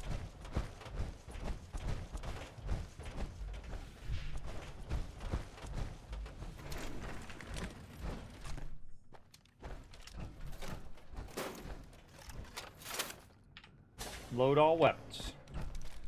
It appears neither the Vault defenses nor the Blood Eagles were a match for you. Quite formidable. You can lower your weapons. It would clearly be futile for me to struggle, and I surrender willingly. We're taking you in, Blackbird. You have to pay for what you've done here. You're a monster. I should kill you where you stand. Even if I'm impressed by what you tried to do here, you must know you've gone too far. Is this research you told me about? Is this studying diseases? Even if I'm impressed by what you try to do here, you must know you've gone too far. Too far? Does that term even apply when the goal is the permanent protection of humanity from the horrors of the wasteland? I told you my work focused on the health of Appalachia's people. You must see that my research was towards that aim. I see. I've seen what FEV does. How could you think it could help anyone? You claim to be doing this for the good of humanity, but you've created more super mutants. We need to know everything you've done. Even if I accept your motives, I've seen nothing but failures and death here. We need to know everything you've done. I am sure your Brotherhood will happily interrogate me until I have no tale left to tell. I will be entirely forthcoming, though I expect you will want to conduct your inquisition within confines more amenable to the Brotherhood. As for the contents of this vault, the Brotherhood is free to collect anything they like. My work here is finished. I don't like the sound of that. Yeah, I've seen what the FEV does. How could you think it would help anyone? FEV was never intended to be a source of abominations and grotesqueries. It was to be the next step in human evolution. Our refinement into something greater and better. Certainly the fools at West Tech were more obsessed with observing its failures than correcting them. But its true purpose was for good, and now it will fulfill that purpose. Because of me. Listening to this is making me understand Shin's point of view. Yeah. You created more super mutants. This is true. I wish it could have been avoided. It was easier and safer, for myself, if not for others, to release those failures before their metamorphosis was complete. I had work to finish, and I knew the Brotherhood was out there to deal with the errors. Your errors tunneled into Fort Atlas and could have killed everyone! Is that so? It seems my failures were indeed steps on the road to success. That level of coordination suggests an increase in cognitive development over the typical example. Still, I bear the Brotherhood no ill will. My apologies for that. See, this guy is like really smart, but he's like creepy smart. Like, he doesn't understand why it's wrong. And that's the really scariest thing. Even if I accept your motives, I see nothing but failures and death here. Do you believe I did this all blindly? Groping madly in the bodies of the innocent for some unknown and hallucinatory secret? With each iteration, each test conducted, I identified flaws in the virus and calculated their removal. I have no doubt in my work. After seeing what you've done here, I hope hell does exist. Despise me if you will. I took no pleasure in what had to be done. I love the embellishment by the NPCs, by the way. All right, I want to talk about something else. You're creepy. I have no doubt that you do. As you wish. Let's see. You're a monster. I should kill you where you stand. Is this research you told me about? Is this studying diseases? Contrary to what you may think, I did not lie to you when we spoke at Fort Atlas. I did say it would be difficult for a layperson to understand. What do you think is it? All I've seen is horrors. Can you justify this insanity? What you call insanity is merely the regrettable necessity of my work. That it condemns me in your eyes or consigns me to whatever hell may exist is a price I pay willingly. I have ensured the future of humanity, not just in Appalachia, but the world. No cost is too high for this. Were it possible to achieve it without the suffering of innocence, I would have done so. After seeing what you've done here, I hope hell does exist. Despise me if you will. I took no pleasure in what had to be done. All I've seen is horrors. Do you believe I did this all blindly? Groping madly in the bodies of the innocent for some unknown hallucinatory secret? With each iteration, each test conducted, I identified flaws in the virus and calculated their removal. I have no doubt in my work. It sounds like you haven't actually tested your perfect virus. There are steps being taken as we speak. Any miscalculations that might exist are minor and will be addressed shortly. Okay. All right, leave. Huh. It would be pointless for me to resist at this. All right. We're taking you in, Blackbird. You have to pay for what you've done here. Yes, I assumed as much when you entered. Very well. Consider me arrested, if you must. I am ready to face any judgment the Brotherhood wishes to mete out. My work here is complete regardless. And it is too late for you to stop it. His eyes are green, by the way, if you guys noticed. Your work cannot be stopped? What do you mean? I believe I'll let you go back to Fort Atlas. They were people, Blackburn, like Cassie. You tortured them, experimented like animals. You'll answer for your crimes, Blackburn, but first I need to know something else. Let's see. I can't believe I let you go back at Fort Atlas.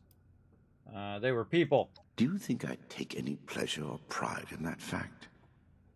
Think what you will, but I am not inhuman. Had I been capable of accomplishing my goal without them, I would have done so. I am neither a sadist nor a homicidal maniac. I do not expect forgiveness. But I am certain what I have done will bear sufficient consequence without fabricating new sins to hang upon me. The real true insanity is when you don't know you're a crazy maniac. That's the thing. The people who are crazy maniacs don't know that they are. But first I need to know something else. Ah, yes. The interrogation before my interrogations continues. I like that. All right, I paid for the thing, and we already talked to him about that, yes. I believe I can't let you go at Fort Atlas. Let me go. Had I committed any offense of which you could possibly have been aware? Your work cannot be stopped. What do you mean? Simply that I have achieved my goal. The FEV is perfected, and it is too late for you to change that. My sacrifices, the terrible things I have done to accomplish this, it has been paid in full, and now salvation awaits humanity. What? You can't do anything with it now. We've caught you. You're finished. Have I given you any reason to believe I have not already taken the necessary action? Okay, that's not good. What have you done with FEV? I have completed it. I turned a flawed miscreation into something that will heal an ill and wounded humanity. But if by that you mean, what have I done with the result? It is no longer here. I have associates. They are even now finalizing the mechanisms of its distribution. You are too late. Paladin Romani needs to hear about this immediately. All right. I'm done here. I am at your disposal, then. You can head out. I'll radio for a team to secure the site and get the prisoners to safety. Then bring Blackburn back to the fort. I'm sure the others are going to have a lot of questions for him. Good work, Initiate. I'm glad you were here. Well, thank you. And now I'm going to loot. What you will. It will change nothing. Oops. There was another thing there. Good work in here, Initiate. All right, let's see if we can guess which one that one was.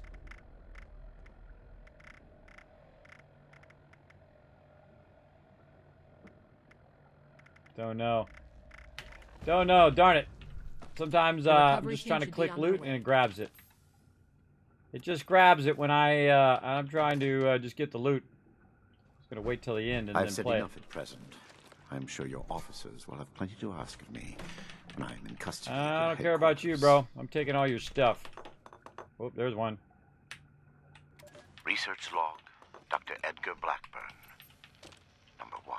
Under any other circumstance, it would feel foolish to begin recording these before my work has even meaningfully begun.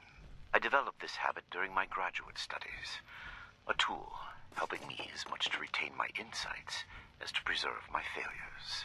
Here, when nothing about what I am to undertake is normal, I break with tradition and start these logs now.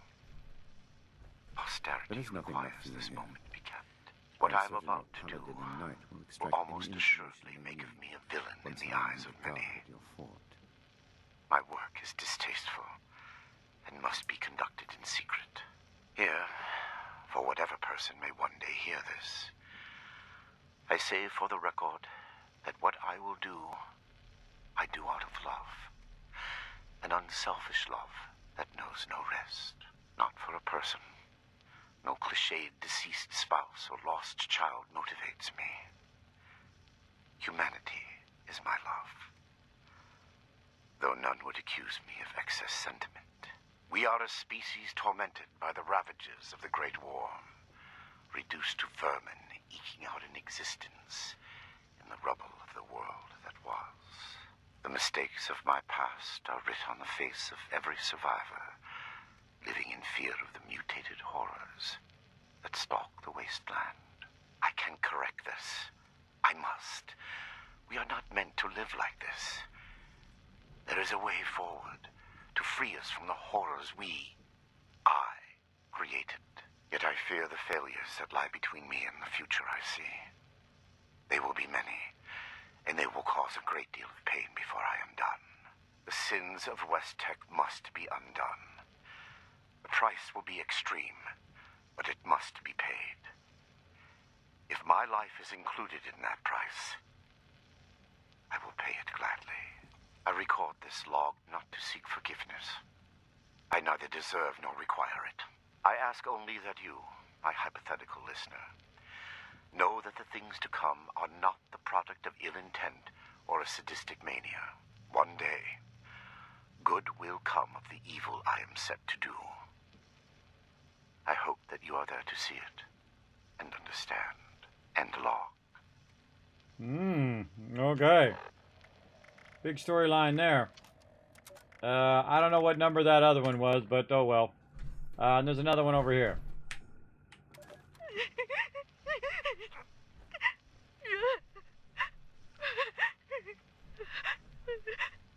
I've said enough at present.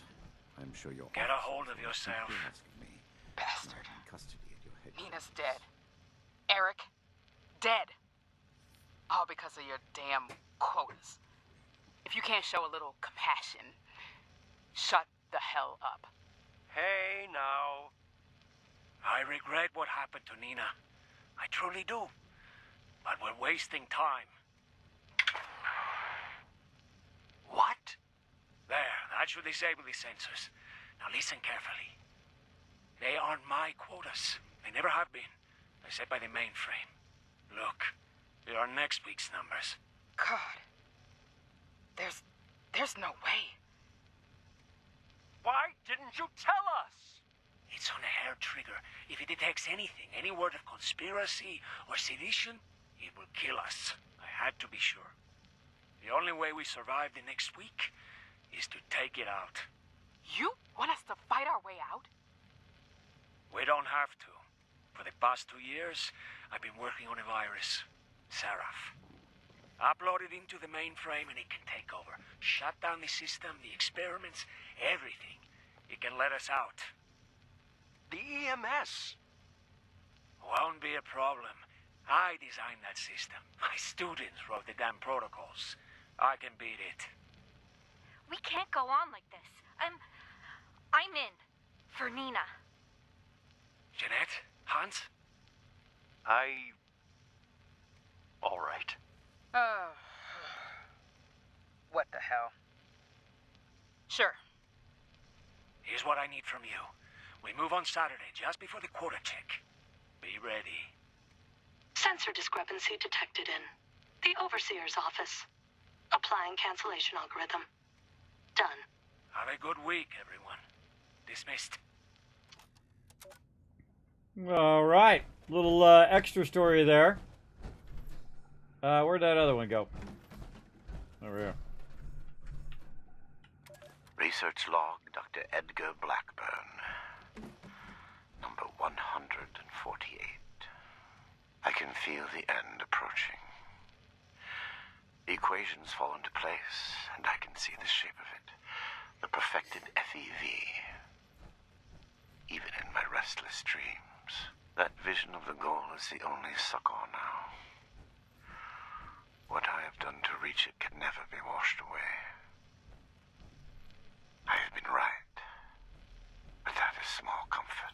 I give them numbers now, and try not to listen when they speak to me, pleading. I prefer to sedate them when removing them from their holding cells. Unconscious, they cannot weep or stare accusingly at me. I cannot make them understand that we are alike part of a greater destiny. They think me inhuman, uncaring. I know I would be no different were our roles reversed. There is nothing left for you here. I do not blame them for hating me.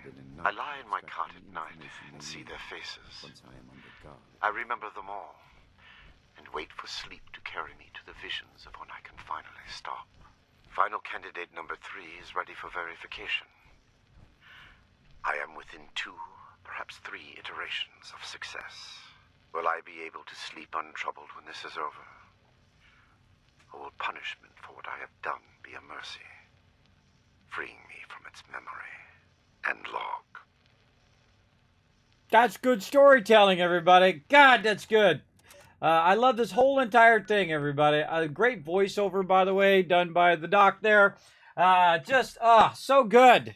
Definitely take your time on this one, everybody. Of all the storyline in the entire game, this is the one you want to take your time on. Listen to the stories, listen to the different reactions, listen to the embellishment of the scribe there and all of that. I just love all of that, everybody. This is what I really love about Fallout is when they get the story good, right? When they make the story right.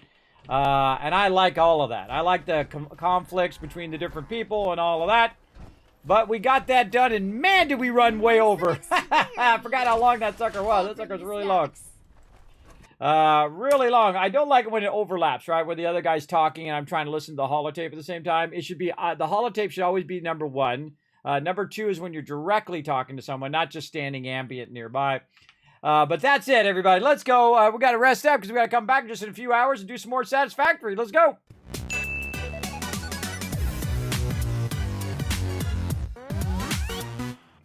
Thanks to my crew for coming in and joining me for some Fallout 76 today. Man, I had some fun. We got a bunch of questing done. One step closer to getting to that Hellcat armor. Going to be pretty awesome. Thanks to all the peeps who are about to scroll up over here. They'll get in there eventually. Also, big thanks to my Patreon peeps down there. I appreciate them big time. Now, if you guys want to check out my schedule, Why is this not switching? There we go. There's my schedule right there. Of course, again, I'll be back later tonight, 10 p.m. Eastern Standard Time, and then again tomorrow for Fallout 76, both during the day and nighttime, 1 p.m. and at 10 p.m. Then some Satisfactory on Friday around 1, maybe. We'll see if that's going to work out. And, of course, Saturday at 10 p.m. for Alpha 21. Stable on our mega server, building our giant mansion in 7 Days to Die with my Teamwork Tycoons. That's going to be a lot more fun. We're going to get into that. I'm super excited about building that out, everybody. It's looking great. My team's also going to be working on some underground farms and things of that nature. Very, very cool. We're going to take that base to a whole another level as well. So pretty great. Let's go ahead and give you guys some love here. Of course, you can show the stream some love right over there by going to youtube.com/Kismet. BP, hit that subscribe button, and make sure to go over there, hit that like button if you are watching this in the future on YouTube, because I put every single stream up onto YouTube as well.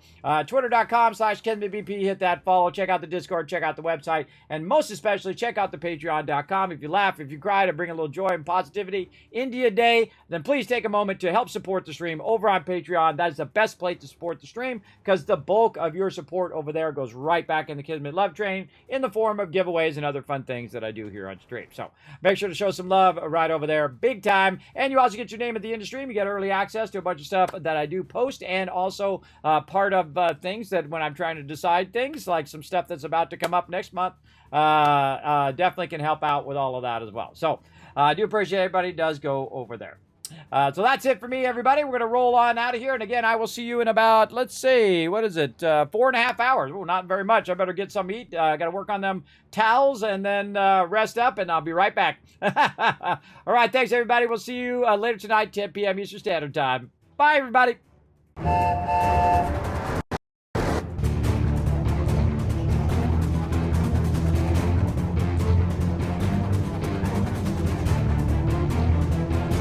Hi, this is Norbert. Thanks for watching. Hit the subscribe button. We'll see you all next time. Bye. Hey, thanks for watching this video. Help support more videos just like this one and keep the Kismet Love Train a-going by dropping by my Patreon and showing your support. Big thanks going out to Resident Spike, Rotisserie G, JC Hunter, AMZ, Carlos, Jeremiah, the Notorious TDK, and Scriplin. Click to watch more videos, and I'll see you next time.